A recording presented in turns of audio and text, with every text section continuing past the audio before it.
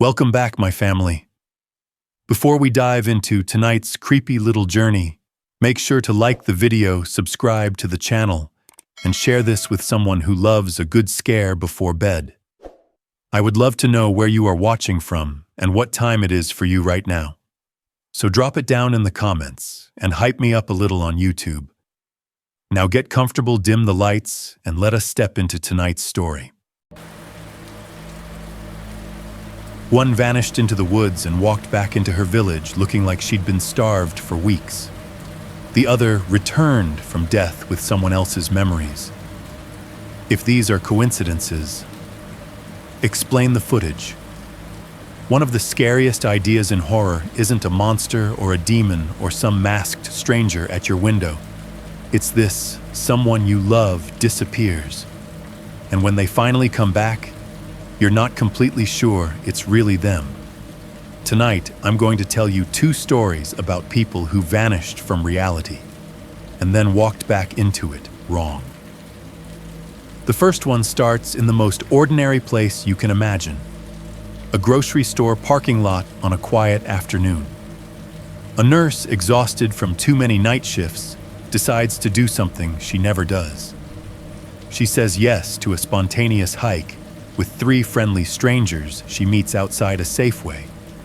Just a short trail right behind the store.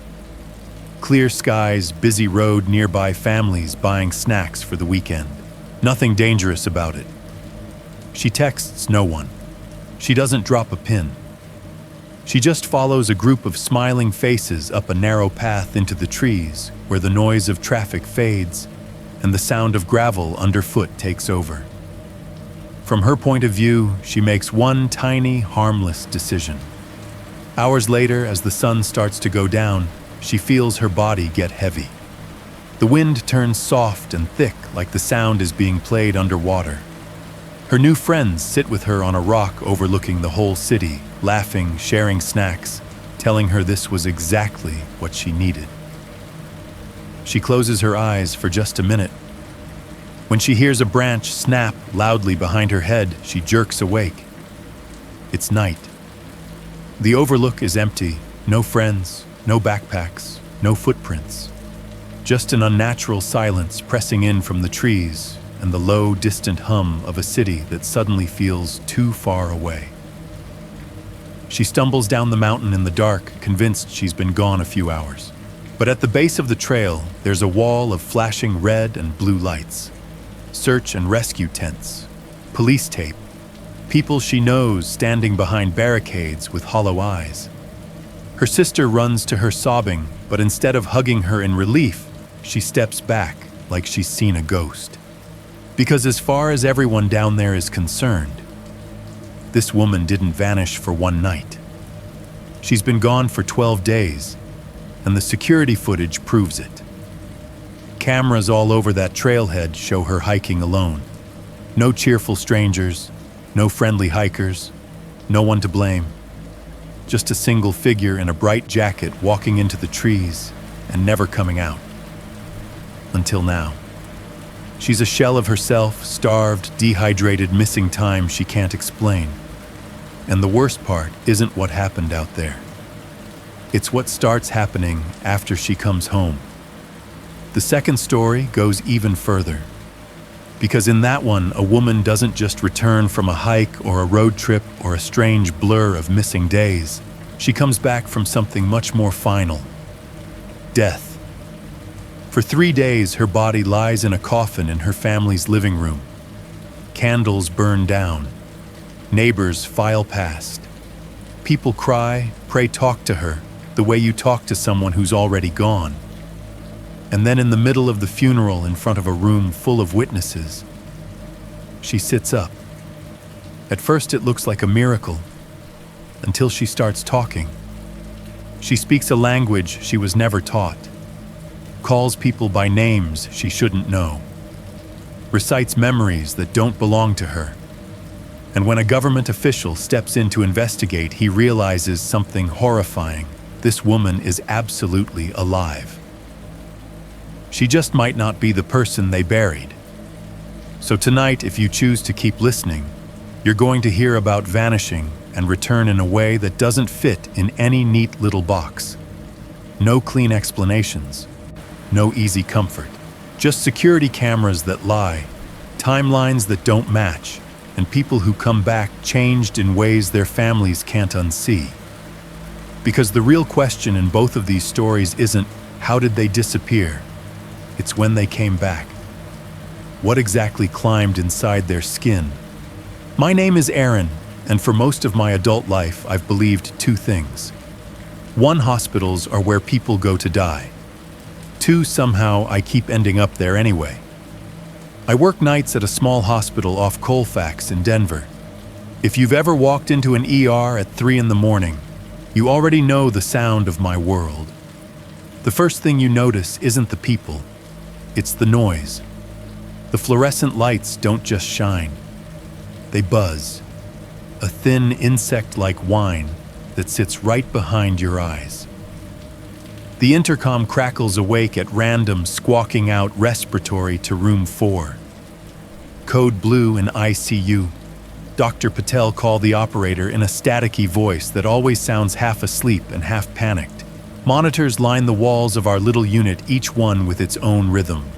Beep, beep, beep, next to a faster beep, beep, beep, overlapping with a heart line that's more of a wavering tone than a beat. After a while, the sounds blur into one big electronic heartbeat, and you stop hearing individual alarms until one spikes sharply and cuts through everything. Then there's the smell. Not that clean, lemony hospital smell people imagine. It's harsher and weirder than that. Under the sharp sting of disinfectant, there's old coffee burned onto the hot plate in the break room. Microwave burrito steam, antiseptic wipes, dry latex. The faint sourness of plastic curtains that have been wiped down 1,000 times and never truly feel clean. I could walk that unit blindfolded. My sneakers squeak at the same tiles every shift. I know exactly which door hinges whine, which IV pump has a slightly higher-pitched click, which bed rails rattle when the patient rolls over. This is the world I chose. Or maybe it's more honest to say, this is the world I retreated to after my body reminded me it was trying to kill me. Before I was Nurse Cole, I was Patient Cole. Same hallway, different gown. I still remember the first time I heard my own heart on a monitor. I was 27.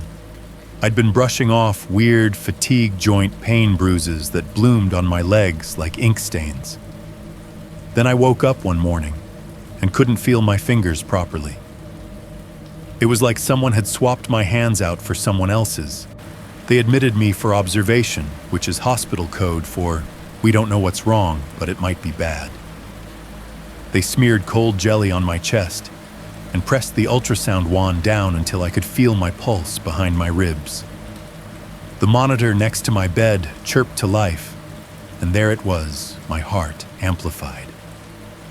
Thump, thump, thump, thump. A sound I'd heard all my life without hearing it. The IV drip at my bedside ticked. Morphine pump click, click. The curtain between me and the hallway left a crack at the bottom where fluorescent light seeped in too bright. The air smelled like bleach and plastic and fear. Then came the diagnosis, some autoimmune alphabet soup thing, long Latin name, short, cruel summary. Basically, my body could decide at any moment that I was the problem. The doctors said it carefully, like they were trying not to spook me. You'll need to avoid stress. Avoid overexertion. Be mindful of your energy. No extreme sports. No pushing yourself too hard. Rest is your friend. We'll manage this with meds, but you need to listen to your body. What I heard was step wrong, and you die. Nobody said it out loud, but once you've watched your own heart beating on a screen while someone talks about flare-ups and organ involvement, your imagination fills in the blanks for you. After that, I built my life like a safety manual. No hikes, no skiing, no random road trips. No, just for fun exhaustion. Every breath, every shift, every errand slotted into a narrow track work, home, rest, repeat. People think nurses are adrenaline junkies. I'm not. I'm the opposite. I like my chaos contained in patient rooms with crash carts nearby and a code button on the wall. I like my emergencies where there are protocols and drug dosages and a team. My own life, I kept that as dull and controlled as possible. On my days off or nights off, technically, my routine was so solid, you could have set a calendar by it. I'd get home around 7:30 a.m., the sky a pale washed-out blue over Colfax. I'd park in the same spot in front of my building, the cracked sidewalk chalked with old hopscotch games from kids who never seemed to be outside when I was. My key would stick in the front door for a second before turning with a familiar clunk.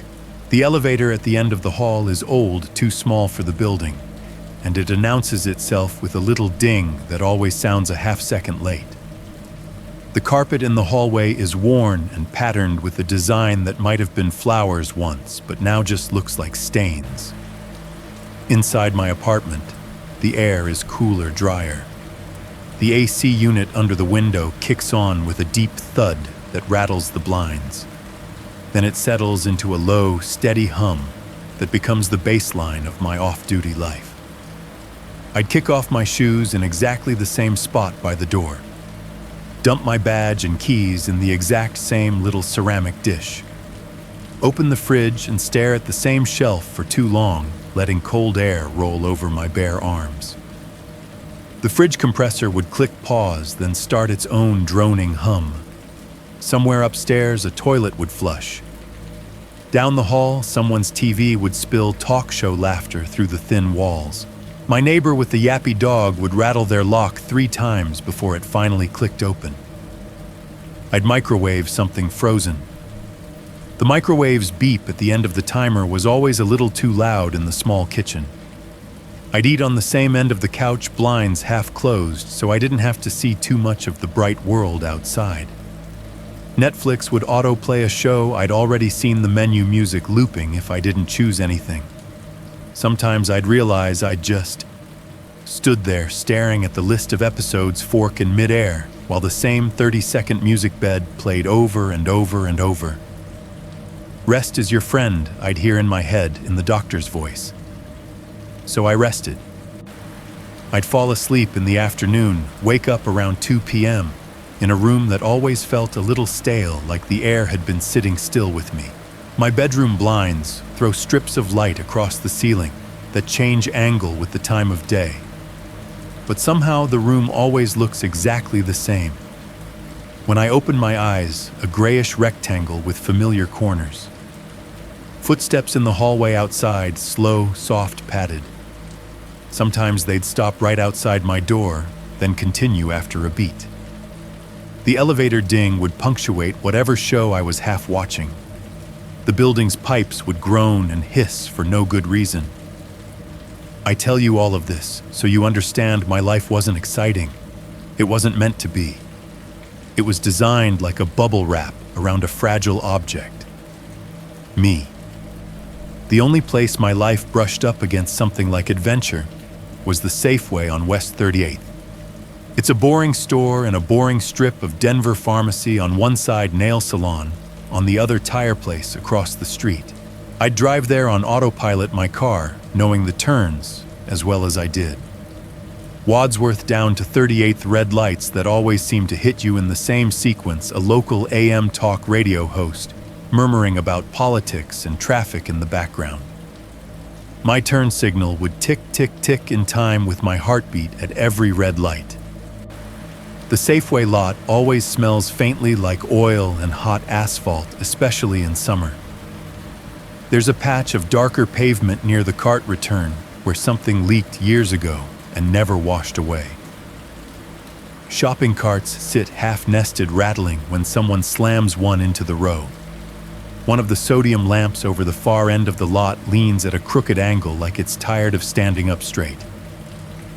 At night, it buzzes audibly, casting an off-color orangey glow that makes everyone look a little sick. And just beyond the guardrail at the back edge of that parking lot, there's a sign. Brown metal, white letters. Little stylized hiker icon with a walking stick. It reads, Clear Creek Overlook Trail 0.9 mi, Scenic View. The first time I noticed it, I was 3 years into remission and 6 months back on nights. I remember standing there loading a reusable bag of groceries into my trunk and glancing up at the tree line behind the lot. It looked nice, not dramatic, not cinematic. Just a narrow strip of woods, the hint of a path cutting into them. I could hear traffic on Wadsworth behind me, the muffled thump of a bass from a car pulling in somewhere. A kid whining about wanting candy, a cartwheel squealing as it stuck on a crack. Between all that, there was another sound, a faint, softer crunch where the dirt began like someone's shoe on packed earth. I told myself it was nothing, just a squirrel or a jogger or my imagination stitching random noises together.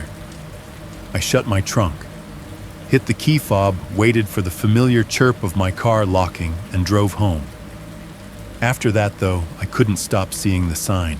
Every shift, every grocery run, every time I drove past that Safeway and saw the lot from the street. That brown rectangle with the little white hiker would ping something in my chest. 9/10 of a mile. Less than a mile to a scenic view, easy, short, safe. You'd think a nurse in decent shape could do a mile without thinking about it. People twice my age power walk that far every morning in those neon sneakers you can see from space. But the doctor's words had burrowed deep. Avoid exertion. Avoid stress.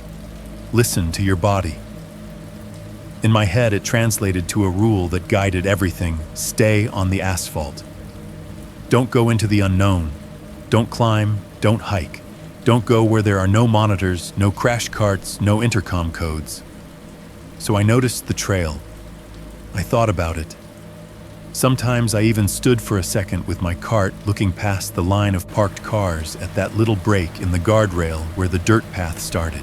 Then I'd push the cart back to the return, feel the rattle of its uneven wheels, and get in my car. I always chose the lot over the hill, the humming lights over the wind in the trees, the safe, familiar world I could control. I really honestly believed that as long as I kept my feet on that cracked, dirty asphalt, nothing out there in the dark could touch me. Up until the day I finally said yes. The night before everything went wrong started like every other night. I pretended I was fine. I got home from the hospital a little before 8 in the morning, peeled myself out of my scrubs, showered until the smell of antiseptic and sweat finally washed off my skin, then collapsed into bed with the curtains drawn tight. I slept hard, the kind of sleep that doesn't feel like rest so much as being unplugged. When I woke up, it was late afternoon. The light coming around the edges of the blackout curtains was that thin yellowish kind that makes you feel like you overslept your entire life. My bedside clock said 4:12 p.m. My first thought was, do I have to go back in tonight? When you work nights, they all blur together. You start measuring life in shifts instead of days. It took a good 30 seconds of staring at the red numbers before my brain slotted everything correctly. This was my off block. No shift tonight. No scrub pants. No codes. I should have felt relieved. Mostly I felt hollow. I made myself get up, made myself heat leftover pasta in the microwave, listening to it hum and whir and finally beep in that too loud way. I sat on the couch with the bowl in my lap and let Netflix autoplay some true crime documentary I'd already seen. The TV volume was low enough that I could also hear the building, the AC unit under the window kicking on with its usual thud, the slow building hum that followed the occasional squeak of pipes somewhere inside the walls. Footsteps in the hallway outside, someone walking from the elevator to the far end, then back again slower this time. I ate without tasting anything, scrolled my phone without really reading anything. The day slid sideways into evening. By midnight, my apartment felt like the inside of a closed fist. I know that's a dramatic way to put it, but that's the only image that fits. The air felt held, heavy, like the walls were closer than they should have been. I had the TV on some stupid comfort show by then, something with canned laughter and bright colors. The light from the screen flickered across the coffee table, catching on my half-empty Diet Coke can and the edge of my badge where I'd tossed it. My eyes were gritty. My body wasn't sure if it should be winding down or gearing up. I told myself I'd scroll for 5 more minutes, then force myself to lie down. 5 minutes turned into 40. I was halfway through a thread about some celebrity scandal I didn't care about when my phone vibrated in my hand. I glanced at the screen expecting a text from Kayla or a work email. Instead, I saw a familiar notification banner pop up, Ring, Motion Detected Hallway, 4:37 a.m.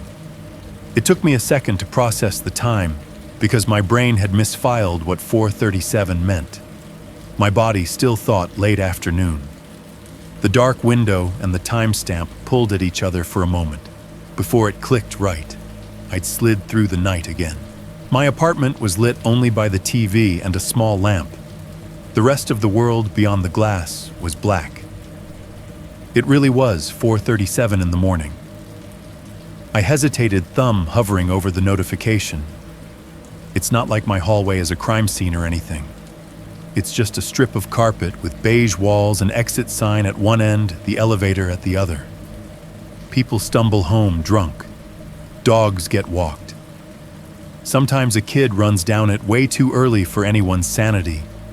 Motion alerts aren't unusual, but at that hour on my nothing night with my brain already a little detached, it felt intrusive, like the building had tapped me on the shoulder. Curiosity won. It always does. I tapped the notification. The app opened loading circle spinning for a moment. Then the live view popped up. The camera angle is boring high up in the corner looking down the length of the hallway. Grainy color when the lights are on, greenish gray when they're not. Right then, the overhead fluorescents were dim, but still on, washing everything in a tired yellow-white. I saw the same things I always do. Carpet with that same ugly pattern that looks like someone dropped coffee everywhere and tried to call it design. Beige walls. Exit sign glowing red at the far end. The elevator doors closed, reflection warped in the metallic surface. No door open. No person halfway down the corridor. No dog. No kid. The camera didn't show anything moving at all. I tapped the screen to double-check the timestamp. Live. Hallway. 4:37 a.m. Sometimes if you stare at empty spaces long enough, your brain tries to be helpful. It gives you shapes that aren't there. Faces in curtains, shadows in the corner. I know that. I coach patients through that during long nights. So I told myself the same thing I'd tell them, it's fine. It's nothing. It's just the building. I listened. Under the silent video feed, my phone played the audio from the camera. A soft, constant hum, building AC probably. Far-off vibrations of the elevator's machinery. One light buzzed faintly above the exit sign, a high mosquito whine the microphone picked up better than my ears. Everything sounded correct for 4:37 a.m. in a half-empty building. Then, from the little speaker at the bottom of my phone, I heard it. Just for half a second. A crunch. Not a slam, not a bang, not a thump. A small, distinct crunch like someone stepping on gravel or dry leaves. Like the exact noise a shoe makes when it grinds dirt down into packed earth. Except there is no gravel in my hallway. No dirt. Just that ugly flattened carpet and the scuffed baseboards. The video didn't show anything. No flicker of movement at the edges, no shadow gliding by, no door cracking open. The camera didn't stutter. The indicator light stayed solid blue. But the audio had that blip, hum, hum, hum, crunch, hum, like a tiny cut and paste edit. My thumb hovered over the timeline bar. I dragged it back a couple seconds and let it play again. Exit sign. Empty hallway. Hum. Crunch. Same exact sound. Same little sliver of wrongness. A faint, gritty grind, not quite matching anything that should be there.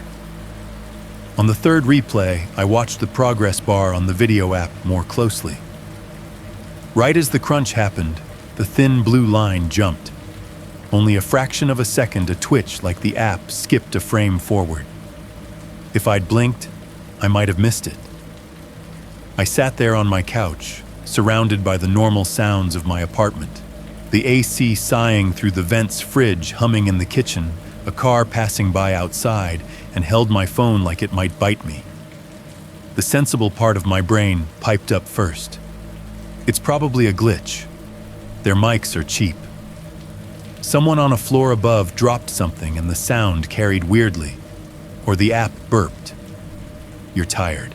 The other part, the part that knew exactly what gravel underfoot sounds like even though I avoided hikes, whispered something else. It sounds like the beginning of a story you'd tell a patient to spook them on Halloween. I'm a nurse. We live and die by rational explanations. Glitched audio versus ghost gravel is an easy choice, so I chose. I snorted, rolled my eyes at myself, and closed the app. The empty hallway disappeared. My home screen came back. A couple of other notifications waited, promo emails, some spam call. I'd missed a calendar reminder I'd ignored. I cleared them all and tossed the phone onto the cushion beside me. 5 minutes later, I realized my shoulders were still tense, hunched up around my ears. I tried to shake the feeling off, stood up, stretched, until my spine popped. Sleep, I told myself out loud. My voice sounded too loud in the small room. You need sleep. That's it. Nurse brain. That's all. That's what we call it when our edges start to fray. When you walk into a room and forget why. When you misplace a chart you were just holding. When you hear the IV pump beeping long after you've silenced it. We blame it on hours, on stress, on the weight of other people's emergencies piling up behind your eyes. Everything that doesn't fit neatly into how the world is supposed to work gets tossed into that bucket. Strange noise on a hallway camera with no one there, nurse brain. Time slipping faster on your days off, nurse brain. Shadow in the corner of your vision that disappears when you look at it. Nurse brain. It's a comforting little diagnosis. It means you don't have to make room for anything truly weird. You just slap a label on it and move on. I brushed my teeth listening to the water run in the sink and the soft tick of the bathroom vent fan. In the mirror, my face looked more tired than scared, pale with faint crescents under my eyes, a crease forming between my brows from all the frowning I do at charts. I turned off the bathroom light, and the apartment fell into a darker version of itself.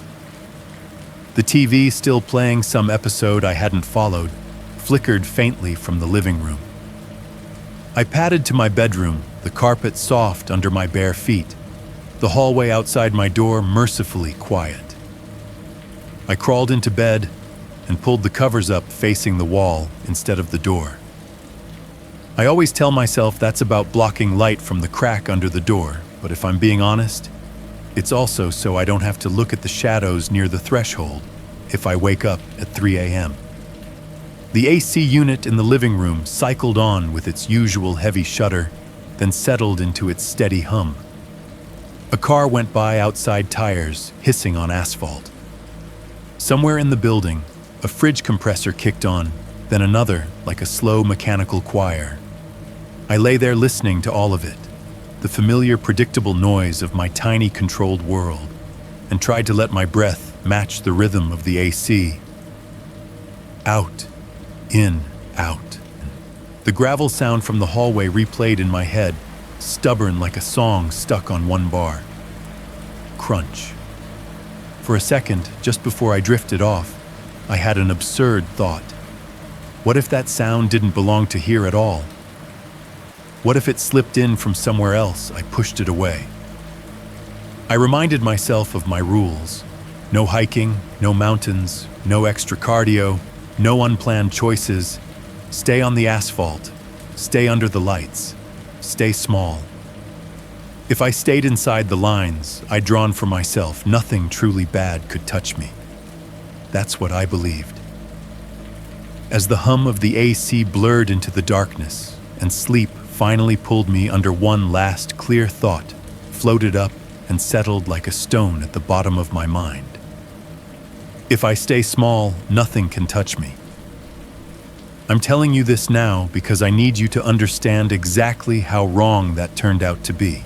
July 2nd started out hot and bright, the kind of Colorado day people post pictures of with captions about perfect summer. By late afternoon, the sky over Denver was a clean, impossible blue, not a cloud in sight. The sun had that dry intensity that makes everything look sharper. Edges of buildings, white lines on the road. Mountains, a faint purple smudge to the west. Heat radiated off the concrete in visible waves when I pulled into the Safeway lot, the kind that make distant cars look like they're wobbling. I slid my car into my usual spot 2 rows away from the doors, under no tree at all. I like seeing all around me. Another stupid little safety habit. When I turned the ignition off, the engine ticked in, the silence cooling itself down. My fingers lingered on the keys for a moment before I pulled them out. On the dash, the digital clock glowed a neat, innocent 4:37 p.m. The numbers hit me harder than they should have. 4:37, same minute as the hallway notification, same little pairing of a 4 and a 3 and a 7. My brain had already filed under weird but meaningless. I stared at it for a beat too long, the air in the car already turning into oven heat around me. Sweat formed in the bend of my elbow and the back of my neck. It's just a number, I muttered, as if saying it out loud would pin it down and make it behave. I grabbed my keys and wallet, shoved the door open, and stepped out into the blast of hot air. The Safeway lot felt muted, not empty. There were cars scattered across the asphalt, a couple of people pushing carts, a teenager in a red vest hauling a snake of carts back toward the store. But for the Friday of a holiday weekend, it was quieter than I expected. No kids screeching for popsicles. No tailgates open with coolers stacked in the back. The usual constant clatter of carts was reduced to a distant single rattle. The automatic doors whooshed open as I approached, and the AC inside hit me in the face like a wave, bringing with it that special grocery store smell, refrigerated air fruit, that's almost too ripe floor cleaner, the faint metallic tang of the deli. The interior sounded like Safeway's everywhere, quiet overhead music playing some pop song from 10 years ago. The soft beep of checkouts, the murmur of a few conversations in the aisles. I could probably walk this store in my sleep. Kettle chips on the left middle shelf, soda aisle to the right. Grab-and-go sandwiches near the front in the cooler that always has a bit of condensation on the outside. I didn't even think about it. My hands did the work my brain had long ago outsourced. Bag of kettle chips.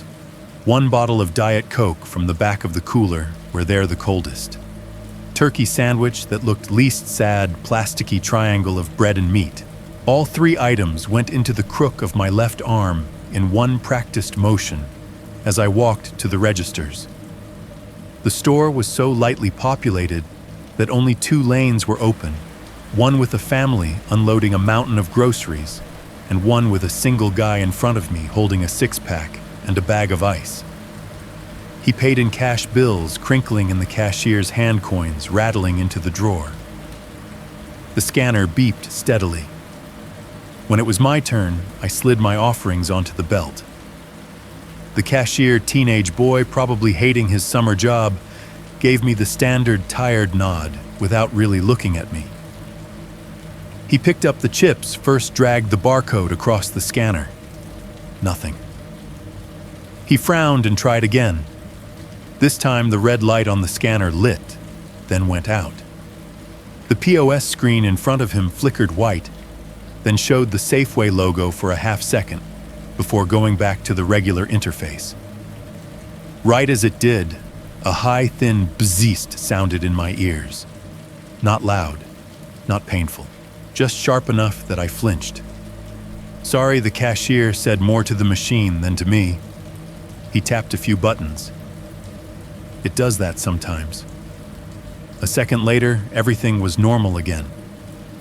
The scanner beeped obligingly, the price popped up, the bag crinkled as he shoved my stuff inside. It was such a tiny hiccup that a normal person wouldn't think twice. The hallway crunch from the night before flashed in my mind like an intrusive thought, a sound that didn't belong where it showed up, a digital flicker, a timestamp. My fingers dug into the strap of my bag until the edge bit my palm. Nurse brain, I reminded myself, silently signing the receipt. It's a glitch. You're tired. Outside, the heat felt even more aggressive after the chill of the store. The sky was still flawlessly blue, but the light had shifted just enough to throw longer shadows off the carts and bumpers. I walked toward my car, one hand blocking the sun from my eyes' grocery bag, thumping lightly against my leg with each step. I was halfway between the sliding doors and my parking spot when I heard it. "Hey, Aaron." My name snapped through the air like a rubber band. Not ma'am, not miss, not excuse me. My name. Bright friendly, like someone calling to a coworker across a break room. I stopped so fast the bag swung forward and smacked my shin. There's a moment when you hear your own name in public where your brain splits. Part of you starts flipping through faces you might know, and part of you is already annoyed on autopilot, assuming it's not you at all, and you'll look stupid if you turn. I turned anyway. The voice had come from near the grassy slope at the edge of the lot, where the asphalt meets the little strip of green and scrub just in front of the guardrail. Beyond that, up a slight incline, the Clear Creek Overlook Trail sign stood in its usual place, brown and calm white letters and little hiker icon. 3 people were standing near it, framed by the trees like they'd stepped out of a hiking brochure. The first one to catch my eye was a tall woman with tanned arms and a messy brown bun high on her head. Mirrored sunglasses were pushed up like a headband, reflecting the sky and making it hard to see her eyes at first. She wore an athletic tank top, black shorts, hiking shoes that looked broken and not brand new. Next to her was a shorter woman with a Rockies cap, pulled low dark hair in a braid flipping down her back. A flannel shirt was tied around her waist, the sleeves knotted casually. There was the edge of a tattoo peeking out from under one sleeve, a line of black ink disappearing up her forearm. The third was a guy in his 30s maybe, with a sun-bleached mustache and a camelback slung over his shoulders. His t-shirt had a faded logo from some mountain town and a sweat stain darkening the collar.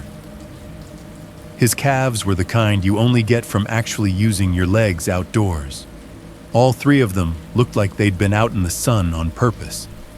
The opposite of me with my dull scrubs, tan, and shoe lines. The tall woman in the messy bun smiled wide when I met her eyes. "There you are," she said, like we were already in the middle of a conversation. "We were betting if you'd show up at your usual time." I blinked. "I'm sorry, do I know you?" The shorter woman laughed, warm and unbothered. "Kind of, not really. We just see you here all the time. Chips, Diet Coke, some kind of sad sandwich, always at stupid hours. You're the night shift nurse from St. Luke's, right?" I stared at her, the bag slipping slightly in my hand. My badge was in my pocket. My car didn't have a hospital sticker. I generally do a pretty good job of being invisible in public. Yeah, I said slowly. "How did you The scrubs, the parking, the zombie walk. The mustache, Guy said, grinning. His voice had a lazy drawl that didn't quite match. Colorado may be transplanted from somewhere south. This one, he jerked a thumb at the woman in the Rockies cap. Has a thing for pattern recognition. We've seen you 100 times. Not in a creepy way, the woman in the cap added quickly. I'm Talia. This is Jess. She nodded at the tall woman who gave me a little mock salute. And that's Matt. Hey, Matt said, lifting his chin. Nice to officially meet you, Chips and Diet Coke nurse. It's Aaron, I said automatically, and then immediately wished I hadn't given them more information.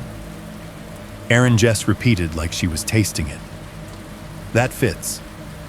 She hopped down from the little concrete lip she'd been leaning against and came closer, the gravel under her shoes crunching softly. The sun glinted off her mirrored lenses for a moment, forcing me to squint. Listen, she said, gesturing up toward the trail sign with one tanned arm. We're about to head up to the overlook. It's short, less than a mile. 1 hour up, 1 hour down. Holiday hike special. Her smile widened, bright and easy. Come with us. I laughed, a reflexive little huff. I don't hike. Everyone says that until they do, Talia said. It's not like Everest. It's right there. She jerked her head toward the tree line. You've seen the sign 1,000,000 times, right? I swallowed. My fingers tightened around the plastic of the grocery bag until it squealed. Of course I had. More than they knew. Matt shrugged his camelback higher on his shoulders. We go up there all the time. It's nothing. Path's clear, no scrambling, no cliffs. You'll be fine. One tiny adventure. Then you can go right back to your regularly scheduled life. Something in my chest twitched at that. My body remembered sitting in a hospital bed, listening to the whir of machines, while a doctor told me to avoid stress and avoid exertion and treat my energy like a fragile, non-renewable resource. I could feel the ghost of the morphine pumps click, click in my hand. My loneliness remembered the way Netflix menu music looped in an empty apartment while no one texted, and my food delivery showed up cold because I didn't hear the knock. I looked at the trailhead, the dirt path cutting into the trees, the line where the asphalt stopped, and the world got less predictable. No, I really shouldn't, I started. I have. You're allowed one tiny bad decision, Jess said. She said it lightly, a joke tossed into the hot air. But the words hit me like someone had slipped a key into a lock I didn't know was there. One tiny bad decision. Not a spiral. Not a relapse. Not a self-destruct button. Just one small, controlled lapse in a lifetime of behaving. Something shifted around us as I hesitated. It was subtle. The way it gets quiet before a storm, except the sky was still blue and the air still thick with heat. The squeak of a stray cartwheel from the far side of the lot faded out like someone slid the volume down. I didn't hear any car doors slamming, no engines starting, no kids yelling from the back seat. The distant whine of the crooked sodium lamp overhead thinned until it was almost inaudible. Cicadas in the trees along the fence line went from constant to not exactly silent, but less. Like someone had thrown a blanket over them. What remained was the soft hiss of wind sliding over the guardrail and the faint, steady hum of a streetlight transformer. A weird pocket of muted sound in a place that should have been louder. I realized all three of them were watching me with the same expression, open, patient, like they already knew what I was going to say. I swallowed. My mouth was dry. You'll bring me back down, I asked, hating how small my voice sounded. Of course, Talia said. We're not maniacs. Scout's honor, Matt added, holding up 2 fingers and then frowning at his own hand. Or whatever this is. Jess just smiled. Up close, without the glare on her lenses, Her eyes were a clear hazel. There was something very calm in them. 1 hour up, 1 hour down, she said again, gentle. You can turn around whenever you want. We'll go slow? Promise. I thought about my apartment waiting for me with its AC hum and its stupid TV. I thought about my Ring camera on the hallway watching empty carpet. I thought about how many nights I'd fallen asleep telling myself that staying small kept me safe, and how suffocating that safety had started to feel. Okay, I heard myself say before the part of me that writes safety manuals could interfere. Okay, I'll come. Jess's smile turned into something triumphant for a second, then softened again. She reached out her hand. Up close, her skin was warm and a little dry, smelling faintly of sunscreen and something like citrus when I took it. Her grip was firm grounding. Nice to really meet you, Aaron, she said. I shifted the grocery bag to my other hand. Let me go drop this in my car. They waited by the slope as I walked the rest of the way to my car. The asphalt had heated the soles of my shoes enough that I could feel it through the rubber. I popped the trunk, set the bag inside carefully, like that would somehow keep my life from spilling out, and shut it with a thunk. I locked the car. The chirp of the alarm sounded sharper than usual in the quiet lot, echoing off the side of the building for a beat too long. When I turned back, Jess, Talia, and Matt were already heading toward the brake and the guardrail, moving with that loose, easy gait of people who know exactly where they're going. I jogged the last few steps to catch up. One by one, we climbed over the low metal rail. As my shoes left the rough texture of the asphalt and hit the packed dirt on the other side, there was a small, distinct crunch. It was the same sound I'd heard from my hallway speaker, only here it belonged. Gravel underfoot. Dry leaves. A trail that had felt theoretical for years, suddenly real under my soles. We stepped onto the path together, 4 sets of footsteps in a loose line. The air under the trees was cooler, the light filtered through branches into shifting patterns on the ground. I glanced back once over my shoulder. The Safeway lot looked normal again. Cars idling, a cart boy pushing his chain of carts, someone coming out with a bouquet of flowers in striped paper. The crooked sodium lamp buzzed gently. The brown trail sign stood where it always had, politely ignoring us. Right as I turned forward again, a sound snapped next to my ear. Click. Sharp, bright, like a camera shutter on a phone being held much too close. I flinched and jerked my head sideways, expecting to see someone with a camera raised, grinning, maybe one of my new friends capturing the moment. Jess was already a few steps ahead, adjusting the strap of her pack. Talia was tightening her flannel around her waist. Matt was taking a long swig from his water tube. None of them had a phone out. The only lens I could see was the dark dome of the security camera mounted high on the corner of the Safeway roof, its black glass catching a distorted reflection of the parking lot and the edge of the trail. For a ridiculous second, I had the image of that camera zooming, iris widening, capturing us as tiny shapes stepping off the safe grid and into the trees. I shook it off, told myself it was nothing. A glitch in my hearing, a car door locking a shopping cart hitting something metal. Nurse brain, I whispered under my breath, and followed the others into the shade deeper along the narrow path where the sounds of the parking lot faded and the forest began. When I fell asleep, the rock was warm. I remember that clearly. The sun was slanting low, the city below us softened by golden light.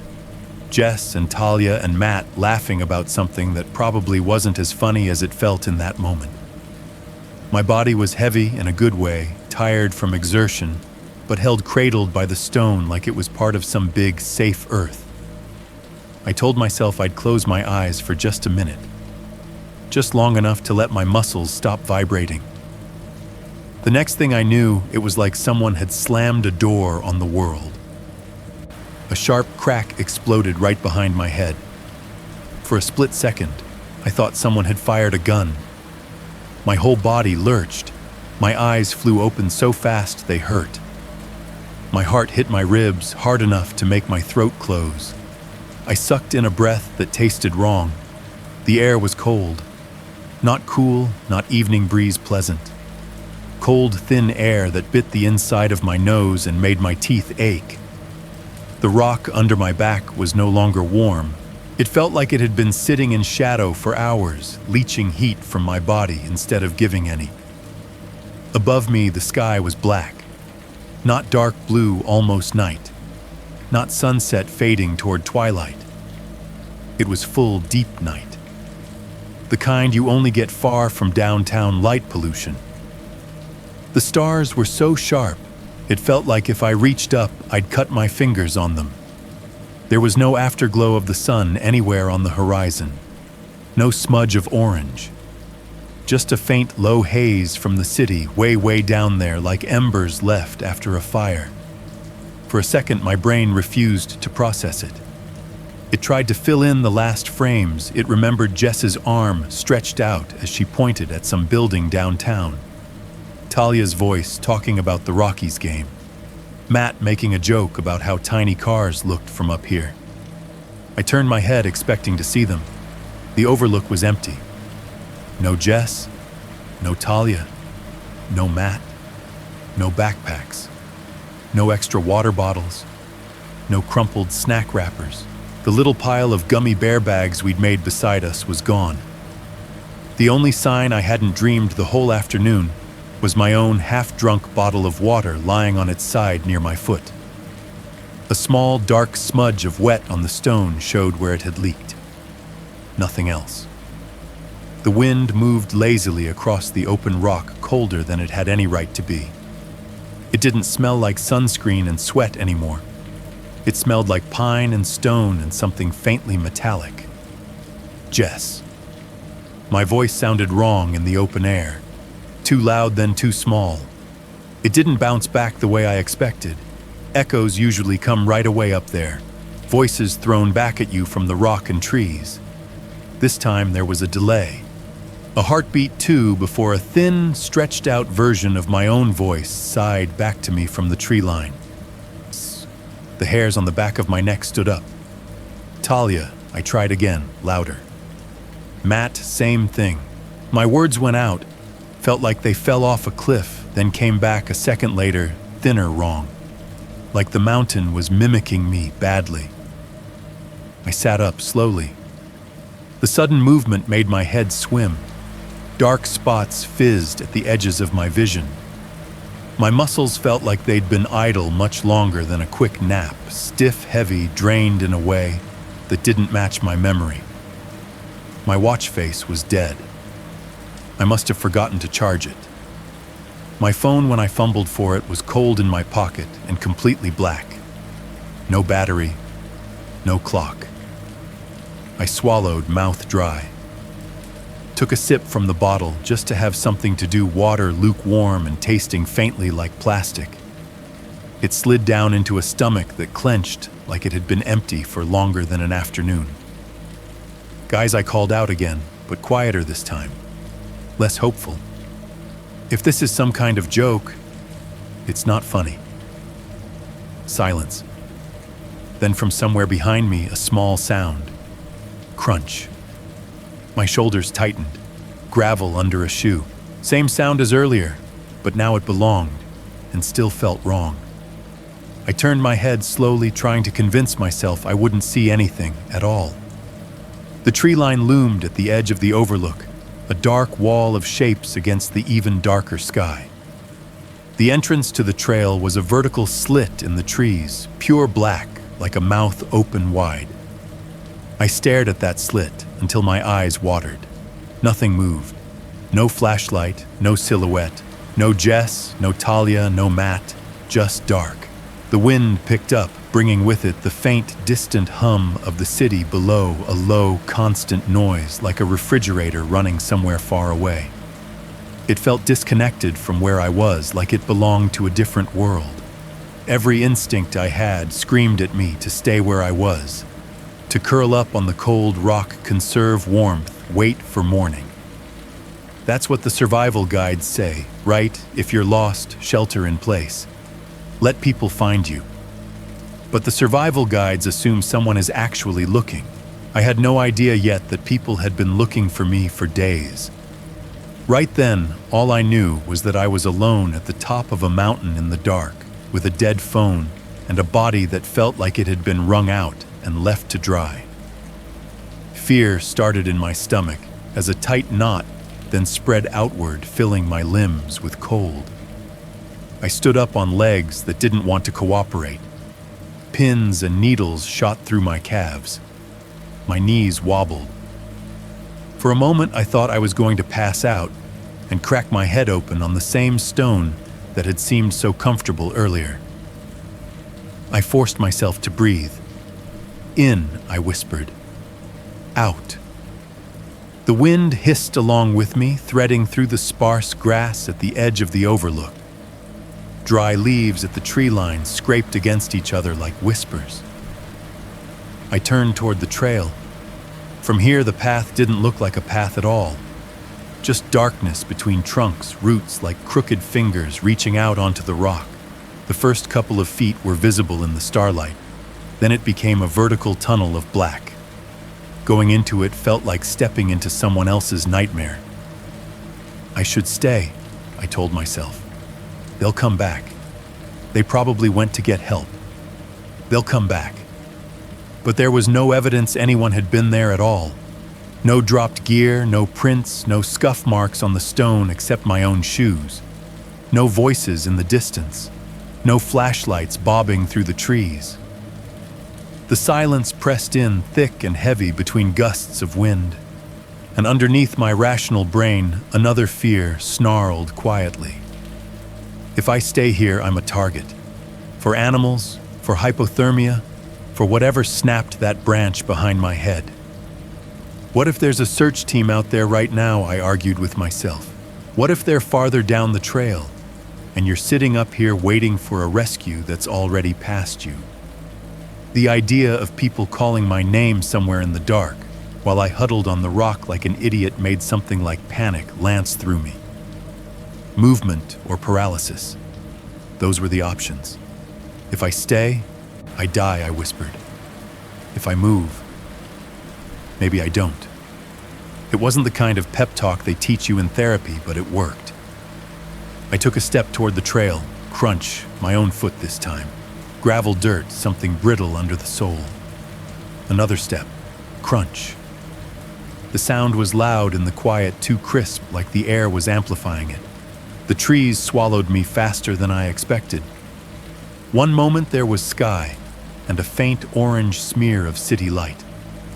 The next branches arched overhead, knitting together in uneven shapes.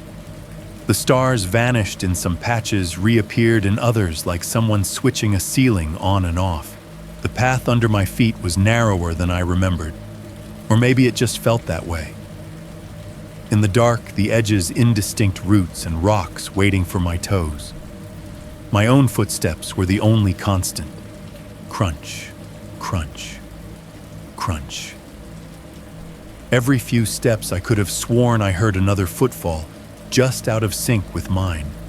Slightly behind, then slightly to the side.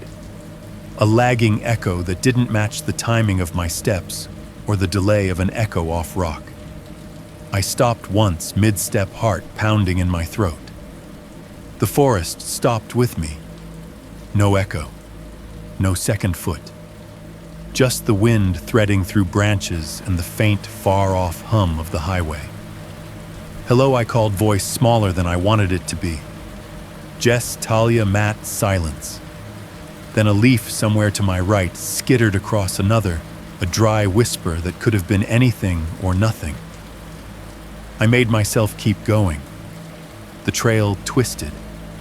Sometimes the trees thinned enough that I could see a sliver of sky stars peeking through. Other times the canopy closed in, and it felt like walking through a tunnel, the darkness pressing close on either side. At one point the wind stopped completely. Not died down, not eased, stopped. The air went still and thick. The needles on the pines froze mid-sway. Even the distant hum of the city seemed to dim, like someone was turning the volume knob down. My ears rang in the sudden vacuum. I could hear my own breathing too clearly, ragged and uneven. My pulse thudded in my neck so loud, it felt like someone knocking from inside my own skin. I stood there, frozen, waiting for some sound, any sound, to come back. It didn't for what felt like a long time. Time is weird in the dark. Seconds stretch, pull, warp. I counted my breaths up to 10, then 15, then 20, and still the air stayed dead. Just when I thought maybe this was it, maybe the world had stopped. A breeze slid through the trees again. Needles shivered. Dry leaves whispered. Somewhere far below, a car honked faintly, the sound stretchy and distant. I let out a breath I didn't remember holding and looked up through a gap in the branches. The stars were wrong. I don't mean in any specific astronomer way. I can't point to constellations and tell you where they should be. But a second ago, I'd been looking at one bright star through that particular gap. Now, in the space of a blink, there were 3 dimmer ones instead. I blinked again. One of the dim ones was gone. It was like the sky was skipping frames, not moving smoothly from moment to moment, but stuttering forward, rearranging itself when I looked away. I tore my eyes down and focused on the trail. At some point, my body stopped protesting the movement and settled into a shaky, numb rhythm. My thighs burned. My calves cramped occasionally. My lips felt cracked. Every swallow scraped.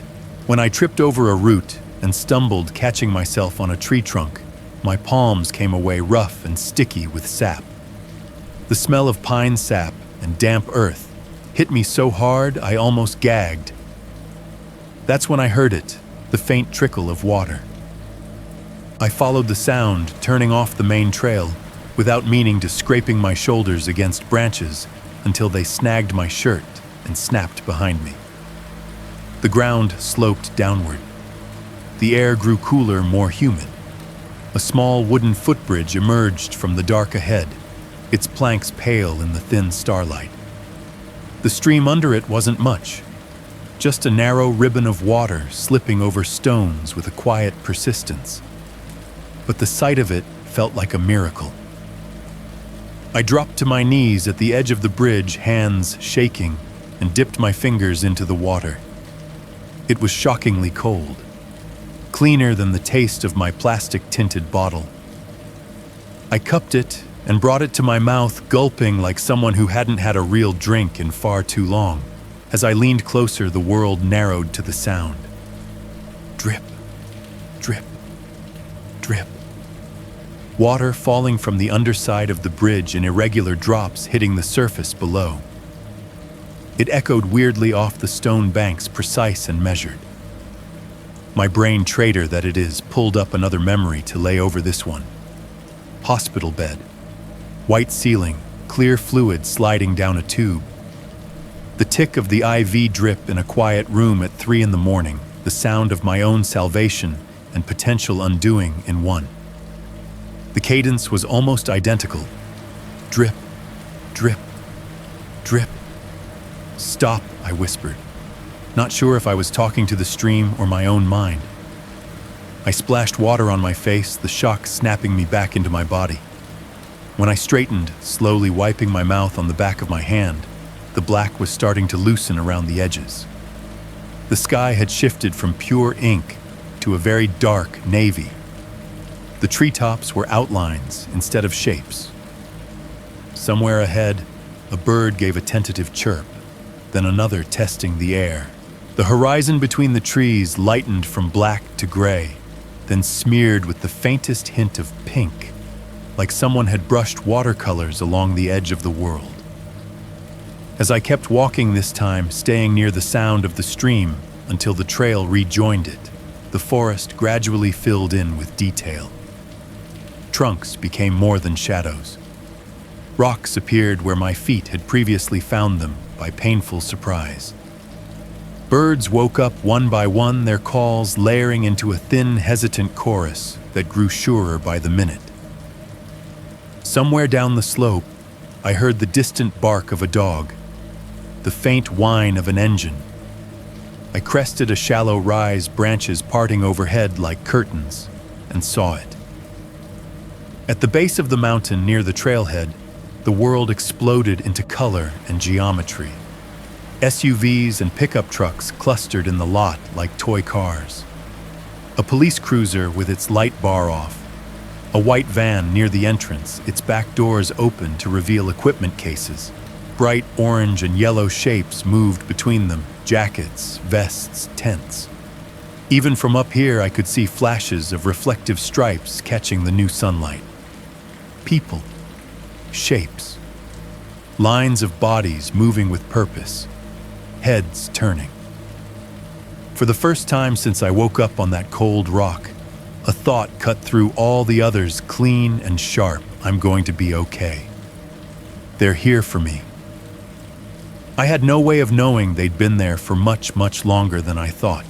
The closer I got, the more wrong it felt.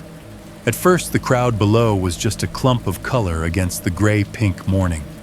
As I worked my way down the trail, sliding on loose dirt, grabbing branches, half walking, half stumbling, those colors sharpened into shapes. Tents, coolers, a folding table with something bright spread over it, a tall antenna mounted on the back of a pickup, reflective stripes on vests, the hollow rectangle of a pop-up canopy, and people, so many people. Some were standing in clusters, arms crossed against the morning chill breath, puffing faintly in front of their faces. Others were moving with purpose, carrying crates, talking into radios, checking lists on clipboards. A couple of dogs paced at the ends of long leashes, tails low harnesses bright against their fur. It didn't register at first that any of this could be for me. The idea in my head was still simple. I got turned around. They called search and rescue. I ruined a holiday morning for a handful of volunteers. As I broke out of the tree line onto the last stretch of path, the ground leveling out into the gravel near the trailhead, I lifted my arm. "Hey," I tried to shout, but my voice came out ragged, thin. "I'm okay." It sounded pathetic even to me. My own breathing was loud in my ears, raspy and uneven, drowning out the empty echo of my words. For a second, nothing happened. Then, as if someone flipped a switch, heads turned. Flashlight beams still on, even though the sun was up enough to make them unnecessary, swung toward me in near synchrony, bright white circles, skating over the trees and rocks before finding my body. I flinched, throwing one hand up to shield my eyes. They held on me for a long beat. The beams jittered slightly, as the hands holding them trembled or adjusted grip, but they never left my frame. I slowed to a walk, then to a stop. Faces floated behind the lights, still mostly in shadow. As my eyes adjusted, outlines turned into people I recognized.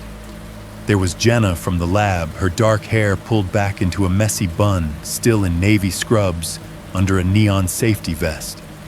Next to her, Marcus from Respiratory Mask, dangling around his neck, eyes wide. Behind them, half hidden by a taller guy, I saw the hunched shoulders and gray hair of Mr. Patel from down the hall in my building, his ever-present Broncos cap on his head. And there, near the front, between two sheriff's deputies, was Mrs. Alvarez, my neighbor across the hall. The one who always smelled faintly like onions and perfume, who left tamales at my door at Christmas. Her hands were clasped at her chest, knuckles white. Then my eyes found the person I was really looking for. Kayla. My little sister looked like she'd been run through a washing machine and wrung out. Her brown hair was pulled into a lopsided ponytail strands, escaping to stick to her cheeks. She wore an oversized hoodie I recognized as one of mine's sleeves, stained at the cuffs. Dark half-moons smudged the skin beneath her eyes. Her mouth hung open slightly, as if she'd started to say something and forgotten how. For half a second, seeing her made something unclench inside me. There you are, I thought stupidly. You're going to yell at me for scaring you, and then we're going to go home and I'm going to sleep for 12 hours. Except nobody moved like that was the plan. No one rushed forward in relief. No one cheered. No one broke into that shaky, laughing while crying thing people do when the worst doesn't happen. They just stared. If anything, the expressions on their faces tightened. Mouths pulled back not into smiles but into grimaces. Eyes widened in a way that wasn't joyful but fearful. Mrs. Alvarez lifted one hand in what might have been the start of a cross, then stopped halfway, fingers hovering in the air. I had the surreal thought that I'd come down from the mountain naked, or covered in blood, or with a limb missing, and nobody had told me. I glanced down quickly. I still wore the same faded t-shirt and old hiking leggings I'd gone up in. Dust streaked my shins. There were thin scratches along my forearms from branches. My hands looked wrong, veins, more pronounced, knuckles sharper, but I wrote that off to the cold and the climb. Hey, I tried again, forcing a laugh that came out too high. Seriously, I'm fine. I think I fell asleep up there. I got lost in the dark. I'm really sorry. No one laughed with me. One of the deputies, a tall guy with a buzz cut and a jaw that looked like it had been carved for recruitment posters, stepped forward slowly, palms facing me like I was a skittish animal. "Ma'am," he said, voice careful, professional. "Can you tell me your name?" The question hit me sideways. "It's Aaron," I said. "Aaron Cole." I gestured vaguely toward the overlook. "I went up with some friends. We must have lost track of time. My phone died. I know I probably worried everybody, but what day is it?" He interrupted gently, like he was afraid. If he let me keep talking, I'd float away. "Excuse me, just humor me," he said. "What day do you think it is?" I frowned. The sun angle said early morning. The air was crisp in that post-dawn way, not yet heated by the day. The last time I'd checked anything resembling a clock had been my car dashboard. "July 3rd, I said. It was the second when I parked. "So yeah, July 3rd. Early." My laugh came out weaker this time. Why did I miss the fireworks or something? Out of the corner of my eye, I saw Kayla move. She pushed through the cluster of people like a wave, shoulders knocking against arms, hands, brushing off people who tried to steady her. Someone reached out, maybe to stop her, maybe to comfort her, and she shrugged them off so hard, their flashlight beam jerked up into the trees. "Aaron," she said. "Hearing your name from a stranger is one thing. Hearing it from your sister in that tone is another." Her voice shook like it was coming from a broken speaker. She stopped a few feet away from me, close enough that I could see the chapped cracks in her lower lip the way her hoodie sleeves trembled around her wrists. She didn't hug me. She didn't even reach out. Her arms hung at her sides, hands curled into fists so tight, her knuckles blanched. Up close, I could see it clearly on her face now. Not just exhaustion, not just relief. Fear. Like she was afraid that if she touched me, something bad would happen. "Kay," I said, trying to ignore the sting in my chest. "Hey, I'm okay, I swear. You've been gone for 12 days, she said. The words landed like a physical blow. For a moment, I honestly thought someone behind me had thrown a rock. What? She swallowed hard. Her eyes shone with tears that didn't quite fall. 12 days, she repeated slower this time. You left on June 20th. Today is July 2nd. Her voice broke on the last word. You've been gone for almost 2 weeks, Aaron. We thought you were dead. Behind her, there was a rustle of sound. A sharp intake of breath from someone. A muffled sob. The wet sound of someone else just losing it entirely. Mrs. Alvarez's hand finally completed the sign of the cross. Her lips moving in silent Spanish prayer. Whispers rippled through the group, overlapping, impossible to separate. 12, look at her, I told you, oh my God. The deputy's face, already serious, tightened further. He glanced over his shoulder at someone near the vans, then back at me. Ma'am Aaron, he said quietly. We're going to have the EMTs take a look at you, okay? We'll answer questions later. Right now, we need to get you checked out. I was only up there one night, I said. That's what I meant to say anyway. What came out sounded more like only one night, like someone had pulled the plug on my vocal cords. The ground swayed under my feet. The trees behind the crowd wavered like a heat mirage. For a second, the SUVs and tents seemed to double one on top of another like a bad TV signal. Kayla flinched when I took a half step toward her. Not dramatically, just a tiny shift backward like instinct. It hurt worse than anything else. I didn't argue when hands gloved, gentle took my arms and guided me toward the white van. I didn't protest when they eased me down onto a gurney, the vinyl cold through my thin leggings. The world narrowed to the tiny details of the scene because the big picture was too much. The squeak of the gurney wheels as they pushed me. The sharp smell of alcohol swabs. The way the ambulance doors banged shut behind my feet with a hollow thunk. Being rolled through the ER doors from this direction felt wrong in a way I can't fully explain. I've lost count of how many times I've pushed patients through those same automatic doors, calling out vital signs, rattling off histories, joking gently to keep them calm. I know the scuff marks on the threshold.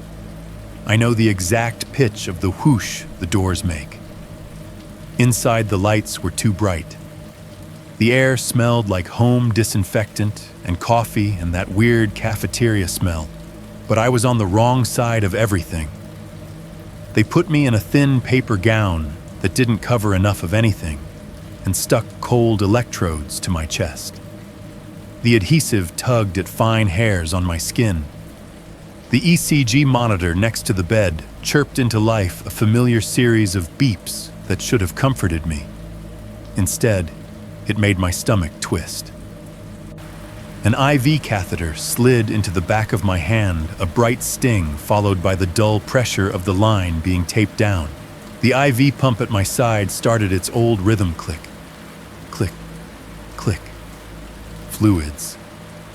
Electrolytes. Maybe something for nausea. They spoke over me, not to me at first, the way staff do when they're trying to get a handle on a situation.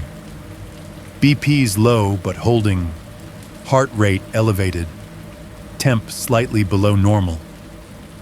I stared at the ceiling tiles and tried to anchor myself, counting the tiny holes in the acoustic panel above my head. Finally, a doctor, one I'd seen around but never worked directly with, stepped into my line of sight. His expression was a carefully arranged combination of concern and clinical detachment. "Aaron," he said. "I'm Dr. Malik. I'm one of the attending physicians on tonight. Do you know where you are, St. Luke's ER?" I said automatically. "I work here." "Good," he said, nodding. "Do you remember what happened?" "I went on a hike," I said. My voice sounded small against the high ceiling. "With some friends. I fell asleep at the top. I woke up in the dark. I came down. That was last night." He exchanged a glance with the nurse at my bedside that they probably thought I didn't notice. "Your labs are back," he said. "You've lost a little over 20 pounds from your last recorded weight. You're severely dehydrated. Some of your numbers look like you haven't had adequate food or water for several days." "That's not possible," I said. "I was only gone one night." A laugh bubbled in my throat and died there. He didn't laugh with me. "We're going to admit you for observation," he said instead. Get some more fluids into you. Monitor you for a bit." He squeezed my shoulder once, a perfunctory gesture that was probably meant as comfort, then stepped away to write something on his tablet. The TV mounted in the corner of the room had been on the whole time, sound muted. It was tuned to a local news channel, bright blonde anchor scrolling weather bar at the bottom, the usual morning show filler. I'd been ignoring it. Something made me look. The bright blonde anchor's face disappeared, replaced by a photo that took me a second to recognize as my own.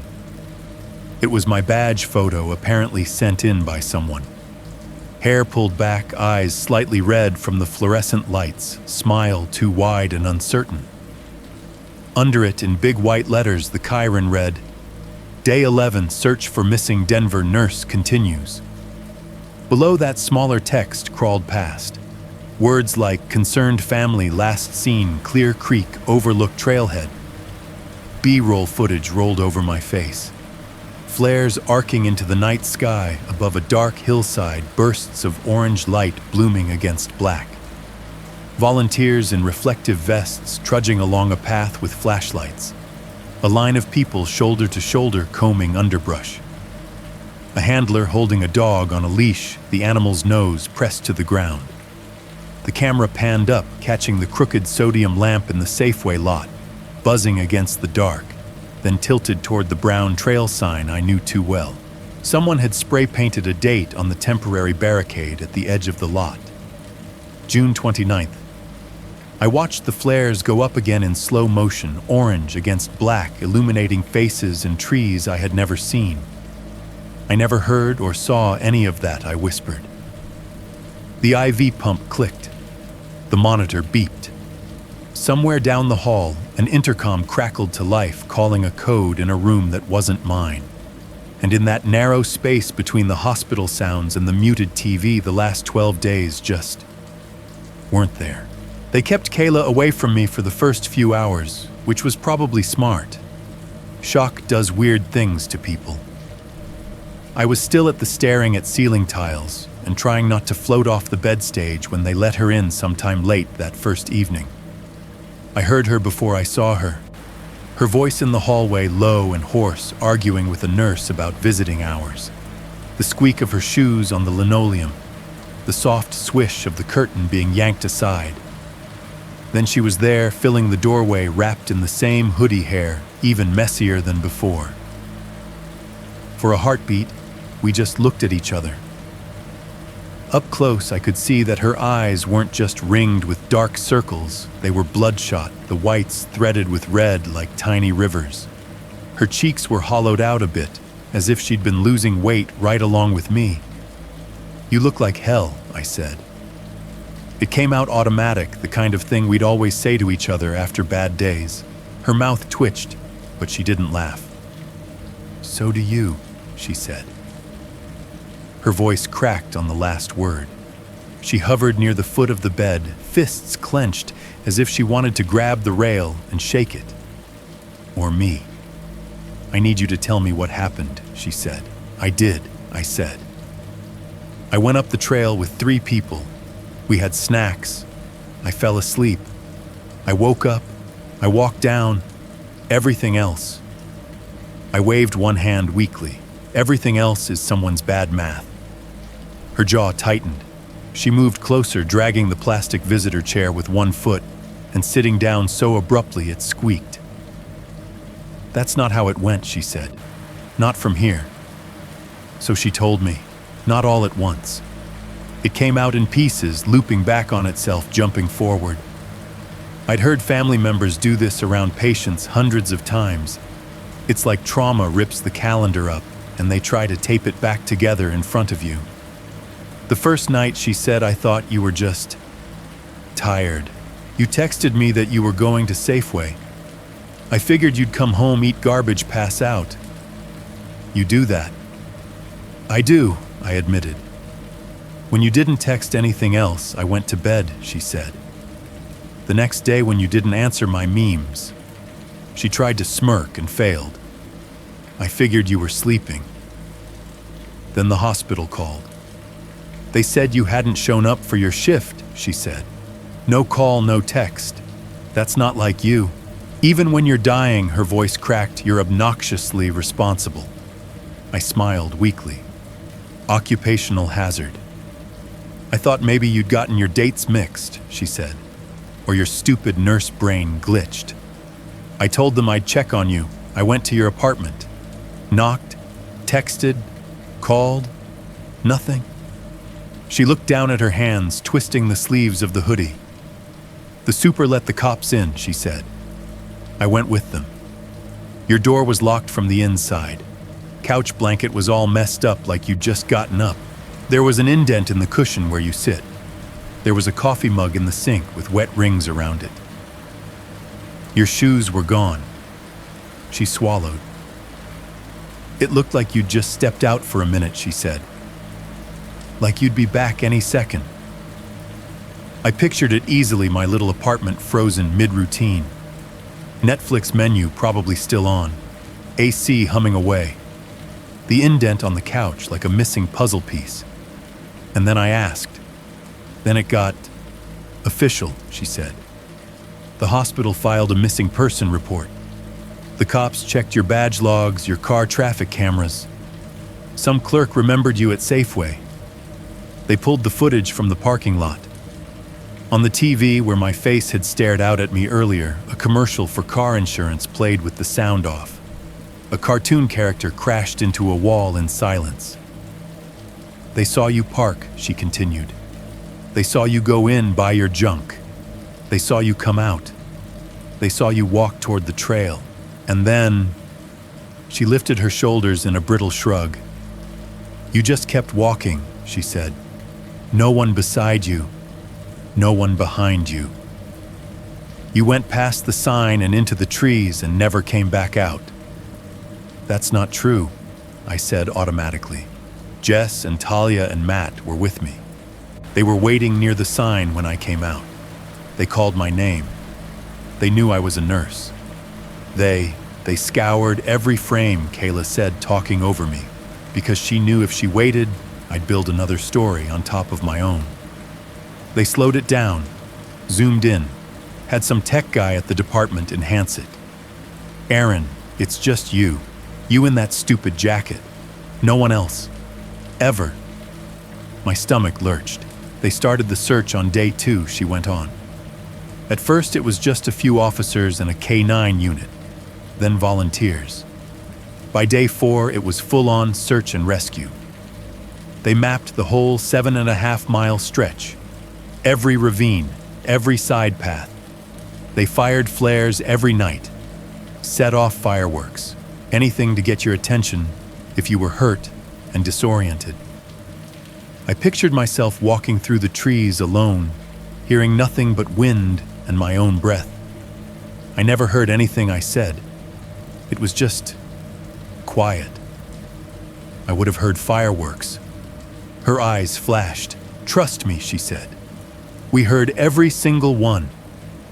She described standing in that parking lot night after night, looking up at the dark stretch of hillside as flares arced into the sky, bathing the trees in sudden orange light. The way the sound rolled down a second after the flash. The way the dogs whined, eager and frustrated. Volunteers calling my name until their voices went hoarse. Every day that passed without a trace, the crowd changed. On day 3, people still brought coffee and donuts, she said. On day 7, they started bringing candles. On day 9, someone organized a vigil. I told them no, she said fiercely. But they did it anyway. Little paper bags with tea lights in them all along the sidewalk. Pictures of you printed from your social media. People writing notes like you were already gone. She looked up at me, eyes shining. I kept telling them, she said, you're too stubborn to die in the woods. If anything, you'd yell at a bear. You'd find a way out. I walked down, I whispered more to myself than to her. I just walked down. That's the part that doesn't fit. She said softer now. For us, this was 12 days of hell. For you, it's one afternoon and one really bad night. She reached out, hesitated, then finally laid her hand lightly on top of mine. "Your body tells the same story ours does," she said. "It's not just drama. The doctors say your labs look like you've been without proper food and water for days. Your clothes were hanging off you when you came out of those trees. You look like she cut herself off." We both knew the word she'd almost used. Starved. I closed my eyes for a moment, letting the hospital sounds fill the space between us. The AC vent above my bed hummed steadily, pushing out cool air that smelled faintly of dust and antiseptic. My heart monitor kept its steady beep. Beep. Each spike a little green mountain on the screen. Wheels squeaked on linoleum outside the room as someone pushed a cart past. Underneath all of it, so faint I thought at first it was my imagination, I began to hear another sound. 3 soft pops. Pop, pop, pop. Barely there. Like fireworks heard from far away through double-pane glass. Or like someone tapping a finger against the side of a plastic cup underwater. I strained to listen. The sound slipped away, hid itself under the AC hum. Then came back. Pop, pop, pop. My skin went cold. Goosebumps rose along my arms. It didn't make sense. None of it did. My memory gave me one clean line: grocery store, parking lot, hike, nap, night, descent, sunrise, crowd. My body gave me 13 days folded into spaces where nothing should be. The split between those two realities felt like a fault line running right through my chest. "You okay?" Kayla asked quietly, squeezing my hand. "I don't know," I said. "I honestly don't know." They didn't let her stay long. Visiting hours, paperwork, protocols. She left reluctantly, promising to come back with real food as soon as they let me eat something more substantial than ice chips. When she was gone, the room felt bigger and emptier at the same time. That's when the detectives came. They didn't look like TV detectives. No trench coats or sunglasses indoors. Just 2 people in business casual clothes. One woman in her 40s, with her hair pulled back tight. One man a little younger, with a tie already loosened, sleeves rolled up. They introduced themselves as Detective Harris and Detective Morales. They set a small digital recorder on the tray table, its red light blinking, and asked if I was okay to talk. "Sure," I said, even though nothing about me felt sure. Their voices were deliberately calm, the way you talk to someone teetering on the edge. They asked me to start from the beginning. I told the story again: Safeway chips, Diet Coke, turkey sandwich. The 3 people by the trail, their names. Jess, I said. Tall, messy bun, mirrored sunglasses. Talia, Rocky's cap, flannel tattoo here. I tapped my forearm, sticky with electrode wires. Matt, sun-bleached mustache, camelback, faded tee. They knew I was a nurse. They said they'd seen me there before. As I spoke, I watched their faces. They did an okay job at neutral, but not perfect. Every time I named someone, there was the slightest tightening around Morales' mouth, the tiniest crease between Harris's brows. They asked the same questions 3 different ways. Had I ever seen them before that day?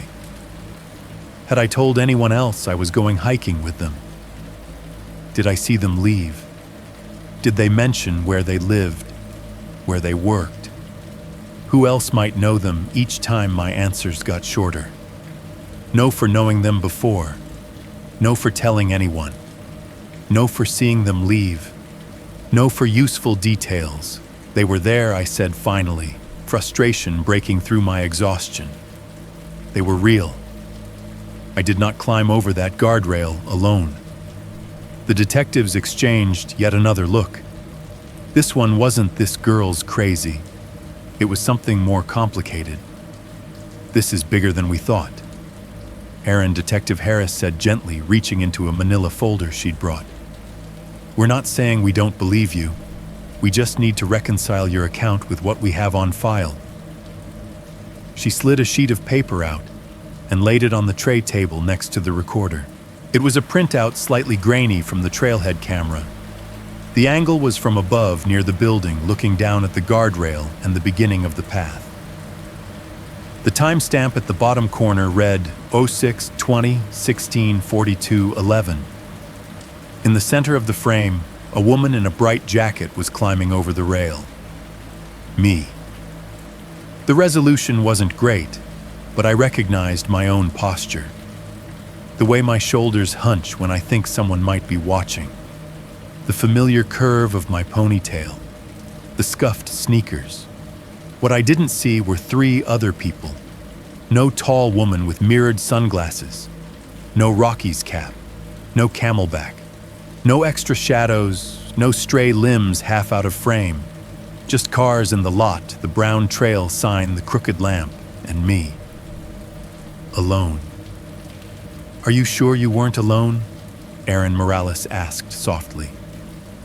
The question hung in the air like a bad smell. I stared at the picture until my eyes burned. The memory in my head was sharp and vivid, Jess's hand warm in mine as she helped me over the rail. Talia's laugh. Matt's foot hitting the gravel just behind mine. 4 pairs of shoes crunching in unison as we stepped onto the dirt. I could still feel the exact texture of Jess's sunscreen slick fingers. My throat closed. "I remember them," I said finally. I remember their names, their faces, what they were wearing. I remember the way their voices sounded. I remember 3 warm hands helping me over that guardrail. I tapped the photograph, the cheap paper cool under my fingertip. "I don't know why your camera doesn't." The recorder's red light blinked steadily on the tray. Somewhere above us, a muffled pop, pop, pop, echoed faintly through the vents like distant fireworks no one else could hear. They didn't bring me back to the mountain right away. They brought the mountain to me. 3 days after I woke up in the hospital, they decided I was stable enough to sit upright somewhere that wasn't my own bed. Dr. Malik cleared me. Kayla glared at him, then hugged me so tightly I thought my ribs would crack. Then the ranger and the detectives came back. The park ranger's name was Holt. Late 40s, sun-browned skin, permanent sunglass tan around his eyes. He looked like the kind of man who'd spent more hours outside than in and resented every minute indoors. His uniform smelled faintly of pine and dust even in the hospital corridor. "We'd like to show you something," Detective Harris said, her voice careful. "Only if you feel up to it." "I'm tired of staring at ceiling tiles," I said. "Let's do it." They wheeled me down the hall in one of the hospital's older chairs, the kind with one wheel that squeaks every rotation past doors that all look the same. The air full of intercom crackle and distant coughs. Instead of turning toward imaging or PT, we took a left I almost never use. At the end of that hallway was a heavy gray door with a keypad lock. The small sign next to it said, "Conference Room C," but it felt more like evidence. Inside the room was dim in a way that didn't feel intentional. A single fluorescent fixture overhead flickered occasionally, making the corners look deeper than they probably were. A long table took up most of the space, its laminate surface scarred with coffee rings and old pen marks. A small monitor sat at one end, thick-backed and humming softly, like it was older than some of the nurses on the floor. The AC vent above the far wall ticked every time the unit cycled, a metallic tink that echoed in the quiet between the hum and the occasional footsteps outside. They parked my wheelchair a few feet from the monitor. The ranger sat to my left. Detective Harris took the chair on my right, Detective Morales leaning against the wall near the door, arms loosely crossed. On the table in front of Harris sat a laptop connected to the monitor. A black remote nestled beside it. "We've already gone through this ourselves," she said. "But we want you to see it and tell us if anything looks familiar." Beyond my own bad posture, I tried to joke. It came out thin. Ranger Holt gave me a brief, sympathetic half smile. and reached into his pocket for a pair of reading glasses. The monitor clicked and lit up with a washed-out image of the Safeway exterior. The angle was high near the roofline, looking down at the sliding glass doors and the first few rows of the parking lot. The timestamp block in the corner showed the date and a time just after 16:30. "There you are," Morales said quietly. A small figure in a bright jacket stepped out of the automatic doors, grocery bag swinging. Even from above, I knew that walk, the tired forward hunch, the slight inward roll of my left foot. I watched myself cross the lot stop for a beat to scan for cars, then head toward my usual space. Harris tapped a key. The time scrubbed forward, the image jumping. Me again getting out of the car, locking it, the faint distortion of the audio capturing the chirp of the alarm. "Can we hear it?" I asked. She turned the volume up a notch. The room filled with the distant, tinny sound of the world I thought I knew, cartwheels rattling a car door, thudding shut, the soft whoosh of the doors, cycling a snatch of someone's voice blurred by distance. And under that very faint, the high buzz of the crooked sodium lamp. It made my teeth hurt to hear it through cheap speakers. "Watch here," Holt said. The camera angle changed to another feed, the edge of the lot near the guardrail, and the brown trail sign, the strip of grass and dirt before the trees. I recognized the moment before I saw myself. The way the light lay across the asphalt, the long shadows, the empty patch of sky just above the sign. My heart sped up in my chest, my body anticipating something I'd already lived through. There I was again. Bright jacket, ponytail, grocery bag in hand. I walked toward the rail, my head half turned, like I was listening to someone off camera. I remember that conversation. I remember Jess's voice calling my name, Talia's laughter, Matt's joke about holiday hike specials. I remember their faces turned toward me, sunlight bouncing off mirrored lenses and the brim of a Rockies cap. On the screen, the space around me was empty. I stopped at the rail and dropped the grocery bag to the asphalt.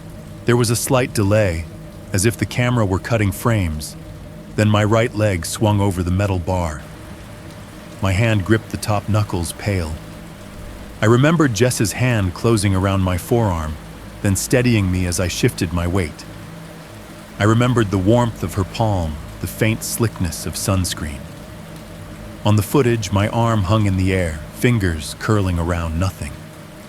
"Pause," I said. The screen froze. A few pixels flickered along the edges of my jacket where the compression struggled. "Can you zoom in?" I asked, even though I knew what I'd see. Harris did. The grainy image enlarged, sharpening just enough to show clearer lines of the guardrail, the dirt beyond the faded paint on the trail sign. There was enough detail to make out the tiny logo on the back pocket of my leggings. There was no extra hand on my arm. "You said they were waiting by the slope," Harris said gently. "That they called your name from near the sign." "They were," I said. My voice sounded too loud in the little room. "They were right there." Jess was leaning on that post. Talia was sitting on that rock. Matt was, I pointed at an empty patch of grass. The image stared back at me, stubbornly bare. "Let it play," I said, forcing my hand back into my lap. They did. The camera followed me as best it could, the frame jerking as the motion detection adjusted. I slung my leg fully over arms, briefly out wide for balance, then dropped down to the dirt on the other side. My shoes sank slightly into the loose gravel, sending up a few tiny puffs of dust. In my memory, 3 other sets of shoes hit the ground within a heartbeat of mine. 4 sets of footsteps, 4 shadows stretching across the path. In the video, there was one. The audio from the camera picked up the crunch of my landing, the faint creak of the guardrail, the hum of nearby traffic. No overlapping voices greeting me. No laughter. No second set of footfalls. I stood for a moment, looking back toward the lot. I could almost see my own face in profile turned toward what I'd thought were 3 new friends. Then I turned and walked into the trees. No one followed. The little figure in the bright jacket moved steadily along the thin strip of dirt toward the dark slit in the foliage. The shadows of branches dappled my shoulders. After a few seconds, the trees swallowed me whole. The timestamp in the corner kept advancing. The camera kept recording the empty trailhead. No Jess, no Talia, no Matt. No one else ever appeared. Detective Morales reached over and hit a button.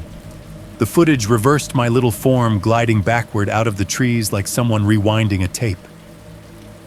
I reappeared at the rail, stepped up, and backward swung my leg back over, grabbed the bag, walked in reverse to the store. He let it play forward again, over and over between the 2 angles, out the automatic doors, across the lot, over the rail, into the trees, always alone. "I don't understand," I said. The words came out flat. My brain had moved past panic into something almost clinical.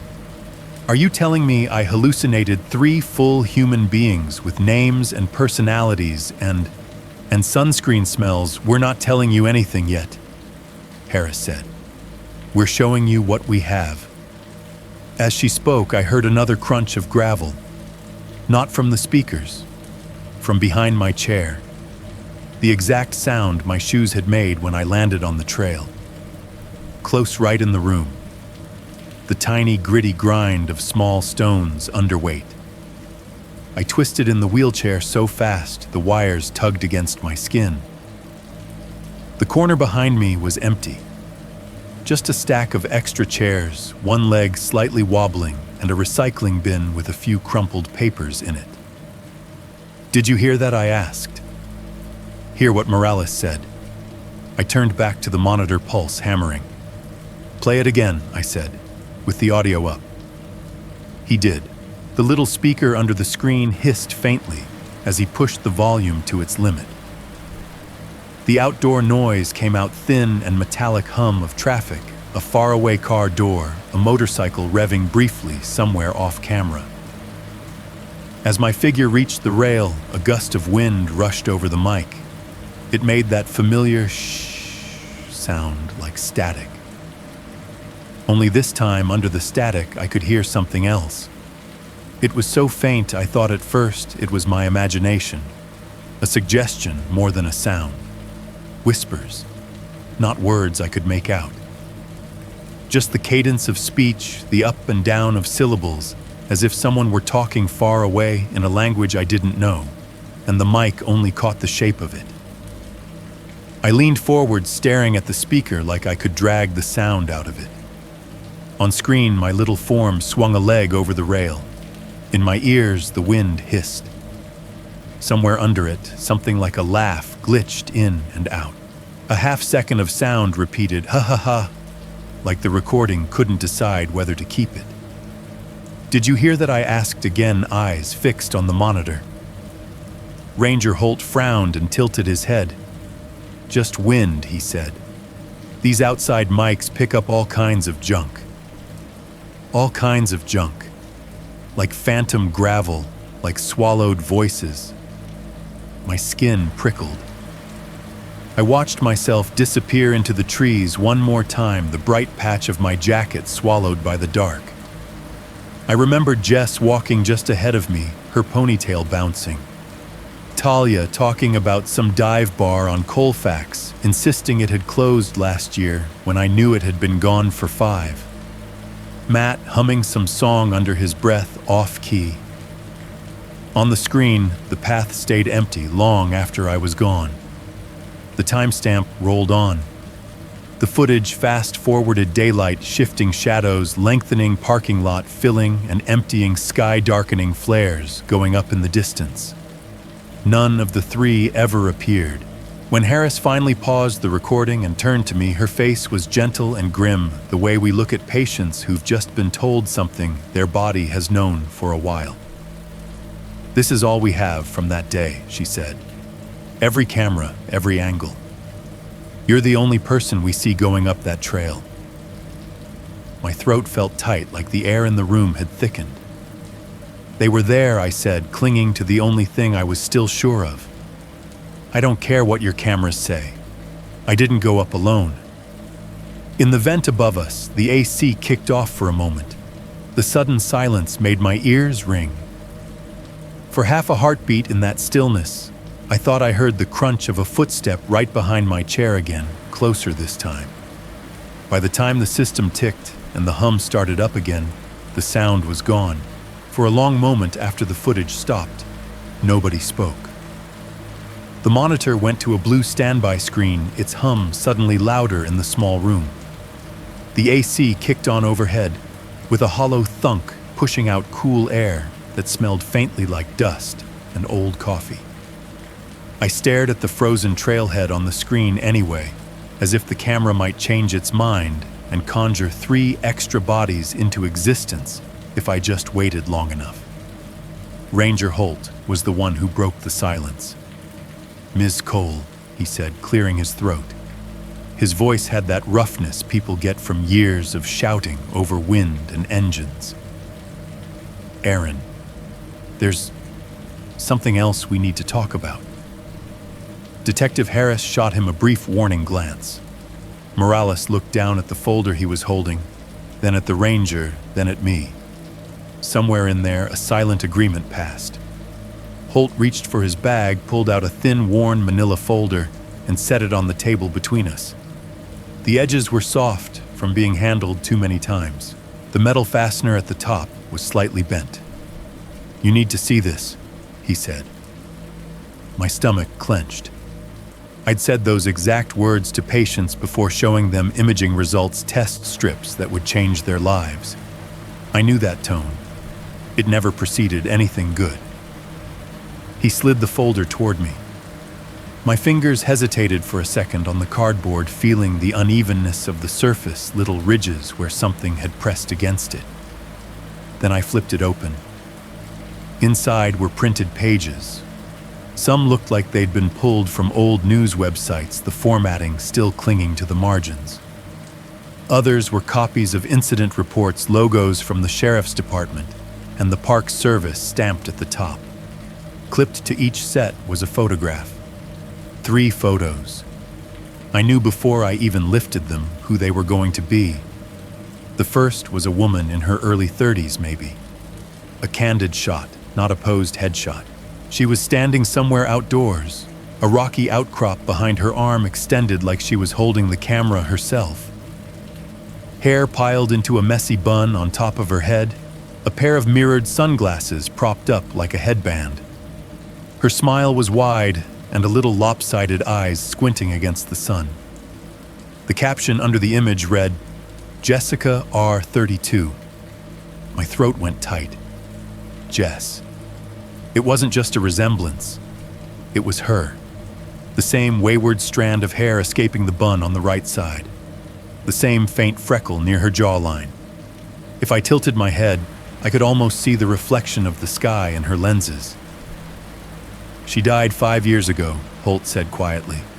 "Took a bad step near the overlook, according to the report. Slid down a ravine. Broken neck. Party she was with said it happened so fast they couldn't reach her in time." I turned to the next photo. This one was of a shorter woman, younger than Jess, standing in front of what looked like a bar neon sign half visible over her shoulder. Black hair and a long braid over one shoulder. A Rocky's cap pulled low, shadowing her eyes. She was caught mid-laugh, mouth open, teeth visible. One arm was raised like she was gesturing animatedly. On her forearm, barely visible under the sleeve of a flannel shirt tied around her waist, was the hint of a tattoo, a line of dark ink curving up toward her elbow. All someone had done was freeze her mid-gesture. The name under her picture, Talia M. 27. Hypothermia, Holt said. Early season snowstorm caught them off guard up there. Her boyfriend made it to the road. She didn't. They found her near the creek the next morning. Core temp too low. Nothing anyone could have done. I could almost hear her voice from the trail arguing with Matt. about which bar on Colfax had the worst bathrooms, insisting one had closed last year, when I knew the building had been a nail salon for half a decade. The last photo was of a man leaning against the hood of an old Subaru Mountains in the background. His arms were crossed, his t-shirt sun-faded, the logo on it half peeled away. He had a light brown mustache, the kind that made him look halfway between retro and ironic. His smile was small but real, the corners of his eyes crinkled. He could have been any of the outdoorsy guys you see clogging trailheads all summer. Except he wasn't any of them. He was Matt, exactly as I'd seen him 30 feet from the Safeway camelback strap across his chest, grin crooked as he called me Chips and Diet Coke nurse. The print under his image, Matthew K35, thunderstorm took him, Holt said. 3 years ago. His hiking partner said they got separated when the rain came in hard. Lightning struck a tree near the ridge. They found his body 2 days later, washed down into a gully. I stared at the 3 photographs lined up on the table, the fluorescent light above us buzzing faintly, making the whites of the paper glow too bright. "Stop," I said, though I wasn't sure who I was talking to. "This is some sick joke." "It's not a joke," Harris said. Her voice was gentle but firm. "We cross-referenced your descriptions with old case files after our last interview. The names you gave us, the way they looked, the gear they were carrying, it all matched these 3, down to the Rockies cap and the tattoo." Holt slid one of the incident reports closer. The text blurred for a second, then sharpened when I blinked hard. "Reported missing on Clear Creek Overlook Trail. Last seen near the Safeway trailhead. Bright blue backpack." Companions recall she joked about one last summer hike. Bits of language snagged on memories in my head like burrs. One last summer hike. Holiday hike special. My breathing picked up. The ECG monitor in my hospital room would have tattled on me. But here the only witnesses were the 3 people sitting at this table and whatever the building's security cameras might be catching. "Locals talk," Holt said, taking off his glasses and rubbing the bridge of his nose. He suddenly looked older. "They notice patterns. People go missing on a particular stretch of trail. They stop calling it a coincidence." "What patterns?" I asked. My voice sounded too calm in my own ears, like it belonged to someone else. He hesitated. His eyes flicked to the detectives, then back to me. "Lights," he said finally. "That's the big one. Folks in the area, people who've lived near that trail for decades, they'll tell you about seeing strange lights moving up the mountain at night. Not car headlights, not flashlights. Little orbs, sometimes blue, sometimes red, drifting between the trees." I thought of the villager in the video Mr. Balin talked about, mistaking a red jacket for a ghost light. I thought of the Safeway camera's static crunch, the glitches in the audio. I thought about my own bright jacket bobbing up the trail on that grainy black and white feed. Sometimes, Holt continued, they say the lights look like they're following someone. Sometimes they swear they see shapes walking alongside hikers that don't show up when they take pictures. A cold shiver ran up my spine, settling at the base of my skull. "I don't care about ghost stories," I said. "I care about the fact that you've just shown me 3 dead people who look exactly like the ones who took me up that trail." He nodded slowly. "There's another story," he said. "Not official. You won't find it in any report. But you hear it if you sit long enough in certain bars or on certain porches up there." He tapped the edge of the folder with one finger, a slow, steady rhythm. "It goes like this," he said. "The ones who die out there, sometimes they don't go all the way. Not at first. Sometimes they hang around the stretch of trail where they fell or where the weather took them or where they knew they should have turned back." His eyes were on the table now, not on me. "After a while they get lonely," he said. "Or they get resentful. Or maybe they just want to feel the sun and the wind and the weight of a pack on their shoulders again. So when the conditions are right, quiet day, not too many people around, someone like you, someone alone, someone tired, they borrow. My mouth went dry. Borrow, I echoed. He shrugged one shoulder, a helpless gesture. They say the dead on that trail can hitch a ride with the living, he said. Walk with them for a while. Make them feel safe. Give them one last perfect afternoon. And then they let go. One last perfect afternoon, I repeated, hearing my own voice at the overlook, laughing at some dumb joke, feeling more peaceful than I had in years. And the living, his silence was answer enough. It doesn't always end like yours did, Harris said quietly. Sometimes they don't come back at all. I looked down at the photos again. Jess, mid-laugh. Talia caught mid-story. Matt leaning casually on his car like he's about to invite you on a drive. They didn't look malevolent. They didn't look like monsters. They looked like people whose lives had been cut off mid-sentence. People who might, if given the chance, want to feel like themselves one more time, even if it meant pulling someone else along for the ride. I was never the first, I said, the realization settling over me like a heavy blanket. And I'm not going to be the last. No one rushed to contradict me. In the hallway outside the interview room, footsteps passed now and then, the muted thump of rubber soles on institutional tile. Voices rose and fell beyond the door, muffled by thick paint and policy. Underneath that, I started to notice another sound. Crunch, crunch. Not the squeak of a cartwheel or the hard slap of someone in a hurry. A more deliberate, granular sound, like someone walking slowly over gravel. One careful step, then another, pacing. Right outside the door. I could picture the hall outside, beige walls, generic art, a strip of darker flooring where people's feet had worn it down. No gravel, no dirt, no trail, just polished tile. Still the sound persisted. Crunch, crunch, crunch. It would go on for 5 or 6 steps, coming closer, stopping just shy of where I imagined the doorframe was. Then nothing. No footsteps moving away. No door opening. Just silence until it started again, the same small sequence. My heart rate picked up. I glanced at the door, half expecting to see shadows under it. "Do you hear that?" I asked, cutting across whatever Morales had started to say about cross-checking cell tower data. Hear what he asked. "The footsteps," I said. In the hall, we all went quiet, listening. The hum of the AC, the faint buzz of the monitor. Farther away, the muted ding of an elevator. No crunching. Holt shook his head. "Just hospital noise, ma'am." Crunch, crunch. Closer this time. My fingers dug into the arms of the wheelchair. "Look," Harris said gently, pulling my attention back to the folder.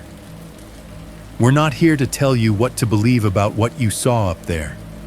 But the people you described down to their names, their faces, their gear, they died on that trail. That's an objective fact. Crunch. Stop." I swallowed hard. "I felt their hands," I whispered. "They felt warm. Their voices sounded normal. They knew things about me they shouldn't have known. They made it feel safe." "Maybe that was the point," Holt said quietly. "Maybe that's how they work." The AC cycled off overhead, the fan winding down to a distant sigh. In the brief vacuum of noise, the crunching outside the door came through clear as a bell. Step, step, step. Then it stopped right where I imagined someone would stand if they were listening to this room. Waiting. A shiver crawled up my spine. Aaron Harris said. "You with us?" I dragged my eyes away from the door and back to the photographs. 3 faces looked up at me. Familiar strangers. Dead hikers. My friends. "I'm with you," I said. My voice sounded hollow. I'm just not sure I'm all the way back. They discharged me with a packet thick enough to count as a small book and a diagnosis that sounded like a polite shrug. Acute stress reaction, one page said. Possible dissociative episode, said another. Rule out psychogenic fugue. In the doctor's note that would follow me into every appointment from now on, someone had typed, patient's subjective experience of time does not match objective timeline. Consider stress-related disassociation. There were follow-up dates circled in red: primary care, psych, trauma therapy. A neat schedule for my broken narrative. If you put it on a calendar, it almost looked manageable. I left the hospital thinner, the waistband of my joggers digging into a hip bone that hadn't been that sharp since my autoimmune flare years ago. My reflection in the sliding glass doors as I walked out startled me, a pale oval face, eyes, two big collarbones like parentheses. Kayla drove me home in brittle silence, her hands clenched on the steering wheel hard enough to make her knuckles pale. You can stay with me, she said at one red light. Just for a few nights. You don't have to go back there right away. There meant my apartment, my safe place, my carefully built cage. I almost said yes. Then I thought about waking up on her couch at 4:37 a.m. to the wrong sound and dragging her into this with me. Whatever this was, I'll be okay, I lied. I need my own stuff, my bed, my coffee maker.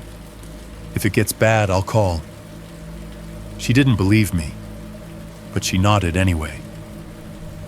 The building looked exactly the same as it had the last time I saw it. Beige, stucco lobby plants that were somehow always dying, and always there, the same faint smell of stale air and cleaning chemicals. Mrs. Alvarez's door across from mine was decorated with a faded wreath from some holiday 3 months ago. The elevator dinged when we walked in the same too bright chime. It made my shoulders tense. Text me when you're inside, Kayla said, hovering in the doorway as I fumbled with my keys. And if you get anything weird, any more gaps or whatever you call me first. Not the cops, not the hospital. Me. Okay, I said. My door opened. The smell of my life drifted out: coffee, laundry, detergent. The faint ghost of microwave dinners and bleach. The indent on the couch was still there. The blanket crumpled exactly where I'd left it the day I went to Safeway and decided for once to say yes. For a moment, the two timelines overlapped so perfectly it hurt. June 20th. Erin tired and bored halfway through a streaming series. July 2nd, Erin hollowed out and carrying 12 days she couldn't remember in her body, like a second invisible skeleton. I stepped inside. The door clicked shut behind me. The deadbolt turned with a familiar solid thunk. The apartment's soundscape used to soothe me. The AC unit's cycle a low rumbling whir as it kicked on the heavy thud as the compressor shut off. The fridge a small click, then a steady low hum. The elevator at the end of the hall, a polite ding muffled by the walls, followed by the soft padding of footsteps on worn carpet as people came and went. White noise. Background audio of a safe, boring life. Now every sound felt like someone clearing their throat to get my attention. The fridge hum had a new edge to it, a high, almost metallic undertone that made my molars itch. Every time the AC turned off, the sudden silence felt like the world had just sucked in a breath and was holding it. The first night I woke up to the elevator ding at 4:37 a.m. exactly. I checked the clock 3 times. Maybe it had always been that way, and I'd just never noticed. Maybe people came and went at all hours, and 4:37 was just another meaningless number. Or maybe something in this building now understood that time was elastic for me. That 4:37 was tagged in my brain as the minute reality glitched and decided to poke at it. The ding came again the next night at the same time, and the next. Sometimes, after the elevator sound, I'd hear footsteps in the hallway. Slow measured. Not the shuffling hurry of someone late for their shift or the clatter of kids running. Just walking. One set, then two, then occasionally three. They never stopped at any door I knew. I started writing the story down because I realized I didn't trust my own memory anymore. Not just big things like how long I'd been on a mountain, little things. What I'd eaten the day before, which patient had been in which room, whether I'd locked my door. If I turned my life into a case report, maybe I could pin it to the page like a specimen and keep it from slipping. I opened my laptop at the kitchen table, the glow painting everything in soft blue. The cursor blinked on a blank document, a small, impatient heartbeat. I didn't want to send it to a therapist or a doctor. I'd already heard their words, their acronyms, their careful neutral faces, acute stress, dissociation, trauma. Instead, I thought about all the nights I'd cleaned my tiny apartment to the sound of some stranger's nightmare on YouTube. The horror channels where people sent in stories and a calm voice read them over footage of dark roads and empty hallways. Those stories had always been entertainment, a way to make my own empty nights feel less empty. Now I wondered how many of them were just people like me talking into the void because the official channels had nothing satisfying to offer. I opened my email and typed in the address of one of the channels I listened to. The subject line looked stupid and melodramatic, the days that went missing, but I left it. Then I started to type. I told them my name, my job, the Safeway lot off 38th and Wadsworth, the 3 hikers who already knew me, the perfect afternoon, the snap of a branch, the black sky. I wrote about the footage, the dead hikers, the way my body told a story my mind didn't recognize. Words poured out into the empty room, the cheap keyboard clicking loud in the quiet. Outside my window, Colfax's late-night traffic hissed by a murmur of tires on asphalt and distant engines. Halfway through a sentence about the stress-related dissociation note in my discharge papers, I heard it. Crunch. I froze, fingers hovering over the keys. Another crunch. It was exactly the same sound my boots had made on the trail. The sound of gravel and dirt compacting under weight. Not loud, more tactile than auditory, like my ears remembered the feel of it. Except I was on the 7th floor of a city apartment building. There was no gravel here. Just thin carpet over concrete in the hallway, laminate flooring in my kitchen. I held my breath. Crunch, crunch, crunch. It came from somewhere to my right, like someone was pacing along the wall between my apartment and the outside world. I stood up slowly, my chair scraping softly against the floor. The sound stopped. The fridge hum filled the silence, suddenly way too loud. "Jess," I said before I could stop myself. My voice shook. Talia, Matt, nothing. The cursor on the screen blinked patiently like it was tapping its foot. I sat back down and forced myself to keep typing.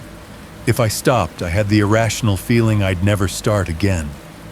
That the story would stay trapped in my body, pulsing under my skin like something that wanted out. When I was done hours later, I read the whole thing once, just once, and then hit send. The confirmation banner popped up, message sent. It didn't make me feel any better. For a while, nothing happened. I went back on short shifts at the hospital, co-workers treating me like I was made of glass. Patients came and went. The elevator dinged at 4:37 a.m., like it had a standing appointment with my nervous system. Sometimes when I walked past the Safeway on my way home, I'd look up at the trail sign and feel a pull in my chest, like a hook tugging from the inside. I never turned into the lot. The night before my first appointment with the trauma therapist, my phone vibrated on the nightstand. The screen lit my dark bedroom in a cold blue rectangle. Motion detected, 4:37 a.m., hallway. I stared at the timestamp. The AC had just cycled off, leaving the room in that too sharp silence. The only sound was the faint buzz of the streetlight outside my window and my heartbeat in my ears. I thumbed open the camera app with more reluctance than I'd ever felt about anything in my life.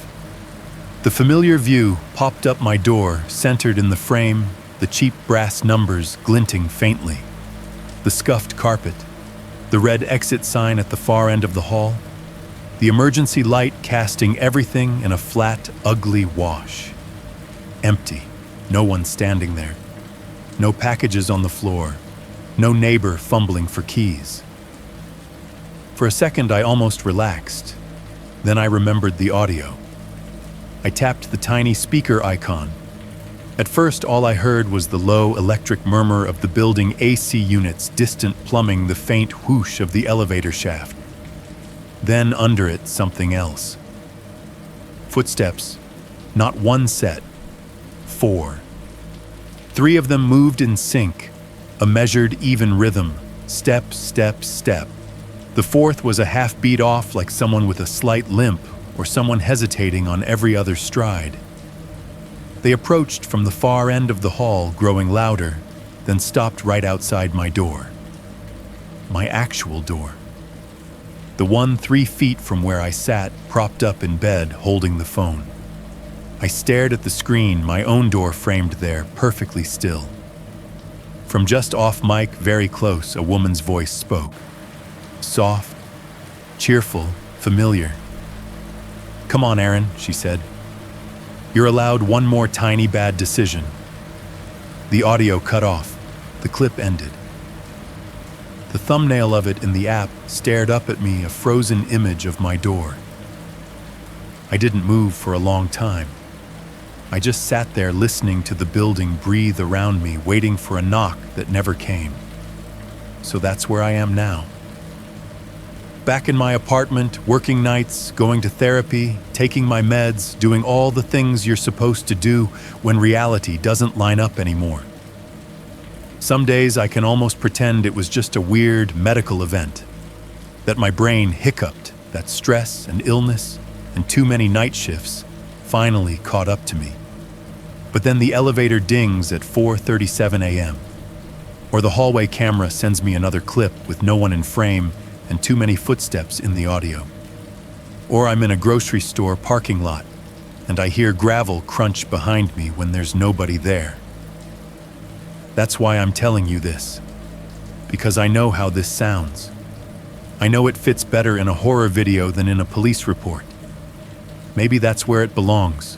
So here's the only thing I can offer you if you happen to live near Denver, or you're just passing through, or you stumble into the wrong Safeway one night, because you're tired and hungry and lonely and you want chips and Diet Coke and something to fill the quiet. If you ever park at that Safeway off 38th and Wadsworth late at night and you hear gravel crunch behind you when there's no one there, don't turn around. Don't say yes. I already did. I'm not sure I ever really came back. By the time my wife sat up in her coffin, I had already had one day in my life that refused to make sense.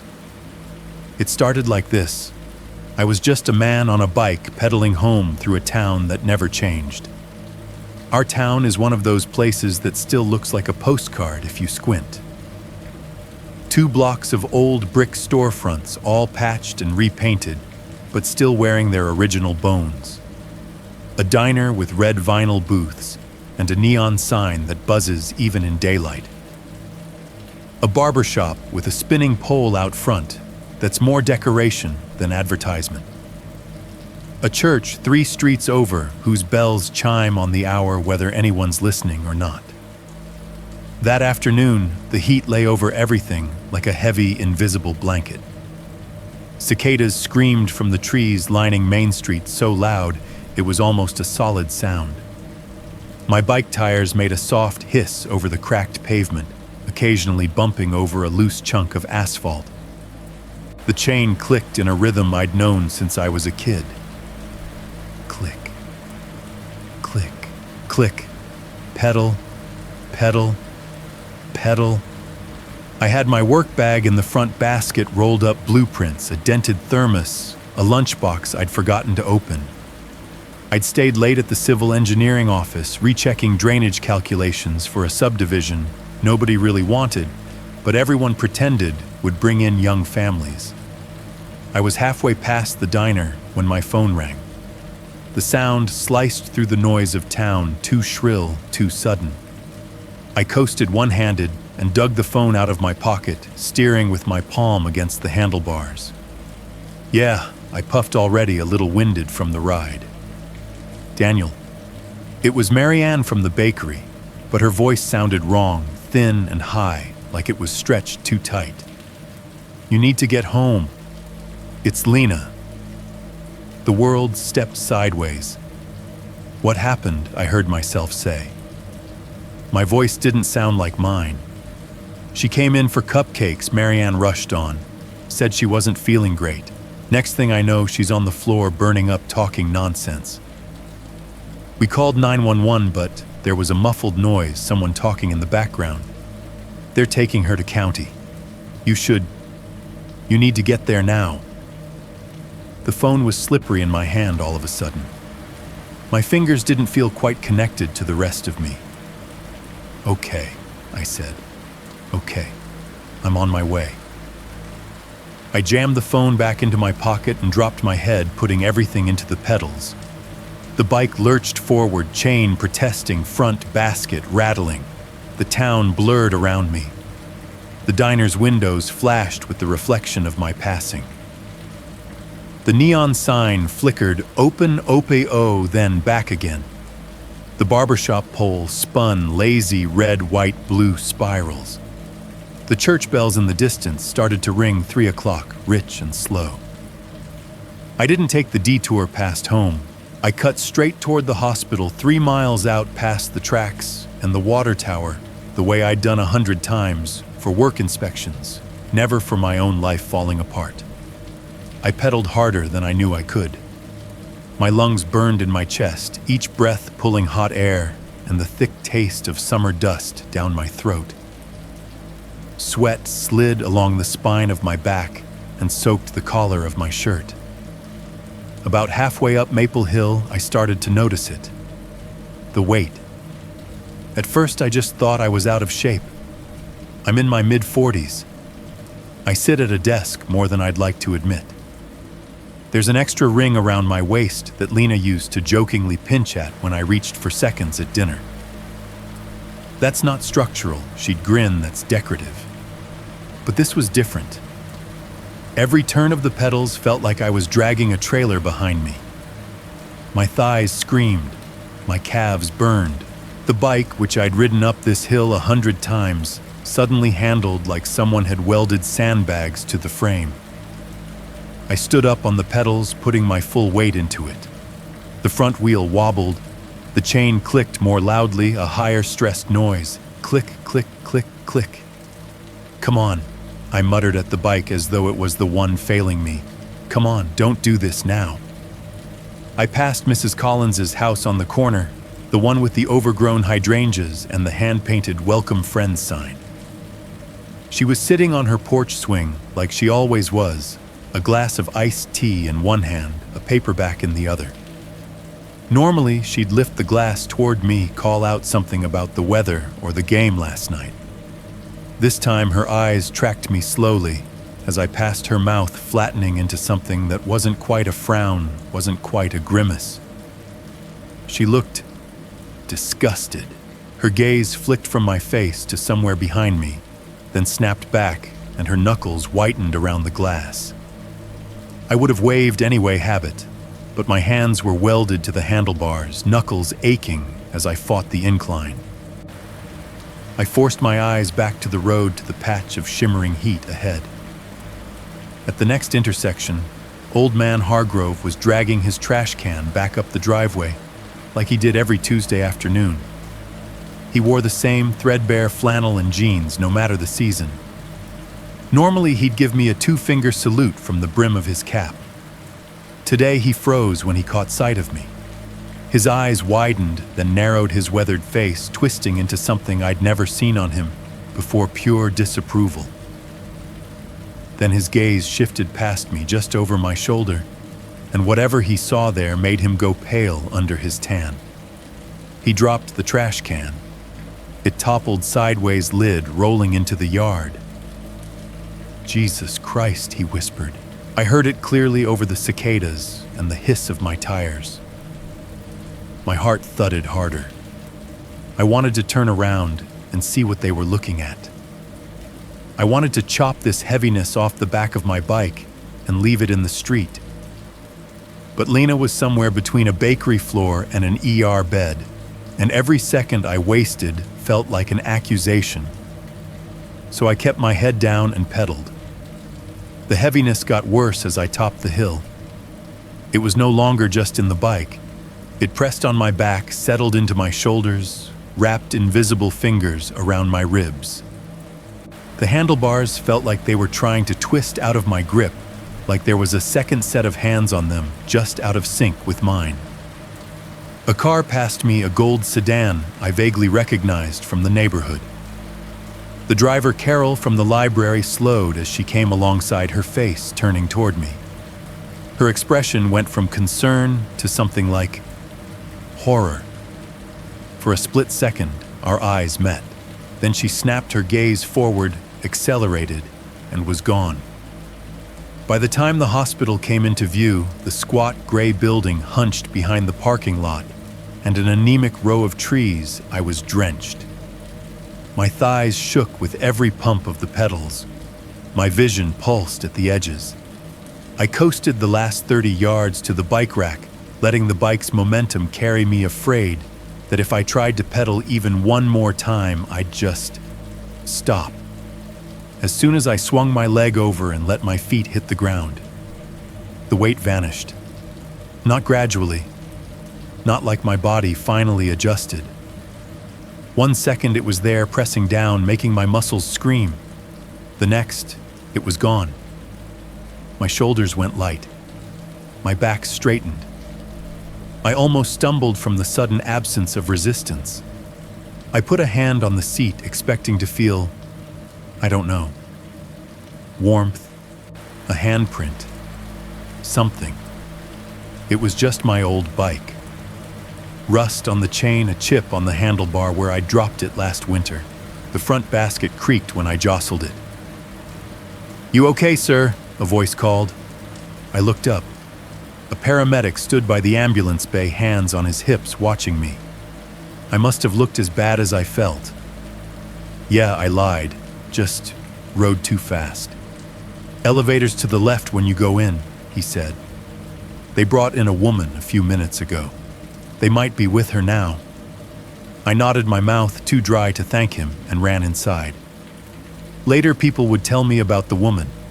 Not the one I was running toward the love of my life, sweating and delirious on a gurney, but the one they swore they saw behind me. Weeks after everything happened, when the casseroles had started to thin out, and people felt safer lingering in front of my house, Mrs. Collins would lean in close, the ice in her glass clinking.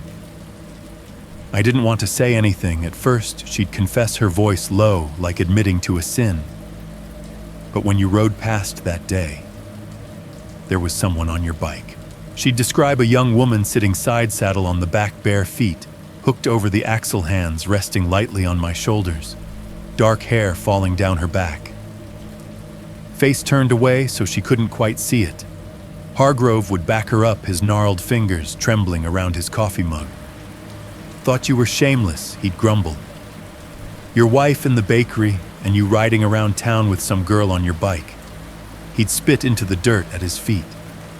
Except when I blinked, she was gone. Just like that. I'd tell them every time that they were wrong, that their eyes played tricks in the heat, that stress does funny things to people. I was alone on that bike. I'd swear it. But if you want the truth, the part I don't tell the neighbors, the part I didn't tell the doctors, here it is. When I think back to that ride, to the way the weight sat behind me and pushed on my lungs, there are moments where I can almost feel it. A shift in balance that isn't mine, a breath that doesn't sync up with my own. The faintest brush of fingers on my shoulders steadying like someone trying not to fall. And that was before Lena ever died. I wish I could tell you the day my wife died felt like some huge cinematic moment. It didn't. It felt like our house had caught a slow, invisible leak and nobody noticed until it was empty. The week before started with noises I knew by heart. The bedroom fan did its tired little whir-whir blades, slightly off balance so it ticked once each rotation. The cheap humidifier on Lena's nightstand burbled and sighed, pushing out a thin ribbon of mist that smelled faintly like Vicks. Outside, someone's sprinkler sputtered against a patchy lawn. Down the hall, the fridge kicked on with its familiar click and low hum filling the small house, with that background vibration you stop hearing until everything else is quiet. Lena lay on top of the covers in an old t-shirt and pajama shorts, hair damp against the pillow. Her skin was too hot beneath my hand, the kind of heat that makes your own palm feel cool and useless. The digital thermometer beeped an angry little high-pitched note every time I checked. "Still up," I muttered, though there was no one to impress with my observation. "It'll break tonight." She tried to smile. It came out as a grimace. "Daniel," she rasped, voice sandpapered, "it's just the flu. Stop looking at me like I'm fragile." "Okay," I said, and didn't stop. The cough came in fits that shook her whole frame, leaving her breath coming in ragged pulls. Between the coughing and the fever, she stopped wanting food. The bowl of soup I made on the second day cooled untouched. The toast went stale. Water she'd sip obediently if I held the glass to her lips. But even that, she started to turn her head away from eyes glassy. We talked about the hospital in the abstract, the way you talk about installing a new roof, something you know you should do eventually when you can afford it. County was 30 miles away. The ambulance wasn't cheap. We'd both grown up in families where you didn't go to the ER unless bone was sticking out, or you'd already tried prayer. Lena kept saying she didn't want to make a fuss. On day 3, she started mumbling in her sleep. Half words, names I didn't recognize. Sometimes my own name, the syllables stretched and distorted, like she was hearing it underwater. "Hospital," I said that evening, standing at the foot of the bed, hands on my hips, like that made me more decisive. "Tomorrow, if it's still this bad, I'm taking you in whether you like it or not." She nodded, or maybe just turned her head. Her eyes stayed closed. The bedroom light threw a yellow circle across the ceiling, catching the slow rotation of the fan blades.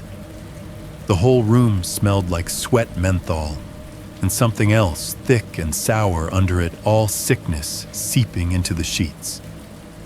That night, I slept in the chair beside the bed, my back screaming by morning. Every time she coughed, I jerked awake. The humidifier bubbled on. The fan ticked its one slightly broken beat. Somewhere in the house, a pipe groaned. By the time I admitted we'd waited too long, it was too late for anyone to pretend otherwise. Her breathing changed first. I'd never really noticed how a regular breath sounds until I listened to one go wrong. The inhale got shallower, the exhale longer. The pauses between them stretched, each one a space where my mind started shouting, "That's it, that's the last one," until the next breath rattled in. The clock on the wall over our dresser ticked loud enough to be an insult. Tick, tick, tick. The numbers rolled from 2:13 a.m. to 2:14 a.m. to 2:15 a.m., while my entire world sat on the edge of a pillow. "It's okay," I whispered, though it wasn't. "We'll go in the morning. We'll get you on fluids. You'll yell at me for waiting this long." She didn't answer. Her chest rose, fell, rose again, the sound catching in her throat. Fell, and then it didn't. There was one last exhale, a long, soft breath that emptied her chest and seemed to pull something out of the room with it. I waited for the inhale, waited for her ribs to lift, for the tiny hoarse snore she'd gotten when she was congested. It didn't come. At first I thought I'd missed it. I leaned in, ear over her mouth, my own blood roaring in my head, drowning every other sound. The clock ticked. The fridge hummed on the far side of the house. The fan turned overhead blades, whispering. No breath. The quiet in the room wasn't peaceful. It was wrong. A missing note in a familiar song. I don't remember calling 911. I know I must have. I remember the dispatcher's calm voice, the questions I fumbled through answering. I remember the paramedics' boots thudding down our hall, the zipper of their bag, the short, decisive words. I remember the ride to the hospital being louder than anything. Sirens wailing, radio crackling, someone shouting male spouse in distress over my head like I wasn't there. What sticks burned into the back of my skull is the sound in the ER. The monitor they hooked her up to in some last-ditch formality stayed a flat line. The machine still beeped, though.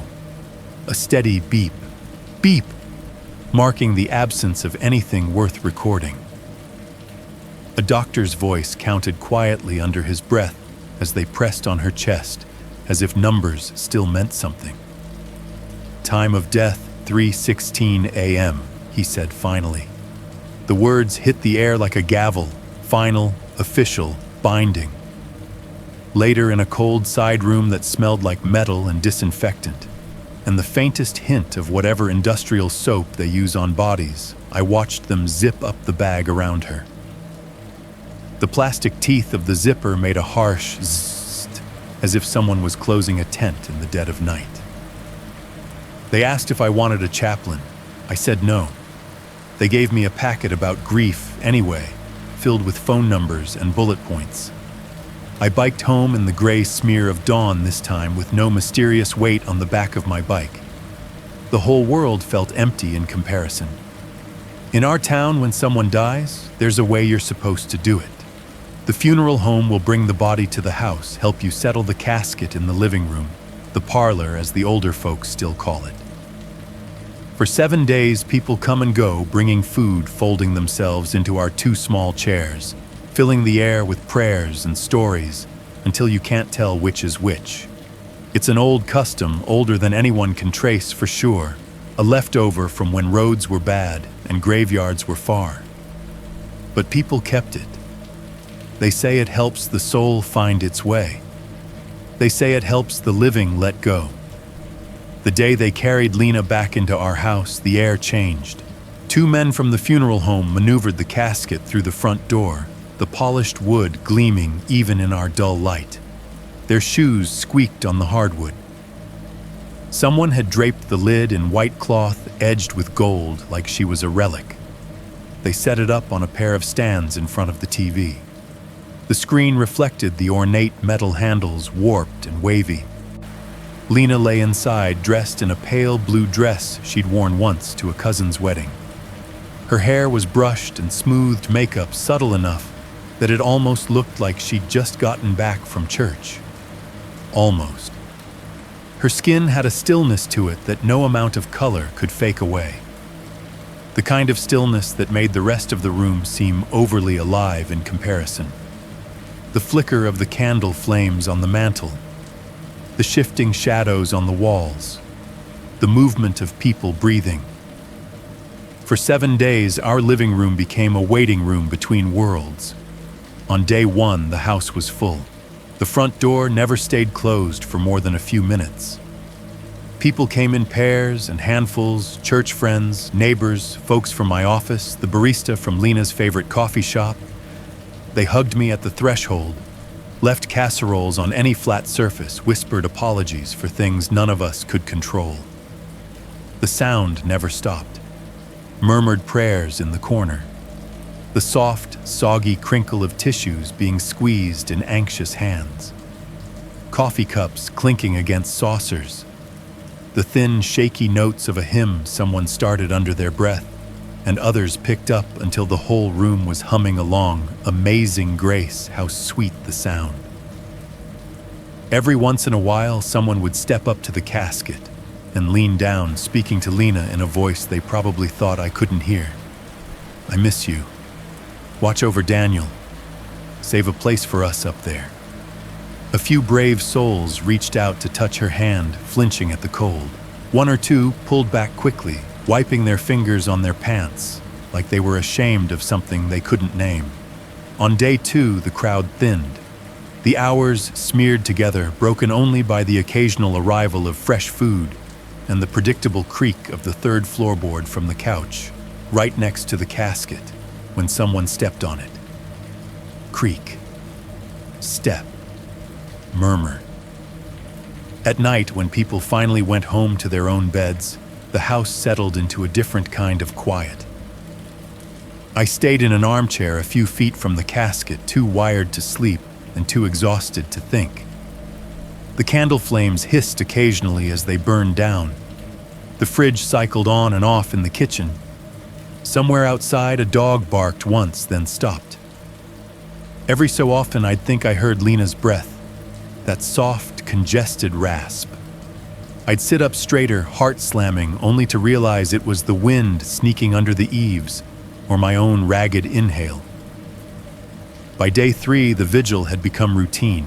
Same faces, now looser around the eyes. Same tired prayers. Same hymns sung a little flatter. The smell in the room shifted from flowers and perfume to coffee sweat and the ever-present undercurrent of candle wax and something else. A faint, sweetish scent that clung to the edges of the air like a question. I stood beside the casket because sitting felt wrong, staring down at Lena's face until the features blurred if I didn't blink often enough. Pastor Green stood near the foot, one hand on his battered Bible, his voice weaving through yet another verse. And though we walked through the valley of the shadow of death, someone sniffled. Someone else cleared their throat. The floorboard by the couch creaked as Mrs. Collins shifted her weight. "We will fear no evil, for thou art," with the room went silent. Not gradually, not as people respectfully quieted down. It was like someone had taken a remote to the scene and hit mute. The hum of the fridge, the tick of the clock in the hallway, the soft rustle of clothes as people shifted. All of it just stopped. Every head turned toward the casket at the same time, eyes widening, mouths falling open mid-prayer. I realized with a cold clarity that cut through my grief like a knife that I was holding my breath too. I don't know who gasped first. I just know that it wasn't me. I had my head in my hands, fingers pressed into my eyes hard enough to paint stars across the inside of my skull. Pastor Green's voice was a steady murmur somewhere above me, words I'd heard at more funerals than I cared to count, blending into the background, like the hum of the fridge or the tick of the clock. And though we walk through the valley of the shadow of death, then the world cut out. I don't mean people stopped talking. I mean everything stopped. No fan whirring overhead. No low growl from the fridge compressor. No shifting of shoes on the old floorboards. No breath, not even my own. For half a second, the room felt like it had been dropped into a vacuum. All the sound rushed out and left a pressure in its place, a ringing, dense silence that made my eardrums ache. In that silence, someone sucked in a breath so sharply it sounded like a scream strangled at the throat. "Daniel," a voice said thin and high from somewhere to my right. "Daniel, look." I raised my head. It was like a photograph where one detail doesn't match the memory. The casket was where it had been for days in the center of our living room. The same white cloth draped over the sides. The same candles flickering on either side. The same line of people around the walls, frozen mid-prayer, mid-sob, mid-stare. And Lena. Only she wasn't lying still anymore. Her fingers were the first thing I saw move. The hand that had been resting on her stomach for 3 days twitched, just a tiny jerk of the pinky, then another of the ring finger. Then all 4 fingers curled slowly, nails dragging against the satin lining with a soft scraping sound I felt more than heard. The silence broke around the edges. Someone whispered, "Oh my God," so quietly it barely disturbed the air. Lena's head turned. Her chin lifted a fraction of an inch, then a little more. Her hair, which the funeral home ladies had arranged so carefully, slid against the pillow with a small, dry rustle. Her eyelids fluttered like someone fighting their way out of a heavy sleep. Then she opened her eyes. I'd seen a lot of dead eyes in my life. Working as an engineer doesn't put you in the path of corpses, but small-town living does. Relatives, neighbors, the occasional wreck on the highway out by the old mill. Dead eyes have a look.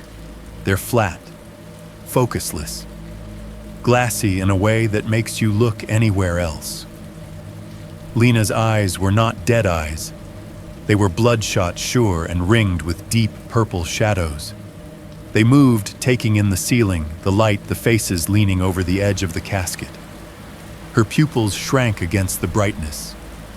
She blinked once, twice. Her lips parted. Somewhere behind me, a chair leg scraped across the wood floor with an awful screeching sound. That broke the spell. Everything came crashing back at once. The fan overhead resumed its whir-whir, loud and frantic. The fridge in the kitchen kicked on with a hard clunk and hum. People shouted, screamed, cried out prayers and curses at the same time. What the sweet Jesus, she moved. Someone dropped a coffee cup. It hit the floor and shattered ceramic, exploding into pieces, hot liquid splashing across the rug. The smell of burned coffee and candle wax hit my nose. I stood up so fast, my knees smacked the edge of the coffee table. "Lena," I croaked. Her head turned toward the sound of my voice. Her gaze found mine hazy but present. "Daniel," she whispered. My legs nearly gave out. For a horrible second, a thought skittered across my brain. This is a trick. This is some cruel, vivid dream your mind cooked up because it can't handle the reality. But she was looking at me the way she always had when I came home late from work, and she'd been waiting up like I was both exactly who she'd expected and a small surprise anyway. She tried to sit up and failed the first time, her arms trembling. Then she braced her hands on either side of the casket and pushed neck muscles standing out in cords. Her shoulders lifted, then her upper body until she was sitting hunched, slightly shrouded in the dress they'd put her in for burial. A wave of people surged forward, then just as many flinched back. "Don't touch her," someone shouted. "Get the doctor," another voice overlapped. "We don't have a hospital in town, but we do have Dr. Rains. He runs a small clinic 2 streets over and does everything from strep tests to stitches to checking blood pressure at church events."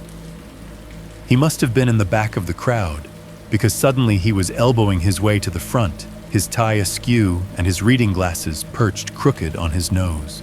"Move, move." He snapped the professional tone, cutting clean through the chaos. "Give her air." People parted just enough for him to lean over the casket. He peered down at Lena, his usually calm eyes as wide as I'd ever seen them. "Lena," he said carefully, like he was afraid a loud voice might shatter her. "Can you hear me?" She blinked slowly, then nodded. The movement looked like it took effort. I think so," she said. Her voice was rough sandpaper dragged over concrete. Why are you all?" She trailed off, gaze flicking to the wreaths, the candles, the crowd packed into our too small living room. Her eyes landed on the framed photo of her on the mantel, our wedding picture, in its cheap silver frame, and she frowned.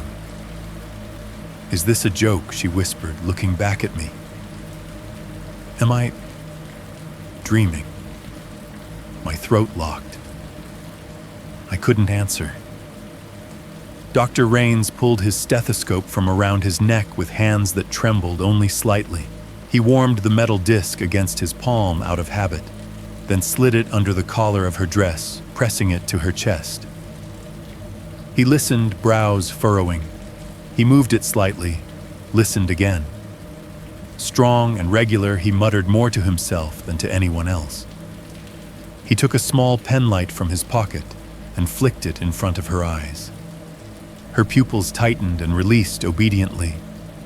He took her wrist between his fingers, counting under his breath.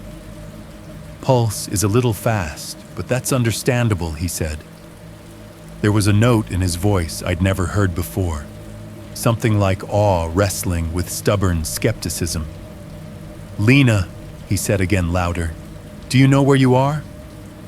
She looked around slowly.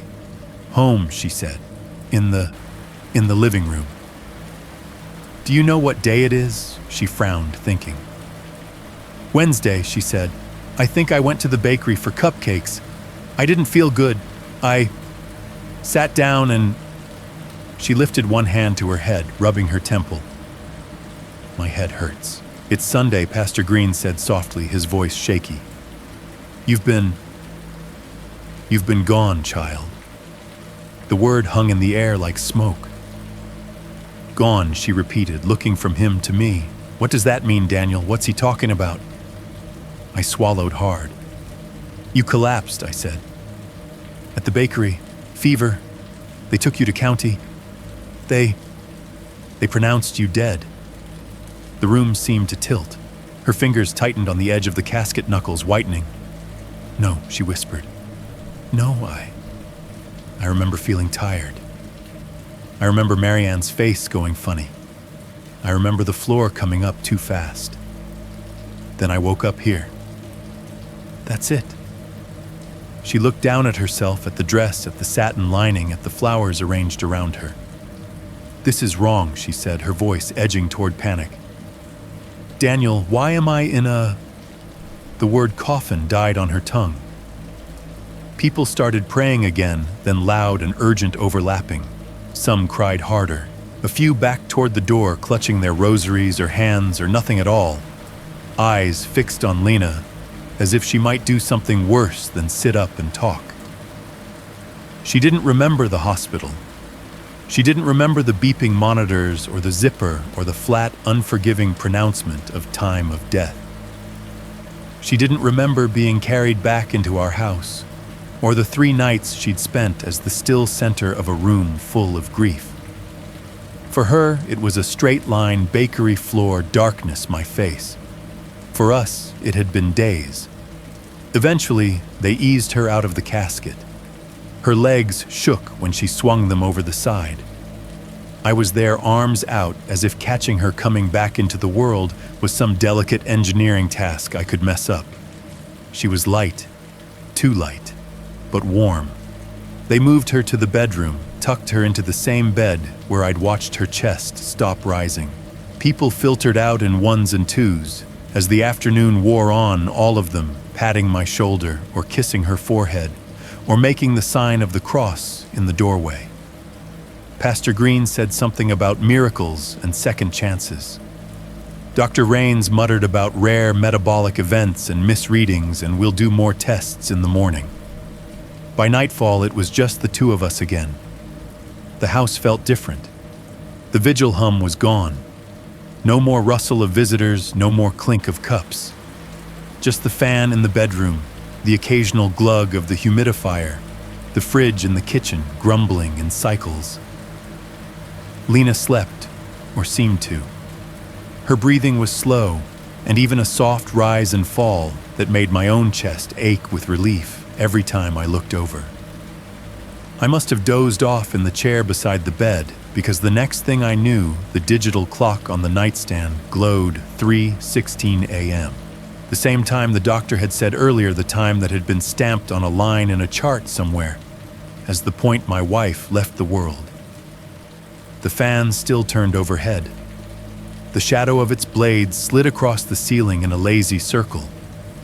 The humidifier had gone quiet, its little green light off. The water tank was empty.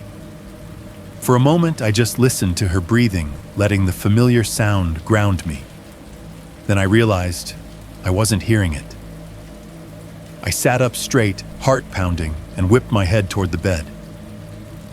Lena wasn't lying down anymore. She was sitting up, her back to me, the thin blanket pooled at her waist.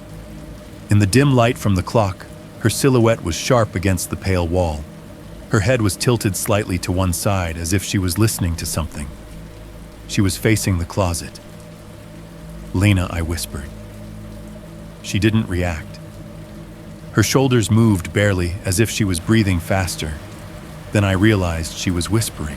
The sound was so soft, I had to strain to hear it, words pressed together in a flowing, continuous stream. It wasn't English. It wasn't Spanish either, or any other language I recognized. The syllables rose and fell in unfamiliar rhythms, some harsh and clipped, some soft and drawn out. It sounded practiced, like she'd been saying these same phrases for a long time. A chill crawled up the back of my neck. "Lena," I said again, louder this time. "What are you doing?" She stopped mid-sentence. For a long heartbeat, she didn't move. The room felt too small, the air too thick. The fan clicked once as the motor shifted. Then she turned her head slowly toward me. In the low light, her eyes shone, catching the green glow of the clock. Her face was familiar in every line, the cheekbones, the curve of her mouth, the slight crook of her nose. But the smile she gave me didn't sit right. It was Lena's smile almost. Just off. Too practiced, maybe pulled a fraction too tight at one corner, not reaching her eyes in the way I'd seen 1,000 times. "Hey," she said softly, in perfect sleepy English, as if I'd just woken her from a nap. "You're up." My throat worked. "You were talking," I said. "What were you saying?" She blinked once, slowly. "I was dreaming," she said. "I don't remember." She held my gaze, that not quite right smile still fixed in place. For the first time since she'd sat up in her coffin, the thought slid through me, cold and unwelcome. Who exactly had we brought back into my house? By the time the sun came up the next morning, I had already convinced myself I'd imagined the whole thing. Sleep paralysis, I told myself. Leftover adrenaline. My brain replaying the worst night of my life over and over until it blurred with the present. People who've just lost someone see all kinds of things. They say that in the grief pamphlets. Only in my case, the someone I'd lost was asleep in the bed 2 feet away. Except she wasn't in the bed when the kettle started screaming. For a second, that high, shrill wee didn't register as anything but part of some insomnia dream. Then the smell hit me sharp and real as a slap. Onions sautéing in oil, toast just on the edge of burning. Coffee strong and bitter curling under the bedroom door like a finger beckoning. I sat up, heart racing. The space beside me was empty. The covers dented where Lena's body had been still warm when I touched them. "Lena," I called. No answer. Just the kettle still shrieking in the kitchen and the faint clink of something metal on ceramic. I swung my legs over the edge of the bed and shuffled down the hall in an old t-shirt and sweats every board under my feet, reminding me which ones creaked and which ones didn't. The house felt different already, less like a mausoleum, more like something else. Alive, yes, but not necessarily in a way that made my shoulders relax. In the kitchen, the morning light spilled in through the small window over the sink, turning the motes of dust into slow-moving ghosts. Birds chirped in the oak tree out back. Somewhere a truck rumbled past on the main road, tires kicking up gravel with a familiar crunch. Lena stood at the stove, humming under her breath. It wasn't a tune I recognized. Not a hymn, not a song from the radio. The melody slid up and down in a scale that felt sideways, almost like the language she'd whispered at the closet. She wore one of my old flannel shirts over her dress from the day before sleeves rolled up, bare feet on the linoleum. Her hair was pulled into a loose knot at the back of her neck, damp from a quick sink wash. The fan over the stove rattled as it sucked up bacon smoke. My brain did a weird double take, like watching footage skip a frame. The Lena I expected to see this morning was fragile, pale, moving carefully like her bones might crumble if she turned too fast. The Lena in front of me moved like she was fully awake and had been for hours. Her shoulders were loose, her posture easy. The circles under her eyes were still there but dulled, as if someone had turned the opacity down. "Hey," she said without turning around. "Can you grab the kettle? It's about to pop itself right off the burner." Her voice was hoarse but stronger than it had any right to be for someone who'd been dead, or whatever we were calling it 3 days ago. I crossed the small kitchen, reached for the kettle, and pulled it off the eye. The scream dropped to a hiss, then silence. Steam rose in a white column, fogging the window for a second, before dissolving. "Morning," I managed. She glanced over her shoulder and smiled. It was better than the one from the middle of the night, looser, less wrong. But now that I'd seen the crack, I couldn't unsee it. The left corner still lagged a fraction behind the right. "I made breakfast," she said, as if this were the most normal sentence in the world. On the table, she'd laid out 2 plates, scrambled eggs, toast, sliced tomatoes. A pan of bacon rested on a folded paper towel, grease glistening. The coffee maker gurgled its last few drops into the pot, filling the room with that earthy, bitter smell that used to mean Lena's about to tackle a double shift, and now meant you're awake whether you want to be or not. "You shouldn't be on your feet," I said. "You need to rest. Let me..." She flicked the burner off with a quick, practiced movement and turned fully to face me. "I've been resting for 3 days," she said lightly. "Apparently." She said apparently like it was a rumor she didn't quite believe. Her eyes skimmed over my face, reading the exhaustion there, and softened. "Sit down, Daniel. Please. You look worse than me." She wasn't wrong. My reflection in the microwave door looked like someone had swapped my usual face for an older version overnight. But that wasn't the point. "You made all this?" I asked, as I sat because my legs had voted and sitting had won. "Yeah." She grabbed 2 mugs from the cabinet, set them on the table, and poured coffee. The liquid hit the ceramic with a satisfying glug. Once I got past the whole waking up in a coffin thing, my stomach decided it was very not dead. She said it with a half laugh that made my skin prickle. It was too easy, too distant. She slid into the chair opposite me and pushed a plate closer. The bacon strips were perfectly crisp at the edges, just the way she liked them, or used to. "Eat," she ordered. "You're shaking." My hands were shaking. I picked up a fork anyway, more to have something to do than because I was hungry. I watched her first. Old habits. 3 days of listening for breaths doesn't just turn off. She cut into the eggs, took a bite, nodded approvingly.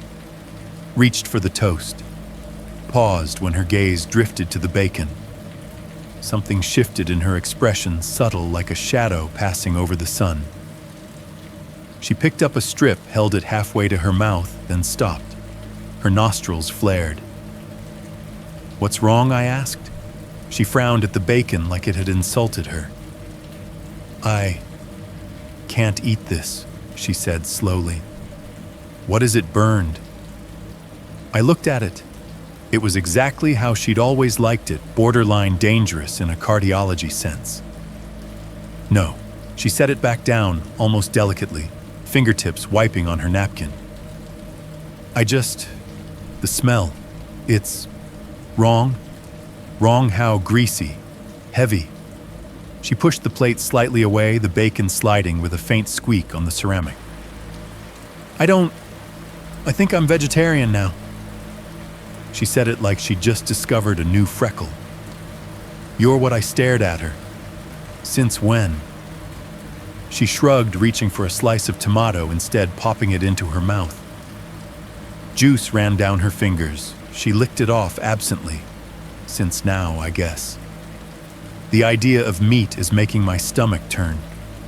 I thought of the Lena who'd delighted in Sunday morning bacon, who'd declared my chili illegal in 3 states and had seconds anyway. I thought of the casseroles in the fridge loaded with ham and cheese that people had brought for comfort. Trauma can change appetites, I heard myself say, defaulting to something vaguely scientific to give order to the absurd. Doctors say tastes can shift after major events. She buttered another slice of toast with quick, precise strokes, not looking at me. Maybe that's it. The kettle rattled slightly as it cooled. Outside, the postman's truck creaked to a stop, mailbox lids clanking gently up and down the street. Trying to wrestle the morning back onto some track, I recognized. I reached for the local paper someone had left on the counter. It was folded open to the front page, "Local woman returns from the dead," in a font too big for our little town, a blurry photo of Lena's casket being wheeled out of the house underneath. I started to push it aside, then stopped when her hand shot out and caught the edge. "Wait," she said.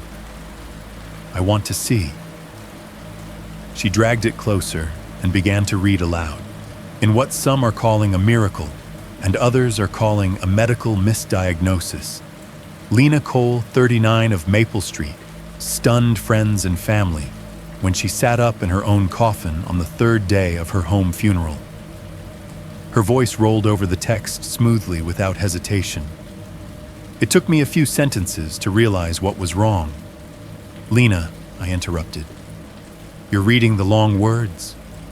She blinked and looked up. "What you used to hate the paper," I said. "You'd skim the headlines, sure, but you'd hand it to me if anything went past a few lines. You said all those tiny letters made your head hurt." "I just didn't care about city council meetings," she said lightly, but there was a flicker in her eyes. "It's not like I couldn't read, Daniel." "You struggled," I corrected gently, "with anything beyond the church bulletin. You said yourself school wasn't your thing." She frowned down at the article, then back up at me. "Well, I don't now," she said. "Maybe my brain just rebooted." She went back to the paper before I could answer, skimming down the column. Local physician Dr. Rains declined to comment. County officials reviewing procedures. She flipped the page with a little snap, and the classifieds and legal notices spread out columns of numbers and abbreviations. Her gaze sharpened in a way I recognized from my own bathroom mirror when I hit a tricky bit of design. "Who laid this out?" she muttered. "These columns are all wrong." I watched her trace a finger down a list of figures. She tutted under her breath. "You can't put debits and credits in the same line like that," she said. "No wonder people get confused. They're presenting this like it's cash flow when it's clearly just outstanding accounts." I blinked. "Since when do you talk like a bookkeeper?" I asked. She startled, color rising on her cheeks. "I've always liked numbers," she said too quickly. "You're not the only one who can add, Daniel. That's not what I—" The doorbell chimed, cutting me off. The sound echoed down the hall, bright and jarring. "Must be someone else here to stare at the miracle," she said dryly, folding the paper. "Go on? I'll clear the table." I stood slowly, my chair legs scraping the floor with that familiar sk that had never bothered me before, and now made me flinch. As I walked down the hall, I heard her humming again in the kitchen, those same off-kilter notes. At the door, I found Mr. and Mrs. Cheng from 3 houses down, holding a covered dish between them. He gave me a shy nod, She gave me a quick, tight hug that smelled like jasmine and laundry soap. "We brought congee," Mrs. Cheng said. "Good for recovery." "Thank you," I said, emotion tightening my throat.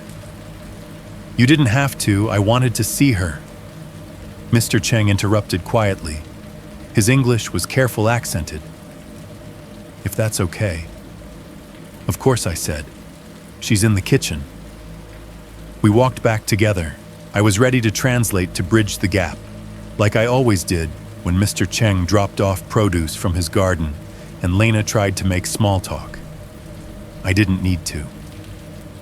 Lena looked up as we entered, and something like recognition flickered across her face, not the polite kind you give neighbors, but something deeper, like she'd walked into a room and finally found a familiar object in a sea of strangers. "Zhao Shang Hao Chen Shu Shu," she said. The words were smooth and fluid, the tones rising and falling exactly right. Even I could hear that, and my entire Mandarin vocabulary consisted of menu items. Mr. Cheng's mouth fell open. The dish in his hands wobbled dangerously. Ni hui shuo zhongwen," he stammered. She smiled. Not my Lena's shy, slightly self-conscious smile, but something confident practiced. "Dang ran hui," she said. "Hao jiu bujianle." They slipped into rapid conversation too fast for me to follow. Names and places I didn't know. He laughed once, a short, stunned bark. She answered with a phrase that sounded fond familiar. Mrs. Chung stared between them, eyes filling. "Daniel," she whispered, fingers tightening on the dish towel she'd brought. She called him uncle, like family. My skin went cold. I watched my wife stand in our kitchen in my flannel shirt and talk to our neighbor in a language she had never ever spoken in the 15 years I'd known her. Every small difference, no bacon, the newspaper, the bookkeeping talk, the way she moved, clicked into place like a set of pictures hung just slightly off level. From the front, it still looked like our life, but the longer you stared, the more the misalignment made your eyes ache. If you've never watched your wife become a local headline, let me tell you, it's one of the strangest forms of grief there is. 2 days after Lena sat up in her coffin, our town paper ran the story above the fold. By the end of the week, the regional news had picked it up. A reporter in too bright makeup stood on our front lawn speaking into a microphone, while the camera operator framed the house so you couldn't quite see the casket stand marks on the floor through the windows. Mysterious return woman declared dead wakes up mid-funeral. They called it a miracle. They called it a medical embarrassment. They called it unexplained. No one called it what it felt like to me, a math problem where the numbers didn't add up, no matter how many times you rechecked the equation. On the following Monday, Dr. Rains called. "I've been contacted by the university hospital." He said, his voice wrapped in that careful tone people use when they're trying to sound calm, but their thoughts are sprinting. They've got a research unit, neurology, metabolic disorders, that kind of thing. They'd like to evaluate Lena, full workup, on their dime. Evaluate, I repeated. The word tasted clinical and cold. It'd be extensive, he went on. Imaging labs, maybe EEG psych consults. They'd put her up for a few days. Cover travel lodging. They think it could be important. Important, how I asked. For who? For her, he said, then added, and maybe for medicine in general. In the background, I could hear pages flipping, the faint buzz of the fluorescent light in his tiny clinic office. Our whole town is built on the sound of fluorescent lights and old refrigerators. We don't have to decide right now, he said. Just think about it. The state health department is already sniffing around. Better to go on our terms than theirs. I told Lena about it over dinner, or what passed for dinner these days, which was mostly vegetables and rice. She ate with a focus that made me think of an athlete carb loading before a race. They want to poke and prod me, she said, raising an eyebrow. Stick me in machines. Ask me how many fingers they're holding up. Basically, I said, they'll pay for everything. She looked down at her plate, then up at me, eyes dark. I woke up in a coffin, Daniel, she said quietly. If someone wants to put my head in a machine and see what's rattling around in there, I think I owe it to myself to let them. So we went. The regional teaching hospital was an hour and a half away on the highway, a long, flat ribbon of road, lined with fields and the occasional cluster of trees. The sky stretched forever, a hazy blue dome that made everything underneath feel small and temporary. Inside the hospital, the air changed. It always does. The doors whooshed shut behind us, swallowing the sound of the parking lot. Fluorescent lights buzzed overhead like a nest of angry insects. The air conditioning hummed steadily, pushing out air that smelled like antiseptic and coffee, and that faint underlying human smell no disinfectant fully erases. Every surface seemed to either shine or reflect polished floors, chrome rails, glass doors. Somewhere down the hall, an intercom crackled to life, Dr. Patel to radiology, Dr. Patel to radiology, then fizzed back into white noise. Phones rang intermittently behind the nurses' station, punctuating the constant beeping from monitors and IV pumps. They checked Lena in like any other patient, except for the way the nurse's eyes lingered a fraction too long on her wristband. One whispered to another. The word miracle lady floated back to us on a draft of cold air. They led us to a consultation room before any tests. Windowless with walls painted a color that wanted to be beige but hadn't quite committed. A round table, 4 chairs. A box of tissues placed dead center as if grief might break out at any moment, and it was best to be prepared. The air conditioner vent in the ceiling ticked intermittently, like something small was trapped inside. The fluorescent tube over our heads flickered once briefly, then steadied. I sat with my hands laced on the table, knuckles whitened. Lena sat beside me, elbows on the chair arms, posture straight. If you'd walked in without context, you might have thought she was the one here for a job interview, and I was her nervous friend. Stop squeezing your fingers, she said quietly, without looking at me. I unclenched my hands, realizing my joints ached. Sorry. The door opened with a soft hiss of air pressure equalizing. The man who stepped in looked exactly like what you'd expect from the phrase chief physician. Mid-50s, thinning dark hair combed neatly back. Wire-rimmed glasses perched low on his nose. White coat over shirt and tie, the tie conservative dark blue with a subtle pattern. He had a folder tucked under one arm and a tablet in the other hand. Mr. Cole, Mrs. Cole. He began glancing down at the folder as the door swung shut behind him. I'm doctor. He didn't get any further. Lena's head snapped up, eyes locking on his face. For a heartbeat, her expression went completely naked. No polite smile, no self-consciousness. Just shock, recognition. Something deeper and older than anything she could have learned in 3 days or 39 years. Jojo, she blurted. The word came out sharp and clear, the tones perfect. It wasn't one of the handful I'd learned by osmosis from hearing her talk to Mr. Cheng. But I saw what it did to him. He froze mid-step. The folder slid an inch under his arm as if his fingers had gone numb. His eyes, which had been mild and professionally distant, widened behind the lenses of his glasses. I'm sorry, he said. Lena stood up so quickly her chair legs screeched against the linoleum. Juju, she said again, softer now. Nizenya Zaijor. The room seemed to tilt. The hum of the AC lurched in my ears louder for a second, then receded. I looked between them, blinking.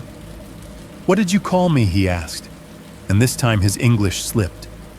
The vowels came out just a little rounder, the consonants softer and accents seeping in around the edges. She swallowed. For the first time since we'd arrived, she looked unsure, like she'd stepped onto a path expecting stone and found water.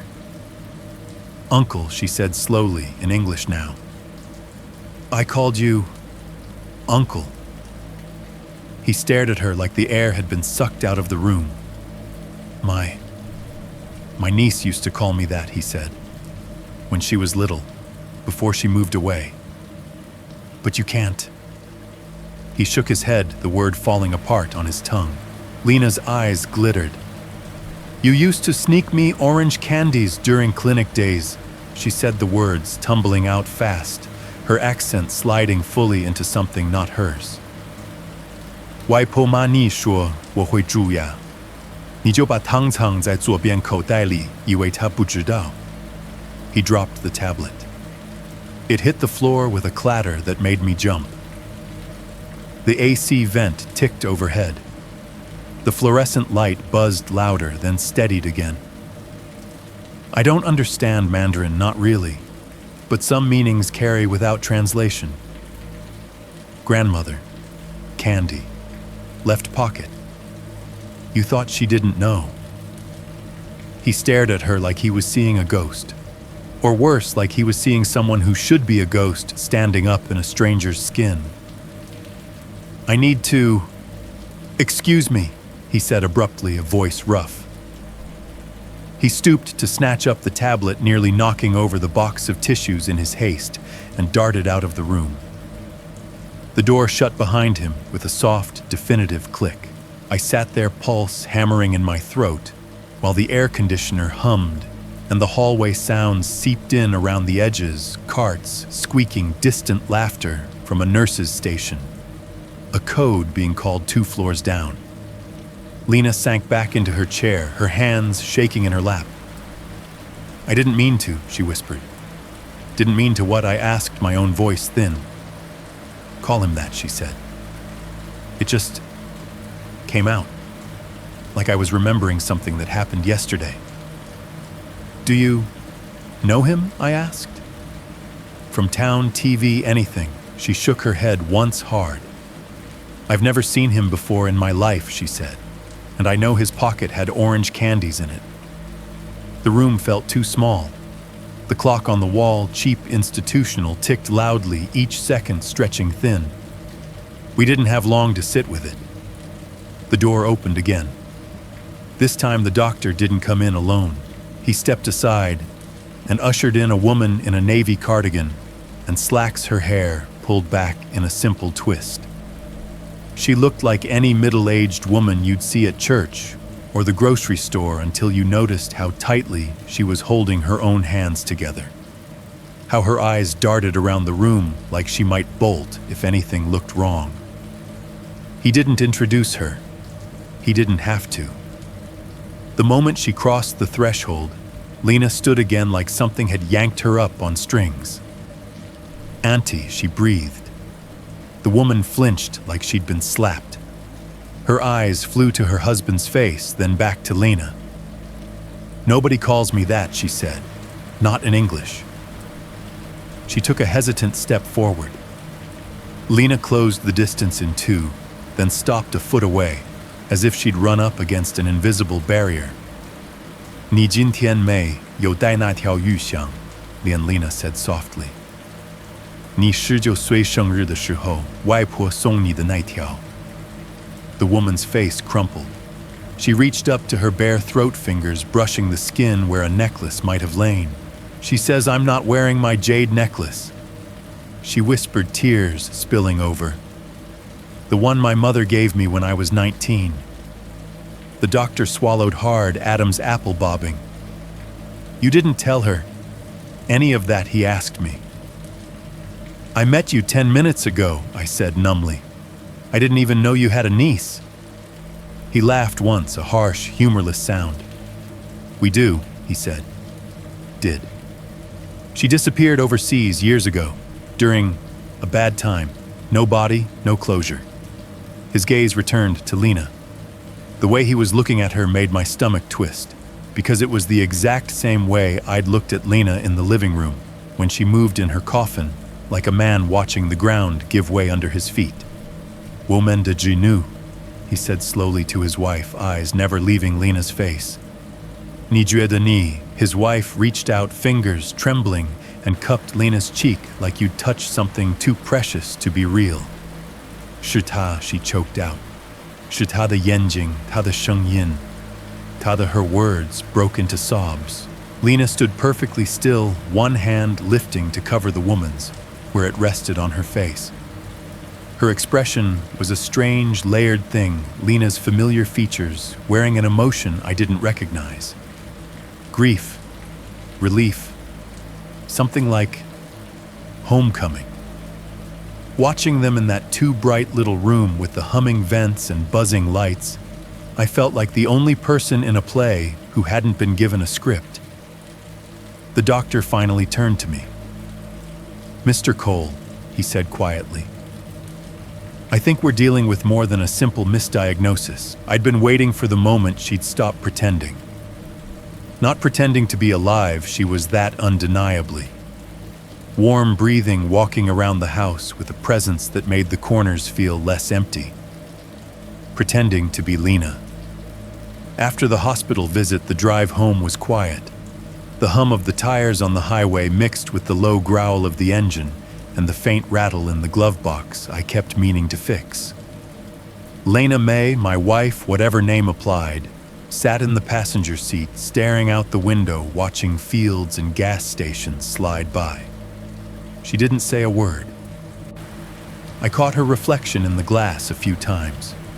Her face was calm, but there was tension in her jaw and the muscle that jumped near her temple, like someone silently rehearsing what they were going to say. By the time we pulled into our driveway, the sky had gone that flat gray blue that never really becomes night in small towns because of streetlights and porch bulbs and TVs flickering behind curtains. The house waited for us, squat and familiar. The porch steps creaked under our weight the same way they always had. The front door stuck on the humidity-swollen frame.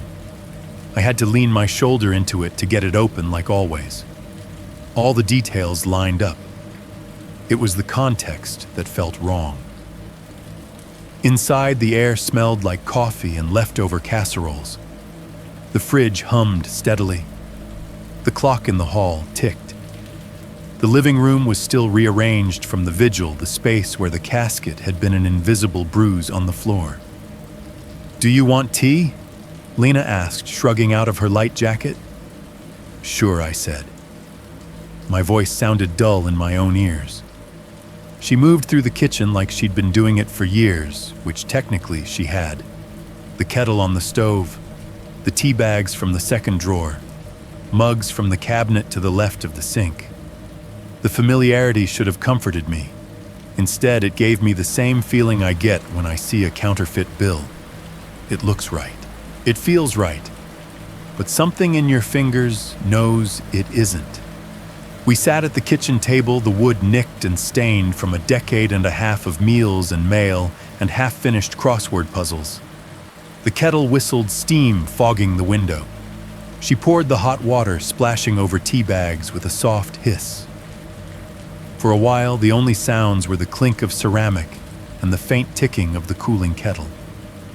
"Daniel," she said finally. I looked up. The way she said my name was different.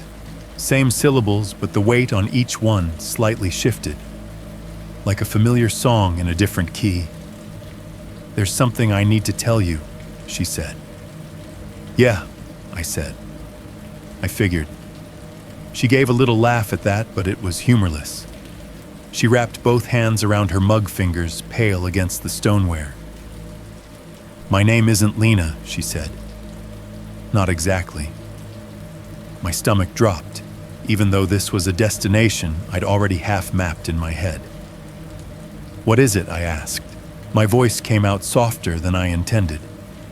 She took a slow breath. "When I was born," she said, "my grandmother named me May. It means, well, it doesn't matter what it means. That's what they called me, May." The name fit her mouth too well to be newly learned. I swallowed. The kitchen clock ticked louder for a few seconds, then faded back. "You died," I said. Before Lena." She nodded once. A little over a year before, she said. "A different country, a different river, a different life." She stared at the table, eyes unfocused, like she was watching something only she could see. "Do you want the short version," she asked, "or the one that'll keep you up at night?" "I'm already up," I said. "Might as well know what's keeping me there." She smiled, faint and sad, then let it fade. "I worked near the water," she said. "By a river. Not big like the ones on postcards. Narrow, fast. You could walk across it if you knew where the rocks were. There was a little dock where men brought in their catch. I kept the books for one of them. Sorted receipts, paid wages, ticked numbers into a ledger until my wrist ached. That tracked with the way she'd dissected our newspaper's columns, the way she'd spoken to Dr. Raines about accounts like they were old friends.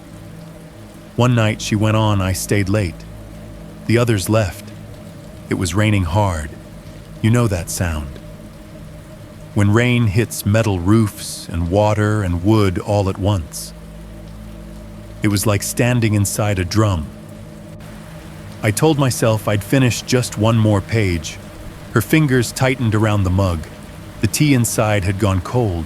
She didn't seem to notice. "I heard them before I saw them," she said.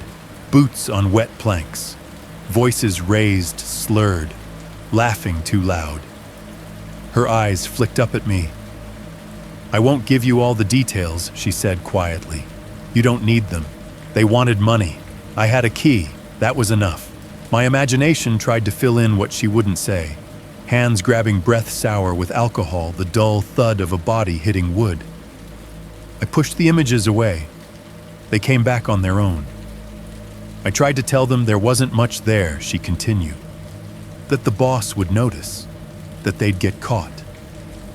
One of them hit me. Not hard enough to knock me out. Just enough to make everything ring. She touched her left cheek absently, as if expecting to feel a bruise that wasn't there.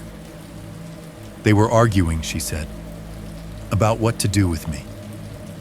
One of them said to let me go. He said I was just a girl who writes down numbers. The others didn't agree. She swallowed her throat, working. "One pushed me," she said simply, "off the edge." The kitchen seemed to lean for a second like a boat rocking underfoot. The water was so cold, she whispered. "That's what I remember most. Not fear, not anger, just cold." It hit me like someone swung a door open in winter, knocked the breath right out of me. She closed her eyes. "I went under," she said. "Came up once. The rain was in my face. I tried to shout. Hands pushed me down again. Her fingers twitched on the mug as if feeling those hands even now. After that, there wasn't much. Just dark and weight. And the sound of the river in my ears getting farther away. The fridge hummed. Somewhere outside, a car drove past, tires hissing on asphalt. When people talk about dying in movies, she went on, opening her eyes, they make it dramatic. Lights, voices calling your name, a tunnel. She shook her head. For me, it was like someone turned the volume all the way down. She looked at me, eyes very clear, and then she said it turned back up. A small chill moved down my spine. "I thought I'd move on," she said. "Wherever people like me are supposed to move on to." But I didn't. I ended up just behind everything. That's the only way I can describe it. Behind, I repeated, like standing behind a curtain, she said. You can hear the actors on stage. You can see the light coming through the fabric. You can feel the heat when they step close. But you can't step out there. You can't touch anything. Her gaze drifted past me to the doorway to the hall beyond. "I watched people walk," she murmured. heard them talk. Time was strange. Sometimes it felt like days passed in an hour. Sometimes I'd listen to one conversation for what felt like a year. Why? Here I asked. Why our town, our house?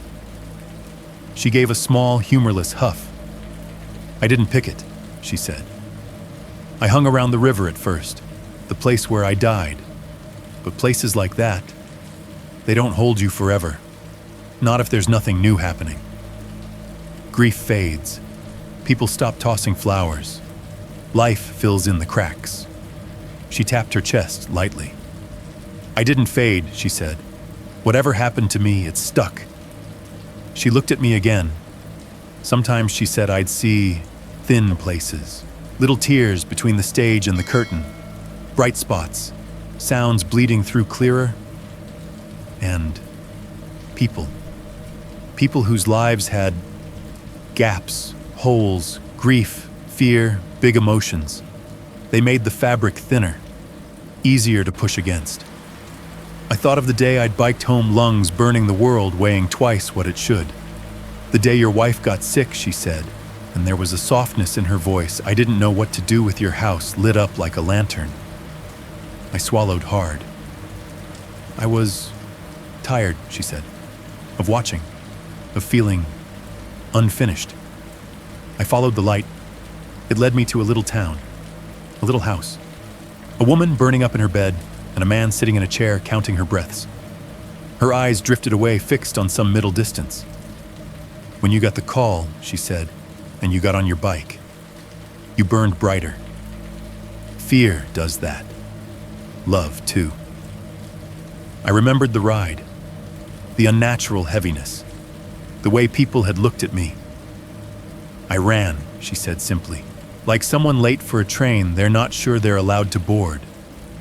I reached for you, for the glow around you, for the open door I could feel in you. She smiled faintly. You felt me, she said.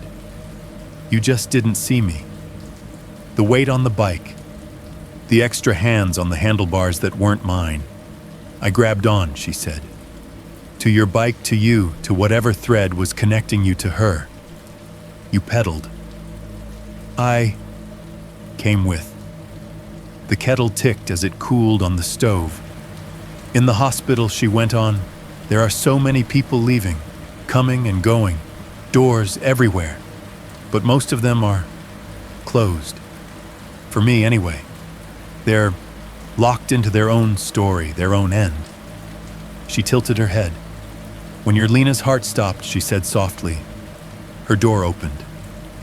Just a crack. For a second. You know how sometimes a door doesn't latch all the way, a breeze could push it open or closed.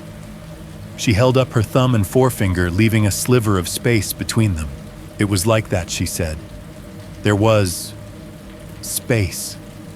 Enough for something small and stubborn to slide through. She tapped her chest again. I didn't push her out, she said quickly, searching my face. I need you to understand that. I didn't take her place. Her self was already going, leaving. I just stepped into the shape she left behind. The words made my head swim. So you're May, I said slowly, wearing Lena's life. She flinched just a little. I'm both, she said, or I'm trying to be. Her memories are here. She tapped her temple. Mine are too. Sometimes they overlap. Sometimes they fight. Sometimes I'll reach for your coffee cup and remember a tea house a continent away instead. She gave a pained little laugh. I don't recommend it, she said. It's loud in here. Silence settled between us, thick and strange. The fridge hummed. The clock ticked. Somewhere a dog barked once and went quiet. What do you want me to do with that? I asked finally. My voice sounded small in the kitchen. She met my eyes. I don't know, she said. I just couldn't keep letting you call me Lena like nothing happened. It's not fair. To you, to her, to me. Her lips trembled. I remember her, she whispered, even if you don't think I should. I remember the way she stood in this kitchen, how she laughed when you danced badly to that old song you like. I remember the way she thought about you. I feel it. It's not mine, but it's in me. Tears pricked at the corners of her eyes. And I remember a river, she said, and cold, and hands, and a voice calling me May May and telling me to hurry up or we'd miss the boat. She took a deep, shuddering breath. I don't know who I am, she finished. Not completely, but I know I'm here, and I know your name, and I know I don't want to disappear again. The tea in my mug had gone cold. I hadn't taken a sip. I could have shouted. I could have told her she was crazy. I could have walked out, left her at the table with her overlapping lives and her borrowed body. Instead, I stood up on legs that felt like they belonged to someone else and said, "It's late. We should sleep." She looked relieved and disappointed all at once, but she nodded. In the bedroom, the fan turned its slow circles overhead. The sheets felt familiar. The indentation on her side of the bed was the same shape as it had always been. She lay down facing me, hair fanned across the pillow. For a long time, we watched each other in the dim light from the hall. Eventually, her eyes drifted closed. "Good night, Daniel," she murmured. "Good night, Lena," I said automatically. She flinched the tiniest movement, then relaxed. Her breathing deepened. I lay on my back, staring at the ceiling, listening. At first, all I heard was the fan and the occasional creak of the house settling. Then slowly, my attention zeroed in on her chest. Rise. Fall. Rise. Fall. I'd spent enough time counting breaths to know their pattern. The tempo. The pauses. Now, though, there was something wrong. For a moment, just a moment, I heard two rhythms. One shallow, quick, like a bird's flutter. One deeper, slower, like a tide. They were coming from the same place, her ribs rising under the blanket, but they didn't line up. One exhale overlapped the other's inhale. One pause sat in the gap between the other's breaths. It was like two metronomes ticking in almost the same tempo. Almost, but not quite. The slight mismatch made the hair on my arms stand up. I held my own breath, listening hard. The two rhythms stuttered, slid past each other, then gradually merged. The quick one slowed. The slow one sped up. After a few seconds, there was just one set of breaths again. Steady. Even. I let my own lungs move again, trying to match her. But the memory of those two misaligned patterns stayed echoing in my head long after the actual sound had smoothed out. I lay there in the dark, listening to the fan, the clock, the steady breathing beside me, and wondered if two people were sharing one life. How long could they keep their rhythms in sync before one slipped out of time? The first thing I noticed about the interview room was the clock. It was one of those cheap wall clocks, white face, black numbers, plastic frame. The kind you can buy in a 3-pack at the dollar store. It hung crooked over the closed door. Every second it ticked just a fraction louder than it needed to, like it was trying to make sure you remembered time was passing, whether you liked it or not. Tick, tick, tick. The air conditioner shoved cold air through a vent in the ceiling, humming too loud for such a small space. The table was bolted to the floor. The chairs scraped with a metallic squeal if you shifted too much. The walls were painted a color that wanted to be neutral and ended up looking like old chewing gum. Across from us, the detective arranged his notepad and a small black audio recorder with the precision of someone who liked things to line up. The badge clipped to his belt caught the fluorescent light overhead every few seconds, flashing dull silver. "Okay," he said, finally clearing his throat. "We're going to start now. For the record, I'm Detective Harris. It's June 18th, 4:03 p.m. Present in the room are Daniel Cole and Lena Cole. He glanced up at us. "You understand this is being recorded?" he asked. I nodded. "Yeah." Beside me, Lena May folded her hands on the tabletop. Her fingers were steady. She wore a simple blouse and jeans, her hair pulled back. Anyone walking past the open door would have seen a normal woman sitting in a police station, maybe reporting a stolen bike or a neighbor dispute. Nobody passing by would guess she was about to confess to watching her own murder. "And you understand," Harris went on, "that you're here today to provide information related to a missing persons case from..." He flipped a page on his notepad. "20 years ago, overseas." "Yes," she said. Her voice was calm, no stutter, no hesitation. If anything, she sounded more composed than he did. He clicked the recorder on. The little red light blinked. "Start from the beginning," he said. "Tell me your full name." She inhaled slowly. "My legal name in this country is Lena Cole," she said. "The name my grandmother gave me at birth was May." He made a small notation, the pen scratching against paper. His expression stayed carefully bland.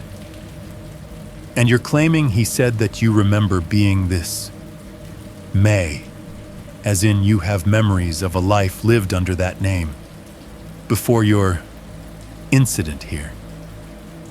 He sidestepped the words, death and resurrection, like landmines.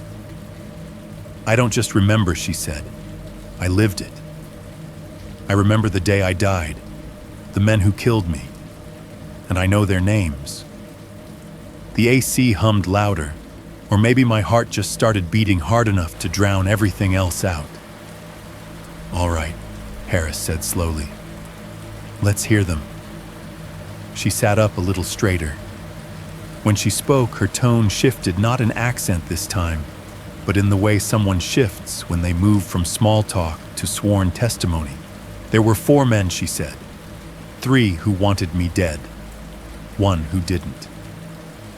She lifted her right hand and held up 3 fingers. The leader was called Jian Lu, she said. He was in his 30s, scar on his left cheek, dragon tattoo on his forearm, green ink that had faded around the edges. He drove an old blue truck with a passenger door that stuck unless you kicked it. Harris's pen paused on the paper for a fraction of a second before moving again. The second was called Bo, she said. Big, taller than the others. He had a missing front tooth and he laughed all the time. He wore a red baseball cap backwards that night. He was the one who pushed me first. She swallowed but didn't look away. The third was Wei, she went on. Smaller, quick. He was the mean one. He had a knife he liked to show off. He cut his initials into the dock railing a few weeks before, right by where I sat to count money. I can show you where if it's still there. She held up her left hand, one finger extended. The last one was Chen, she said. He didn't want to hurt me.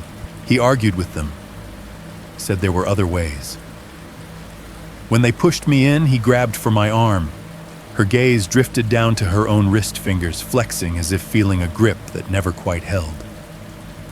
He missed, she said, but he tried. Don't put him in the same box as the others. Harris's expression had shifted almost imperceptibly from polite skepticism to something tighter around the eyes. These men, he said, they worked together. They were fishermen, she said. Hung around the docks, gambled, drank. Jian ran little jobs on the side. Smuggling, debt collection, things like that. Describe the night it happened, he said, as clearly as you can. She did. She told him about the rain hammering the tin roof, the smell of fish and diesel and wet wood. About the ledgers open on her desk, numbers bleeding slightly where the humidity had gotten into the ink, about the sound of boots on the planks, loud and sloppy. She told him how Jian had grabbed her by the collar, lifting her halfway out of her chair, how his breath had stunk of cheap liquor and cigarettes. How Bo had laughed the sound big and stupid in the small room. How Wei's knife had glinted in the bare bulb light. She described the truck parked at the end of the dock, a rust-streaked blue one headlight dimmer than the other license plate hanging crooked, held on by one screw. She described the Little Saint's medallion swinging from the rearview mirror, tapping against the glass with each gust of wind. She told him exactly what each man had yelled. Bo said, "She knows the numbers. She can turn on us," she recited, voice steady. Wei said, "Who's going to miss a little bookkeeper? Toss her in, problem solved." Jian said, "Do it then. I'm not dirtying my hands over this." Her fingers had curled into fists without her seeming to notice, and Chen Harris prompted quietly. Chen said, "We don't have to do this," she replied. He said, "We can scare her. She won't tell. I'll talk to her." He stepped between me and Wei. That's when Bo shoved me. She paused, eyes fixed on the detective's face. "You'll find it in your reports," she said, "if they're the real ones." Chen told the officer who questioned him that he tried to stop it, that he grabbed for my hand. Silence settled for a moment, heavy and electric. Harris cleared his throat. "You realize," he said slowly, "that you're giving us names that correspond exactly to a cold case we have in our files, even down to the truck description." "I know," she said. "They wrote it down wrong the first time, called it an accidental drowning, or a disappearance, something easy to file and forget." He looked at her, really looked at her, then like he had at the beginning of the interview with a woman who had technically died in a small town across the world, now sitting in front of him, giving him details from the inside out. "And you're saying," he said, "that you want us to reopen it, based on what you remember from before?"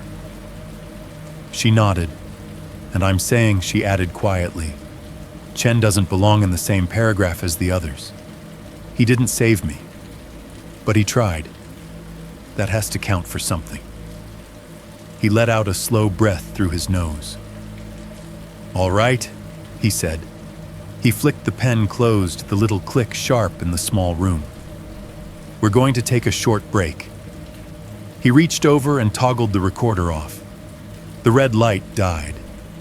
He stood chair legs, screeching faintly, and gave us a tight nod.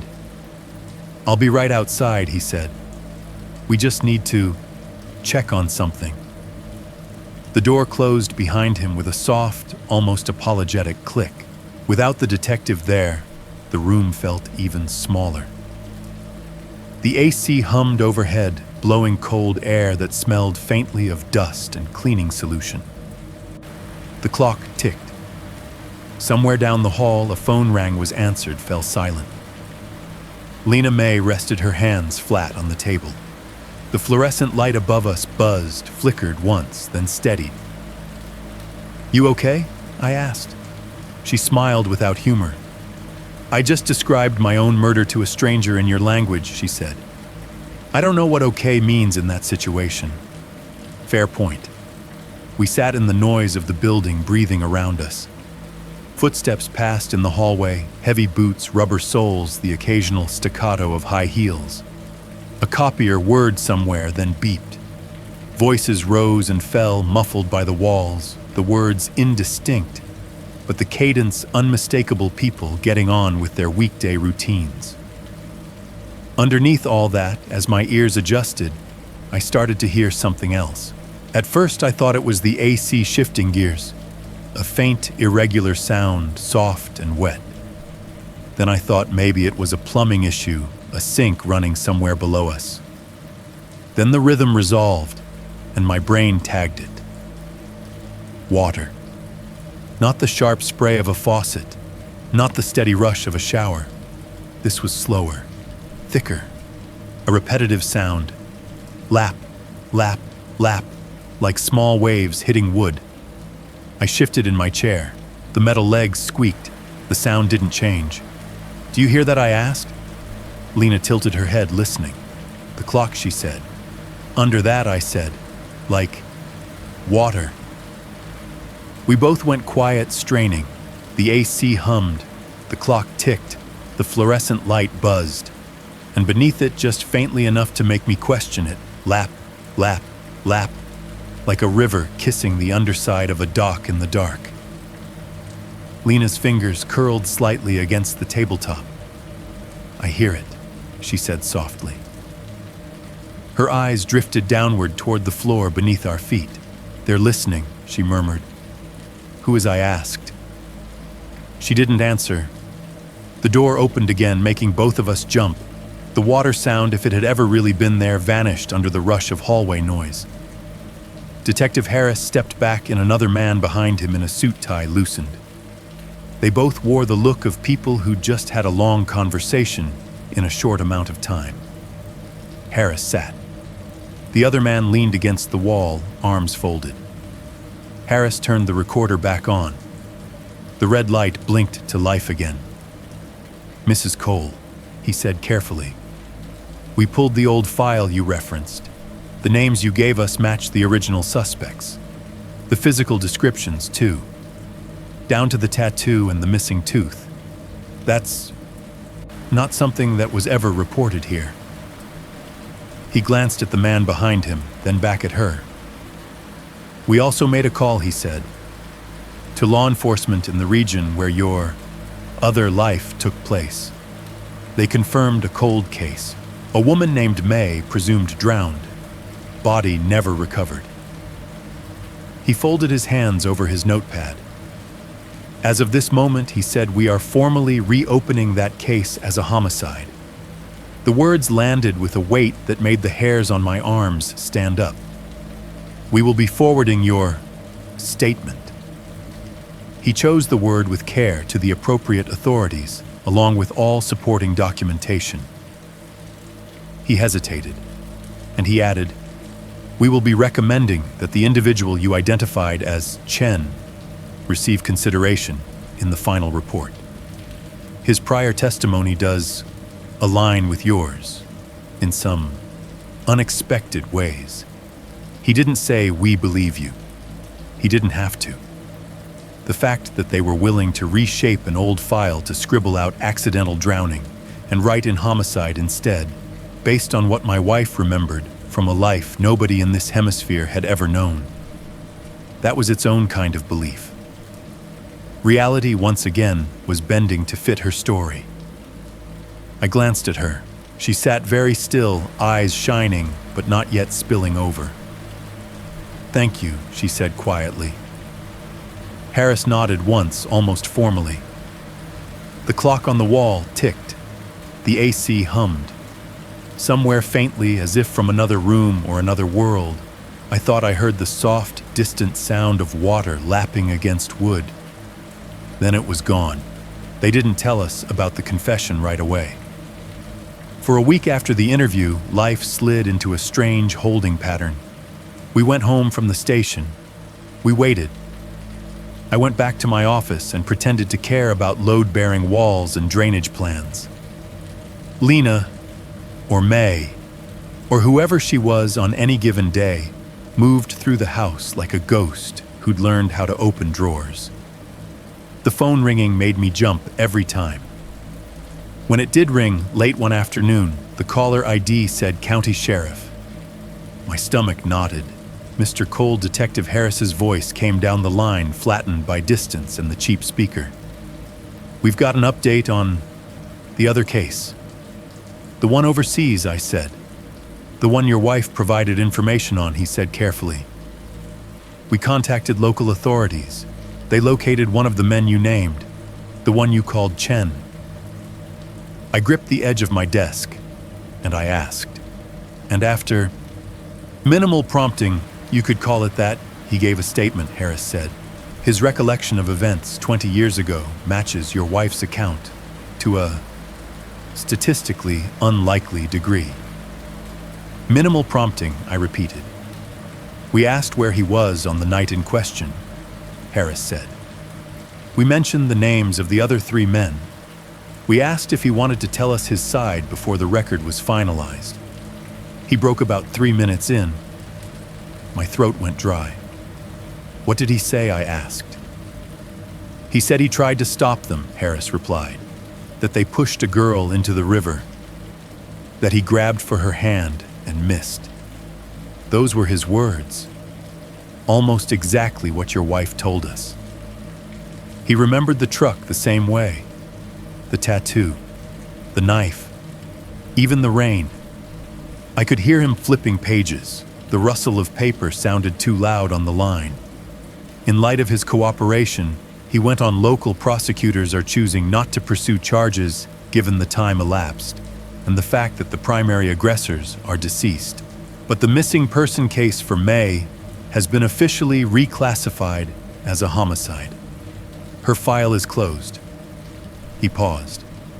Closed on the word of someone who technically was pronounced dead in our county 3 days before she spoke to us, he added. Which is new territory for all of us. I stared at the wall of my office at the framed blueprint of a bridge project from 5 years ago. The lines and numbers blurred. So that's it, I said. It's solved. As far as the file is concerned, he said, yes. He hesitated. Off the record, Mr. Cole, he said. I don't know what to believe. But sometimes when the pieces line up this neatly, you don't get the luxury of disbelief. You just sign the papers. After we hung up, I sat there for a while listening to the office sounds around me, the faint buzz of the fluorescent light overhead, the photocopier in the outer room, the traffic murmuring outside. A woman dies on one side of the world. Her body disappears. 20 years later, my wife dies in a small American town, wakes up in her coffin, and tells the cops exactly what happened to that first woman. A man thousands of miles away cracks under the weight of his own memory, and the law bends itself into a new shape to accommodate a ghost's testimony. Reality, I thought, is being very cooperative with her. Our town didn't quite know what to do with that. News travels fast in a place where the grocery clerk knows your doctor's appointment schedule, and the mailman knows when you've started getting envelopes from lawyers. When word got out that some foreign police had actually changed an old case because of what Lena remembered, opinions split down the middle in lightning bolt patterns. At church the next Sunday, the pews were more crowded than I'd seen them in years. Pastor Green preached about mysteries and faith and the ways the Lord works, that we can't understand, all very safely phrased, like he was trying to acknowledge the elephant in the sanctuary without letting anyone climb it. When we walked up the steps, heads turned. Some people smiled at Lena, broad, radiant smiles, the kind you reserve for newborn babies and lottery winners. They took her hands, in both of theirs eyes shining. God wasn't finished with you, Mrs. Alvarez whispered, squeezing so hard her knuckles went white. You're a sign, honey. A walking sign.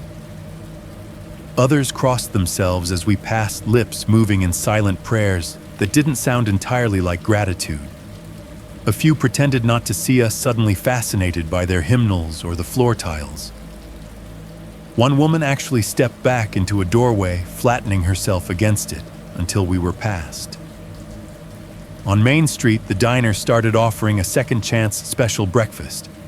The kids at the high school made a meme out of Lena's newspaper photo, badly photoshopped with angel wings and devil horns, depending on who was sharing it. At the gas station, I overheard two men arguing by the coffee machine. It's a miracle, one said. Plain as day. I don't know why you got that sour look about it. Girl got her life back and solved some old crime. That's good news. It's not natural, the other muttered. You don't sit up in your own coffin without something hitching along for the ride. Mark my words. When they noticed me, they both fell quiet, giving me the same tight, sympathetic half smiles people give at funerals. Neither addressed the fact that my wife was technically not supposed to be at hers.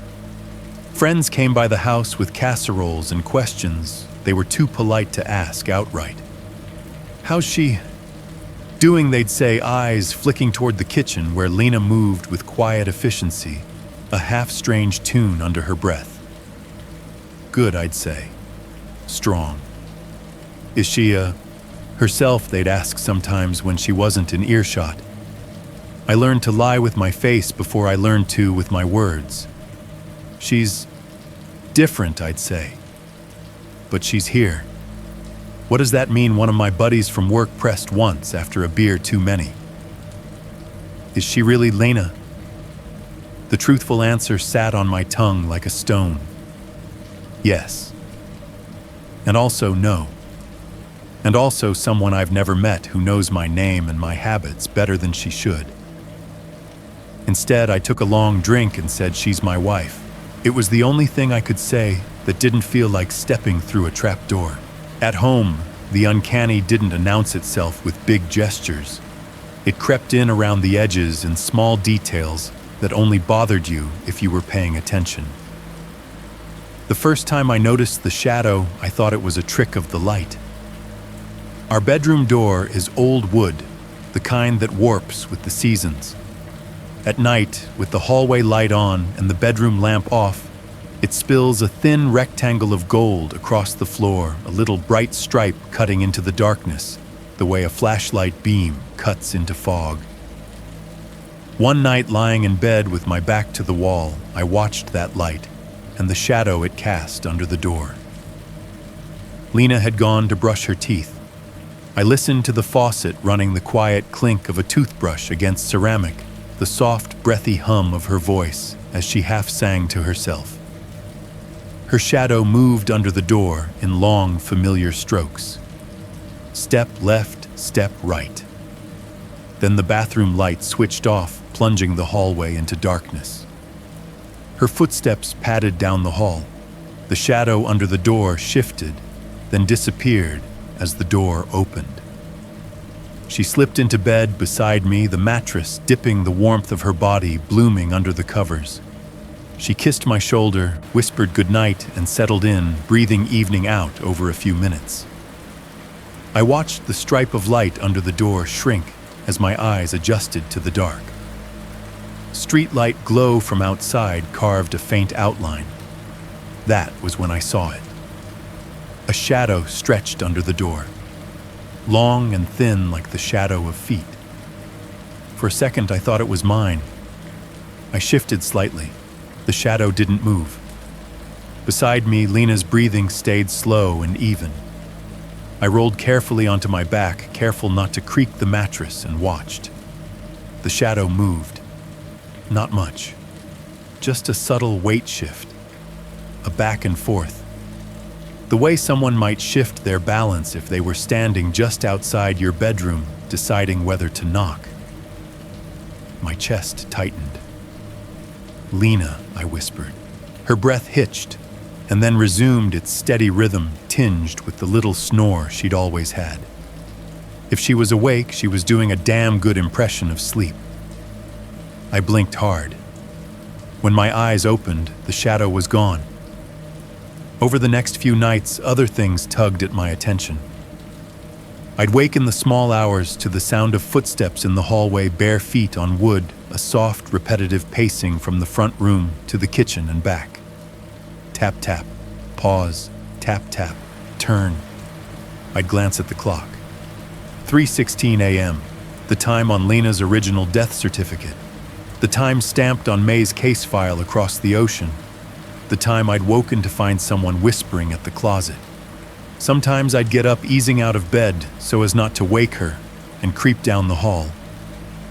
The living room would be empty, the couch cushions undisturbed, the kitchen dark, the red eye of the microwave clock staring back at me. Behind me down the hall, I'd hear the soft exhale of Lena's sleeping breath. I started counting those breaths again. Not like a widower counting down to an end, but like a man trying to measure how many people were sharing his wife's lungs. In daylight, she was Lena enough to fool almost anyone. At night, in the shifting shadows and creaking boards, I wasn't always sure. And the worst part wasn't that I didn't know who she really was. It was that I was starting to suspect she might be more honest about it than the world that had so neatly rearranged itself to make room for her. By the time it happened again, months had gone by. Long enough for the casseroles to stop showing up at our door, for the news to move on to other miracles and tragedies, for most people in town to go back to treating us like we were only slightly more interesting than we'd been before. Long enough that I'd started to pretend, at least during the day, that this was just life. My wife made tea and hummed songs I didn't know, and flipped through our mail and reminded me to take an umbrella if the sky looked gray. Long enough that the thing under everything had started to feel like a story I'd told myself too many times. It was a Saturday when I decided to go for a ride. I hadn't been on my bike much since the night she got sick. It had sat in the shed behind the house chain, gathering a thin fuzz of rust tires going soft. Every time I opened the door to get the mower, I'd see it leaning in the corner, and my chest would get that tight, fizzy feeling, like I'd just missed a step in the dark. What if you actually used it for something besides trauma? Lena had joked one morning as she rinsed coffee grounds from the filter. Take it out. Move your legs. Remember what your lungs are for. She said it lightly, but her eyes held mine a fraction too long. Like she knew I needed distance from the house and the sound of her waking up in someone else's skin. So that afternoon, when the sky was clear and the air had that sharp edge that meant summer was giving up, I pulled the bike out and checked the tires. The sun warmed the top of my head. Somewhere a lawnmower buzzed, a dog barked lazily. "You sure you're okay?" I asked, standing in the doorway with one hand on the handlebars, one on the frame. Old habits. She looked up from the kitchen table where she was balancing our checkbook in neat columns, pencil tapping lightly. "I'm not made of glass," she said. "Go. I'll be here when you get back." She said it with Lena's cadence, but the way she stacked the numbers on the page was all May. I pushed the bike down the driveway, the tires crunching over the same little scatter of gravel that had been there for years, and swung myself into the seat. As I rolled out onto the street, the familiar creak of the chain and the click-click of the gears settling into place felt more comforting than I'd expected. The town looked the same as it always had. Maple Street's cracked pavement patched in lazy rectangles. The Harris's porch chimes clinked in the breeze, playing the same three-note melody over and over. Mrs. Alvarez's ceramic frogs sat in a line by her front walk, staring blindly at passing cars. The church steeple poked up over the trees, like a finger pointing at a sky that never seemed to answer.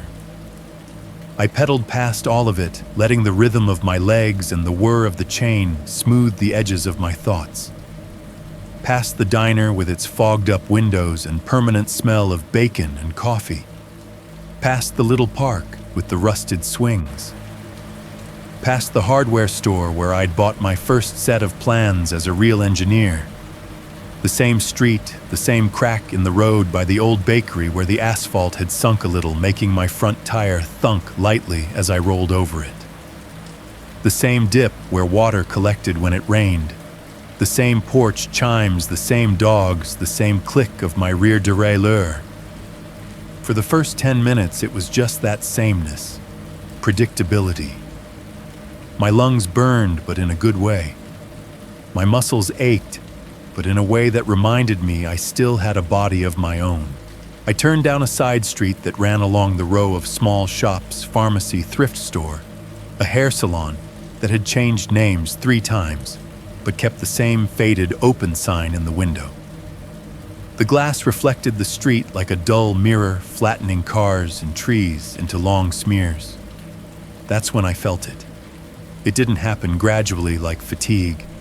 It was sudden, like someone had hooked a trailer to the back of the bike without me noticing. 1 second, I was coasting my legs and the machine in easy agreement.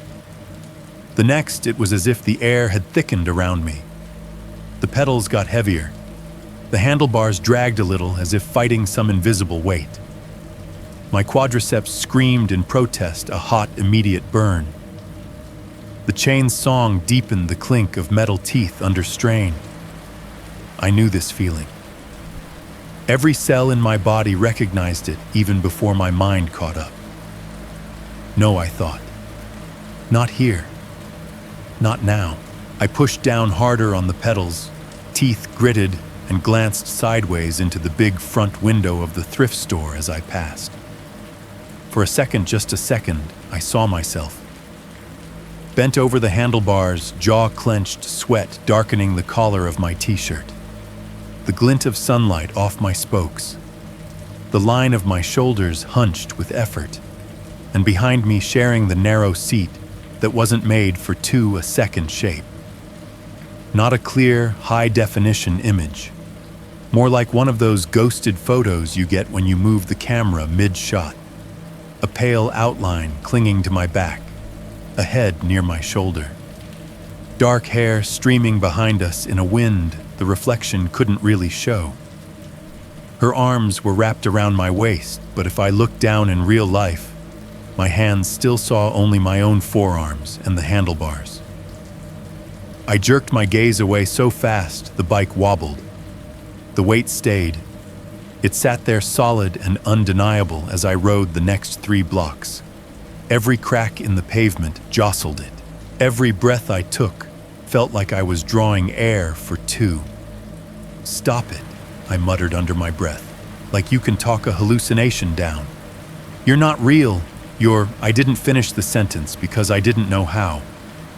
Dead borrowed hitchhiking. At the next corner, I slowed and coasted into the parking lot of a closed laundromat. The neon sign in the window flickered half-heartedly between coin OP and nothing. I put one foot down, then the other, and as the bike rolled to a stop, the extra weight lifted. Just gone. My body listed forward with the sudden absence, like when someone lets go of the couch you're carrying without warning. The chain ticked as it settled. My own breath sounded too loud in my ears. I stood there straddling the frame chest, heaving, and didn't move for almost a full minute. The laundromat windows stared back at me, blank and empty, reflecting only the bike and a middle-aged man who looked like he'd just seen something he wasn't ready to name. Eventually, I turned the bike around and headed home. As I rode, the street felt different under my tires. Every house I passed seemed to watch me.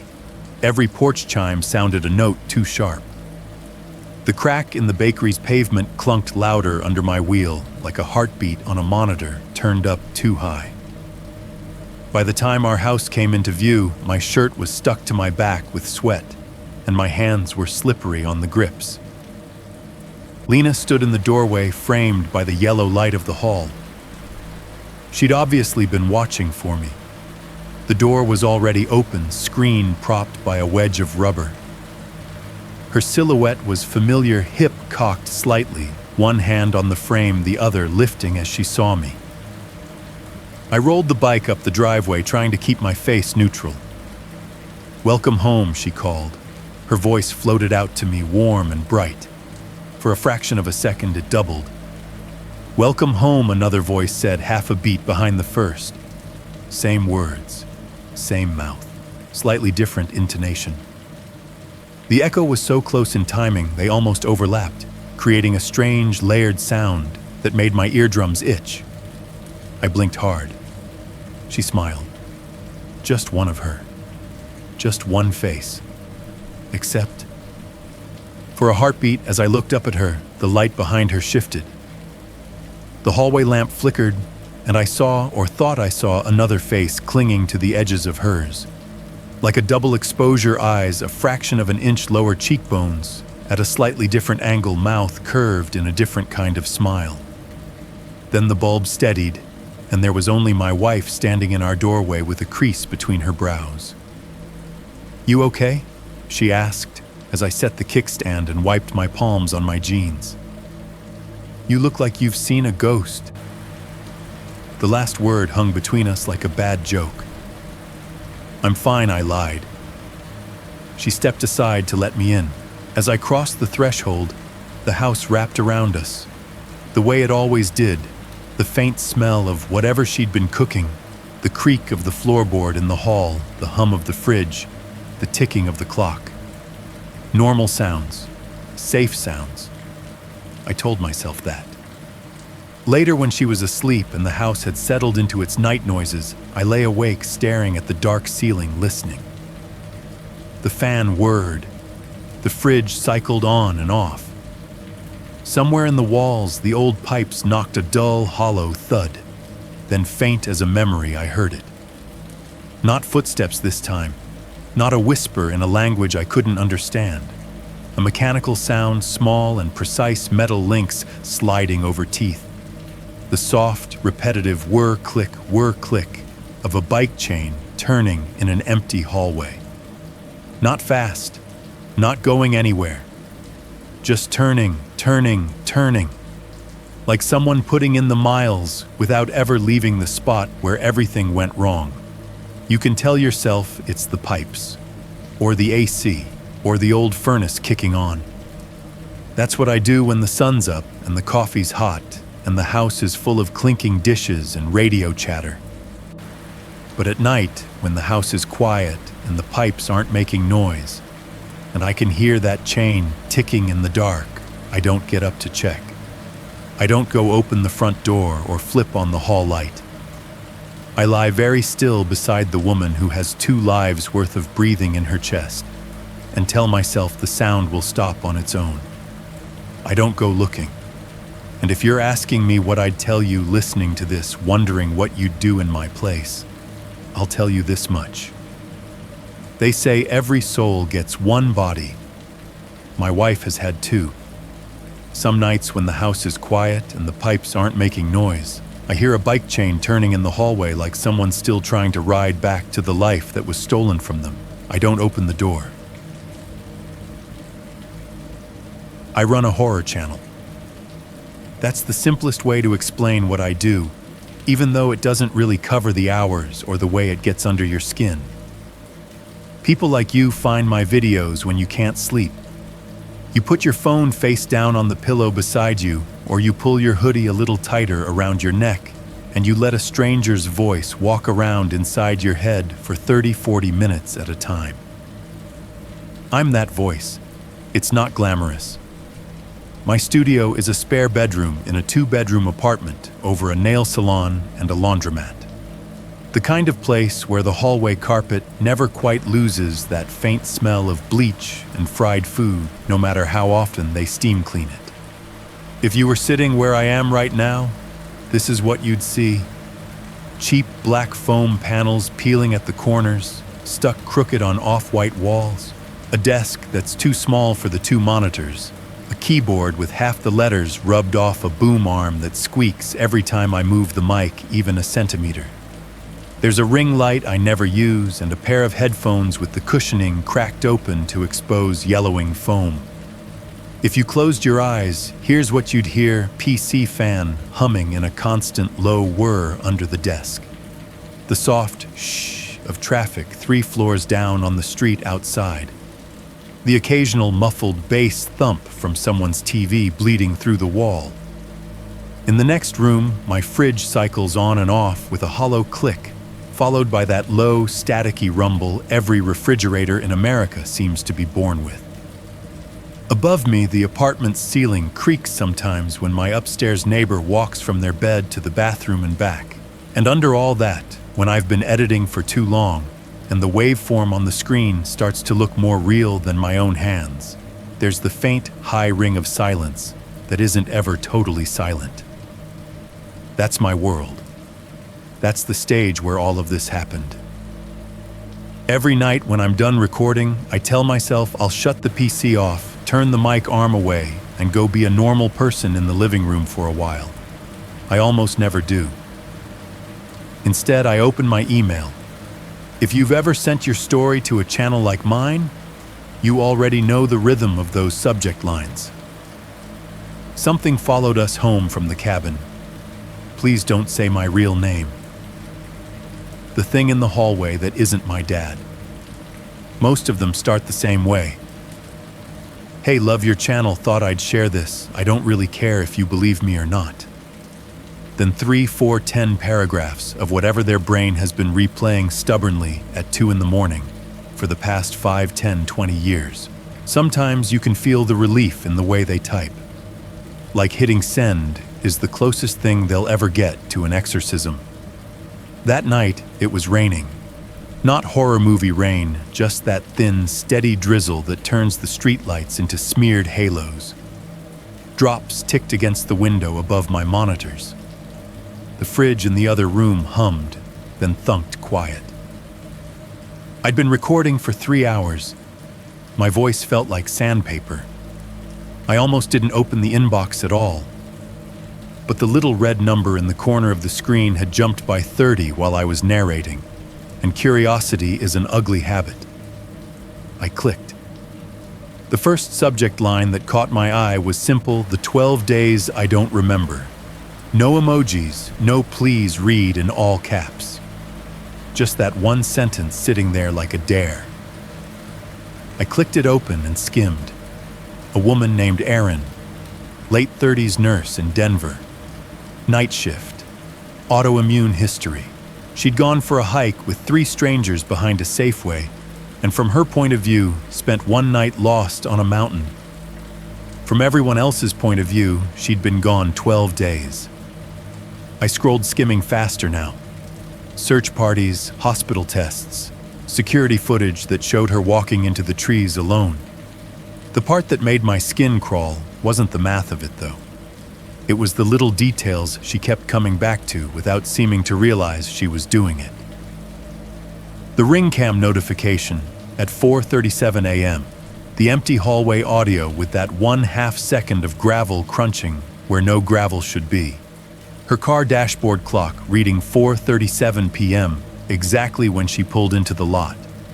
The way the world went strangely quiet, cicadas, carts, car doors, right before the strangers called her name. The way their laughter glitched at the overlook, repeating a 1/2 second, then catching up. I'd heard a lot of hiking horror stories by then. Creepy guys on trails, mountain lions, old legends about lights that lead people off path. But the way she described the sound of things not quite matching the picture, it hooked into something soft in the back of my brain and tugged. I flagged the email, typed Erin, missing days, sound glitches in my notes app, and told myself I'd come back to it with a fresh brain. Then, because I'm incapable of good boundaries, I clicked the next subject line that felt wrong in the right way. My wife came back wrong. The sender's name was Daniel. He didn't bother with a long intro. 2 sentences, and then right into it, his wife Lena had gotten sick. Died, had a funeral at home. On the 3rd day of the vigil, in a room full of witnesses, she sat up in her coffin. If that had been all, it would have been enough for a video. But he kept going. She woke up knowing things she shouldn't, speaking a language she'd never learned, calling a doctor she'd never met uncle in that language's familiar form. She solved a decades-old missing person case in another country by describing her own murder there in another body with so much detail that the local police actually reclassified it as homicide and closed the file. If you've watched my channel long enough, you already know my stance on reincarnation stories. 99% of them sound like wishful thinking or half-remembered documentaries. But this one was different. There were dates, names, places I could, if I wanted, look up and confirm. And there was something else.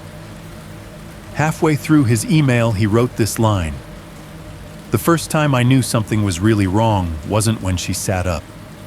It was when I heard 2 sets of breathing coming from her chest, a shallow one and a deep one out of sync for a few seconds before they merged. I sat back in my chair and just looked at that sentence for a good 30 seconds. I scrolled up and skimmed again, this time with one specific question in mind.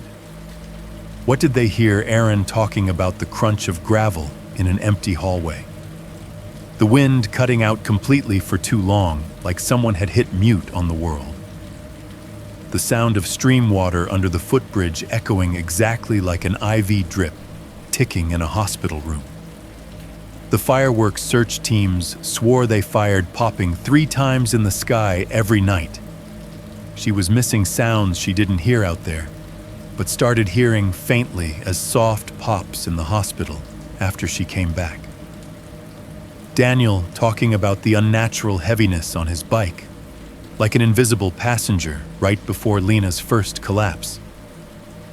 Neighbors seeing a woman on the back of his bike when he knew he'd been alone. The way his wife whispered in a foreign language in front of the closet at night, voice layered over itself like two tracks out of sync. The faint sound of water lapping under the police station floor during her interview. The bike chain turning in the hallway at 3 in the morning when no one was riding anything. Different states, different years, different people. Same pattern. Reality doesn't crack open with a scream or a shaft of light. It starts with the soundtrack going wrong, an extra echo, a missing noise, a rhythm that doesn't quite line up with the picture your brain expects. Rain ticked harder against my window. Somewhere in the building, a door shut, making the cheap frame of my room vibrate for a second. I opened a new document. Title bar Broken Reality, Episode Script. Normally I build videos around themes like road trip horror or camping horror. This one felt narrower and bigger at the same time. 2 stories that didn't share geography or culture or cause, but did share a feeling I knew my audience would recognize, even if they'd never found the words for it. That moment when something small and ordinary sounds wrong, and your brain whispers, if you ignore this, your life will split here. I copied and pasted Aaron's story into one half of the screen, Daniel's into the other. Highlighted the parts where they mentioned sound. Left a comment bubble each time I felt that little internal flinch. Gravel crunch in a carpeted hallway. Fireworks you don't remember that still echo in your ears.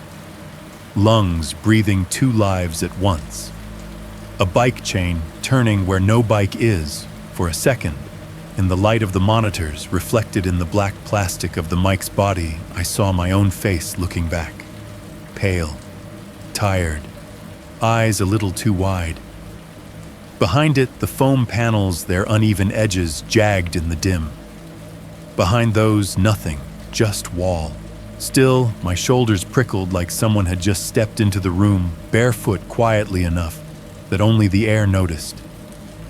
I told myself I was being dramatic. Occupational hazard. I saved the document and leaned forward, adjusting the mic so it hovered in front of my mouth, the arm squeaking in protest. Outside, a car drove through a puddle, the hiss of tires on wet asphalt rising and falling. Tonight, I said softly, testing the levels, listening to my own voice feed into my headphones. We're going to talk about the ways reality comes undone, and what it sounds like when it does. The recording software's timer ticked up a second, then another. In the silence before I started the official take, I listened to the room. PC fan hum, fridge buzz, rain on glass, upstairs floor creak, all the usual sounds of my life. For now. I always forget the moment right before I hit record. You'd think I'd remember it doing this as often as I do. But it collapses into a single automatic motion, my index finger hovering over the mouse, the tiny tremor in the tendon at the back of my hand, the way the cursor seems to float above the REC button for a second longer than it should. Then click. The digital audio workstation bloomed with red. The timer in the corner rolled from 000 to 001. The meters jumped little green and yellow bars, climbing and falling in time, with the breath I didn't realize I'd just let out. The room, which had been just a place 30 seconds earlier, turned into a box full of microphones and ghosts. Okay, I said quietly, more to myself than to the future audience. Here we go. The pop filter framed my view of the screen. The mic sat just close enough that I could feel the cool metal casing when I leaned in. I adjusted the headphones on my ears until the foam pressed evenly, shutting out the world, until all that existed was the soft hiss of the noise floor and the faint thrum of my own heartbeat. Tonight's episode I began is about what happens when reality breaks, and nobody believes you except the camera, the calendar, and your own body. My voice sounded different in my headphones than it did in my head. It always does. Deeper somehow. Calmer. I try to keep it that way for you. I told Erin's story first. I spoke about the Safeway lot under that cracked sodium lamp, about the brown trail sign she'd passed 100 times without stepping onto the dirt. The way her co-workers joked about her being the safest person alive. The ring cam notification on her phone at 4:37 a.m. The hallway footage showing nothing but carpet and exit sign and the humming building AC. And then I said, reading from my notes, there was the sound, a faint crunching noise half a second long, like someone stepping on gravel in a carpeted hallway, with nobody there. As I said the words, I heard it. Behind me, in my room. It was subtle, like someone pressing a single grainy sound effect button on a soundboard tucked into the corner of reality. Crunch. Not loud, not long. A small light pressure on the back of the moment. I froze. The foam panels soaked up the reflections of my voice. The PC fan hummed steadily. The rain, if it was still falling outside, wasn't loud enough to compete with the headphones. There is no gravel in this room, I thought. I turned my head halfway, mic arm squeaking softly, and saw exactly what I always see, cheap carpet, a little matted where my chair rolls over it. A tangle of cables, an empty corner. Probably the chair, I muttered, even though the sound had come from lower, closer to the floor. I swallowed, leaned back into the mic, and kept going. I told you about the overlook, about the warm rock under Erin's back, the tiny city laid out below like a circuit board, the wind going strangely thick like it was being played underwater. The laugh that glitched, repeating half a second before catching up like bad audio buffering. The branch cracking behind her head like a starter pistol that woke her into a night she hadn't intended to see. I tried to describe the descent in a way that would let you feel it, the trail, a black slit in the tree line. Her footsteps sounding too loud in the silence, and then every once in a while that out-of-sync crunch beside or behind her, a phantom step that only existed between her pulse beats. The wind stopped, I said, for long enough that the silence felt like a vacuum. And then it kicked back in like someone had taken their finger off a mute button for the entire world. As I narrated, the room around me shrank to the thin slice of space between my mouth and the microphone. By the time I got to the part where she stumbles down into daylight, into that cluster of people at the base of the trail, co-workers, neighbors, her sister with hollow eyes, I'd fallen into the rhythm I know you hear, steady, measured, just enough emotion to carry you without drowning you. I'm okay. I read from my notes, slipping into Erin's voice. I got lost. I fell asleep. I'm so sorry. I paused for a beat, letting the silence carry the turn. Her sister, I said, stops short, looks at her like she's seeing a ghost and says, "Erin, it's been 12 days. I let the sentence land. I could see in my mind's eye the comments forming under the video. Nope, I would have passed out right there. Imagine being the sister, this is why I don't go hiking. When I finished her story, the hospital tests the trail cameras that showed her walking into the trees alone, the dead hikers whose photos matched her 3 new friends exactly. I stopped the recording, saved the file, and took a breath. The room returned. The PC fan, the fridge, the faint plumbing gurgle in the wall, the squeak of my chair when I shifted. I replayed the last 10 seconds, listening for clicks, lip smacks, anything I'd need to edit out. That's when I noticed the waveform. Most of the track was smooth enough peaks and valleys where I'd expected them, but at the moment where I'd described the crunch of gravel in her hallway, there was a strange little echo. A bump. my voice once clear. Then a half-second later, a faint shadow of the same phrase, like someone had hit duplicate on a single word and dragged it slightly out of alignment. I zoomed in. On the screen, it looked like a twin heartbeat, a second little mountain range overlapping the first. I soloed the track and played that part back. A faint crunching noise half a second long, like someone stepping on gravel. Then very faintly, the last word repeated. Gravel. Like hearing your own voice from another room when you know you're the only one home. Audio glitch, I told myself. Latency hiccup. The software burped. I'd clean it later. I armed a new track and hit record again. The meters jumped. The red light glowed. I switched documents, pulling up Daniel's story. Let me tell you about another sound, I said into the mic. This one on a bike. I talked about his town, the church bells, the diner neon, the cicadas sawing away in the background of an ordinary life. Told you how he pedaled home through all of it, feeling the weight build on the bike, like he was hauling an extra passenger. How the neighbors had looked at him with something like hatred and pity whispers, starting before he even knew there was anything to whisper about. By the time he reached his house, I said his legs were burning. Not, I'm out of shape, burning the kind of burn you get when the weight you're carrying doesn't belong to you. As I said that, my chair shifted. Not much. Just a subtle tilt backward, as if someone had rested their hand on the top of it.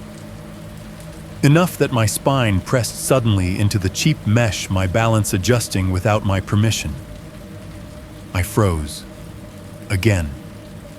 The boom arm creaked, a soft metallic protest at being moved a millimeter. The cable brushed my sleeve. Behind me there was no footstep, no sigh, just the background hum of the apartment. Old floor, I whispered, even though this building's floors are poured concrete and not prone to surprise sagging. I didn't stop the recording. I kept going because that's what I do. That's what you expect. If you knew how many weird little things get edited out between my voice and your ears, you might be less eager to fall asleep to this.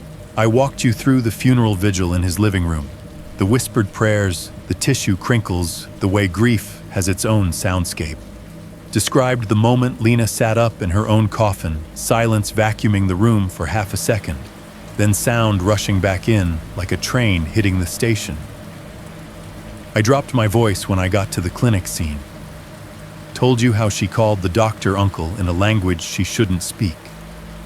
How the chief physician's face had drained of color as she used childhood nicknames only his missing niece had known. As I spoke, the AC hummed overhead, pushing cool air down the back of my neck. It's an old unit. It rattles sometimes. It has its own moods. Halfway through the sentence, and then describing her own murder in a river on the other side of the world, the hum stopped. Not faded, not dropped in volume. Cut. The way a song cuts when someone pulls the plug mid-chorus. The absence of noise is its own kind of sound. It made my ears ring. For exactly 3 seconds, there was nothing in my headphones but my own breathing and the faint tick of saliva as my mouth opened and closed around words. Then the AC came back on with a low whine, just a hair lower in pitch than before. I glanced up at the vent, as if I could catch it misbehaving. Wiring, I said out loud, like I was telling someone. Old building, brownout, whatever. That's the thing about doing this job, you train yourself to rationalize in real time. Because if you don't, you're going to end up with hours of unusable audio every time your neighbor drops a spoon or the cat in the apartment next door throws itself at the wall. So I rationalized. The gravel crunch, chair creak. Latency. Maybe I'd shifted in my seat without realizing. The double waveform software hiccup. A plug-in glitch. I'd check for updates later. The AC pause power fluctuation. The building's ancient thermostat finally giving up for 3 seconds. The pressure on my chair, gravity deciding to be petty, my own muscles misfiring. I pushed through Daniel's ending through the interview where the surviving fisherman confessed through the bike ride months later, where the weight returned and the reflection in the window showed a woman on the back of the bike he couldn't feel. By the time I reached his last line on the script, my throat was dry. Some nights I read my voice dropping to that lower register you've probably heard from me around the 40-minute mark, when the house is quiet and the pipes aren't making noise. I hear a bike chain turning in the hallway, like someone still trying to ride back to the life that was stolen from them. I don't open the door. I let the sentence sit. Then I did the part you almost never think about when you're listening to the outro. If you've experienced anything like this, I said, falling into the familiar cadence, missing time sounds that don't match what you're seeing people coming back wrong, let me know in the comments, or send me an email if you'd rather stay anonymous. Either way, I smiled at nothing. Try not to ignore the sounds your life makes. They might be the only honest things left. I clicked stop. The red light on the DAW went out. The track turned from live green to static blue. For a second, the room felt bigger without my voice filling it. Just rain, fridge, distant traffic, and the soft ringing in my ears. I saved the project, named the file Broken Reality Final, and hit export. The progress bar crept forward, 5%, 13%, 27%. I took my headphones off, letting them hang around my neck, the cups still faintly warm. As the file encoded, I leaned back, stretching until my spine popped. That's when I heard it. Not through the air, through the headphones. A faint, sibilant string of syllables too soft to be picked up by the naked ear, but perfectly clear in that little pocket of sound pressed against my jaw. It wasn't my voice. It wasn't English. The words curled in my ears like smoke. Fluid consonants, a cadence that rose and fell like water. Somewhere in that stream of sound, I recognized the shape of one word I'd seen in Daniel's transcript of Lena's other life. May. The export folder pinged. File complete. The whisper cut off mid-syllable. In the sudden silence, the room sounded painfully normal again. I sat there, hands resting lightly on the keyboard, looking at my own reflection in the black eye of the mic, and thought about how many times I've told you not to listen too closely to the sounds in your house after one of these videos. Then I thought about how many of you were going to listen to this episode with headphones on.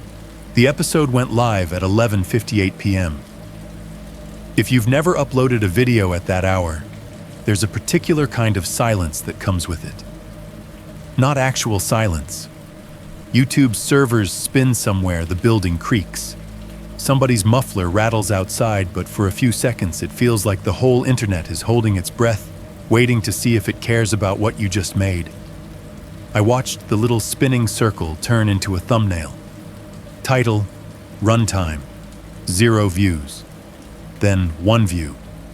3, 1947. The chat replay started to populate in that jittery, out-of-order way it does when the algorithm starts throwing people at your video faster than you can hit refresh. Comments appeared under the page, first a trickle, then a growing stream. This one messed me up more than usual, dude. Hiking, nope. Bikes, nope. I'm staying inside forever. Then buried between the usual nope and I'm never sleeping again and who else is watching at 3 a.m. came the kind of comment that makes your stomach drop 3 inches. Why did gravel crunch in the background at 13:47? Not kidding, I replayed it 5 times. A minute later, anyone else hear a camera shutter and like, gravel, I thought it was my house. Then bro, why is there whispering in another language at 21:03? That wasn't you, right? I scrolled, feeling the chair under me, the squeak I knew by heart. My hand moved the mouse. My brain felt 3 seconds behind it. More listening with headphones, swear to God. There's an extra voice at 2102-2104. Sounds like my grandma's Mandarin. My hallway motion cam pinged while I was listening to the part about the hallway motion cam. Nope. Anyone else's AC cut out when he said the wind stopped on the mountain. I almost threw my phone. It is very easy when you do what I do to write off patterns as coincidence. People are suggestible. I talk about gravel, your brain notices your own floor creaking. I mention fireworks. Somebody's neighbor slams a car door. Brains like to match shapes. That's what I told myself as the comments stacked. I typed a pinned reply the way I always do, fingers on autopilot. If you caught anything weird in the audio, let me know the timestamp, I'll check it out. I didn't hit play. Not yet. Instead, I checked the clock in the corner of my monitor. 12:31 a.m. My eyes burned. My throat felt like someone had been using it for sandpaper practice. I closed the tab, minimized the DAW, told myself I would deal with it tomorrow. You already know I didn't go to bed. I brushed my teeth, turned off the kitchen light, did the small, dumb rituals that convince your brain it's okay to shut down for a while. The fridge hummed loud in protest, then settled. Upstairs, my neighbor's footsteps paced once from bedroom to bathroom and back. By the time I got into bed, my phone had buzzed 3 more times with notifications, new comments, new subs, the little dopamine pellets that keep this whole machine running. I flipped it over, screen down, and told myself I wouldn't check again until morning.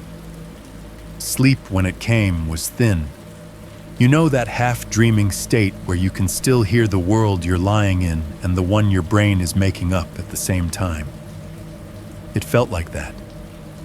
2 audio tracks layered slightly out of sync. At some point, I must have fallen all the way under. Because when the notification went off, it yanked me straight up out of nothing. Bong. That's the best way I can describe the sound my phone makes for priority alerts. Louder than a text. Sharper than an email. The kind of sound your nervous system learns to respond to whether you want it to or not. My room was dark, except for the faint glow from the streetlights sneaking around the edges of the blinds. I fumbled for the phone on my nightstand, blinked at the screen. Door cam motion detected, 3:17 a.m. Of course it was 3:17. For a long second, I just stared at the notification. The accept, aux, ignore options blurred. In the next room, the fridge clicked switching cycles. The hum stopped. The silence it left behind felt heavy. I hit the alert. The app opened on the familiar fisheye view of my hallway door at the far end, the scuffed baseboard, the ugly runner rug I keep meaning to replace. Nothing out of place. No mystery package, no neighbor, no shadow of someone standing too close to the lens. I turned the volume up, letting the audio feed into my phone's tiny speakers. At first, all I heard was the usual, the low, constant HVAC hum of the building. A faint tick as the camera adjusted focus. The distant whoosh of a car outside. Then clear as someone popping bubble wrap in the next room. Pop, pop, pop. 3 soft, rounded sounds. Not quite like knuckles on wood. Not quite like small fireworks. Somewhere in between. Just loud enough that you couldn't call them imagination. Just subtle enough that you could if you needed to blame them on pipes. The microwave clock in the kitchen clicked as it rolled over a minute, and I nearly jumped out of my skin. I shut the app. My phone screen went black, leaving a ghost image of the hallway floating in my vision for a few seconds, like I'd stared at the sun. In the dark of my bedroom, the usual ambient sounds fell away one by one. The fridge stayed off. No new cycle. The upstairs neighbor didn't walk. No pipes gurgled. Even the street outside seemed to have paused, like someone had draped a heavy blanket over the city. Just my own breathing, too loud in my ears. and somewhere so faint I could have convinced myself I imagined it the softest scrape, like a shoe pivoting on carpet, like someone shifting their weight just beyond the door. I lay there and thought about how earlier that night I'd asked you not to ignore the sounds your life makes. Which brings us here, to you. Because right now, wherever you are, my voice is sitting inside your space, rubbing up against your sounds. So let's make this official. Where are you right now? Are you in your car parked somewhere, half-lit, screen propped on the steering wheel, engine off, but the ticking of cooling metal still clicking under the hood? Are you in your bedroom, lights out, lying on your side with your phone a few inches from your face? Screen brightness turned down so you don't wake whoever's sleeping next to you.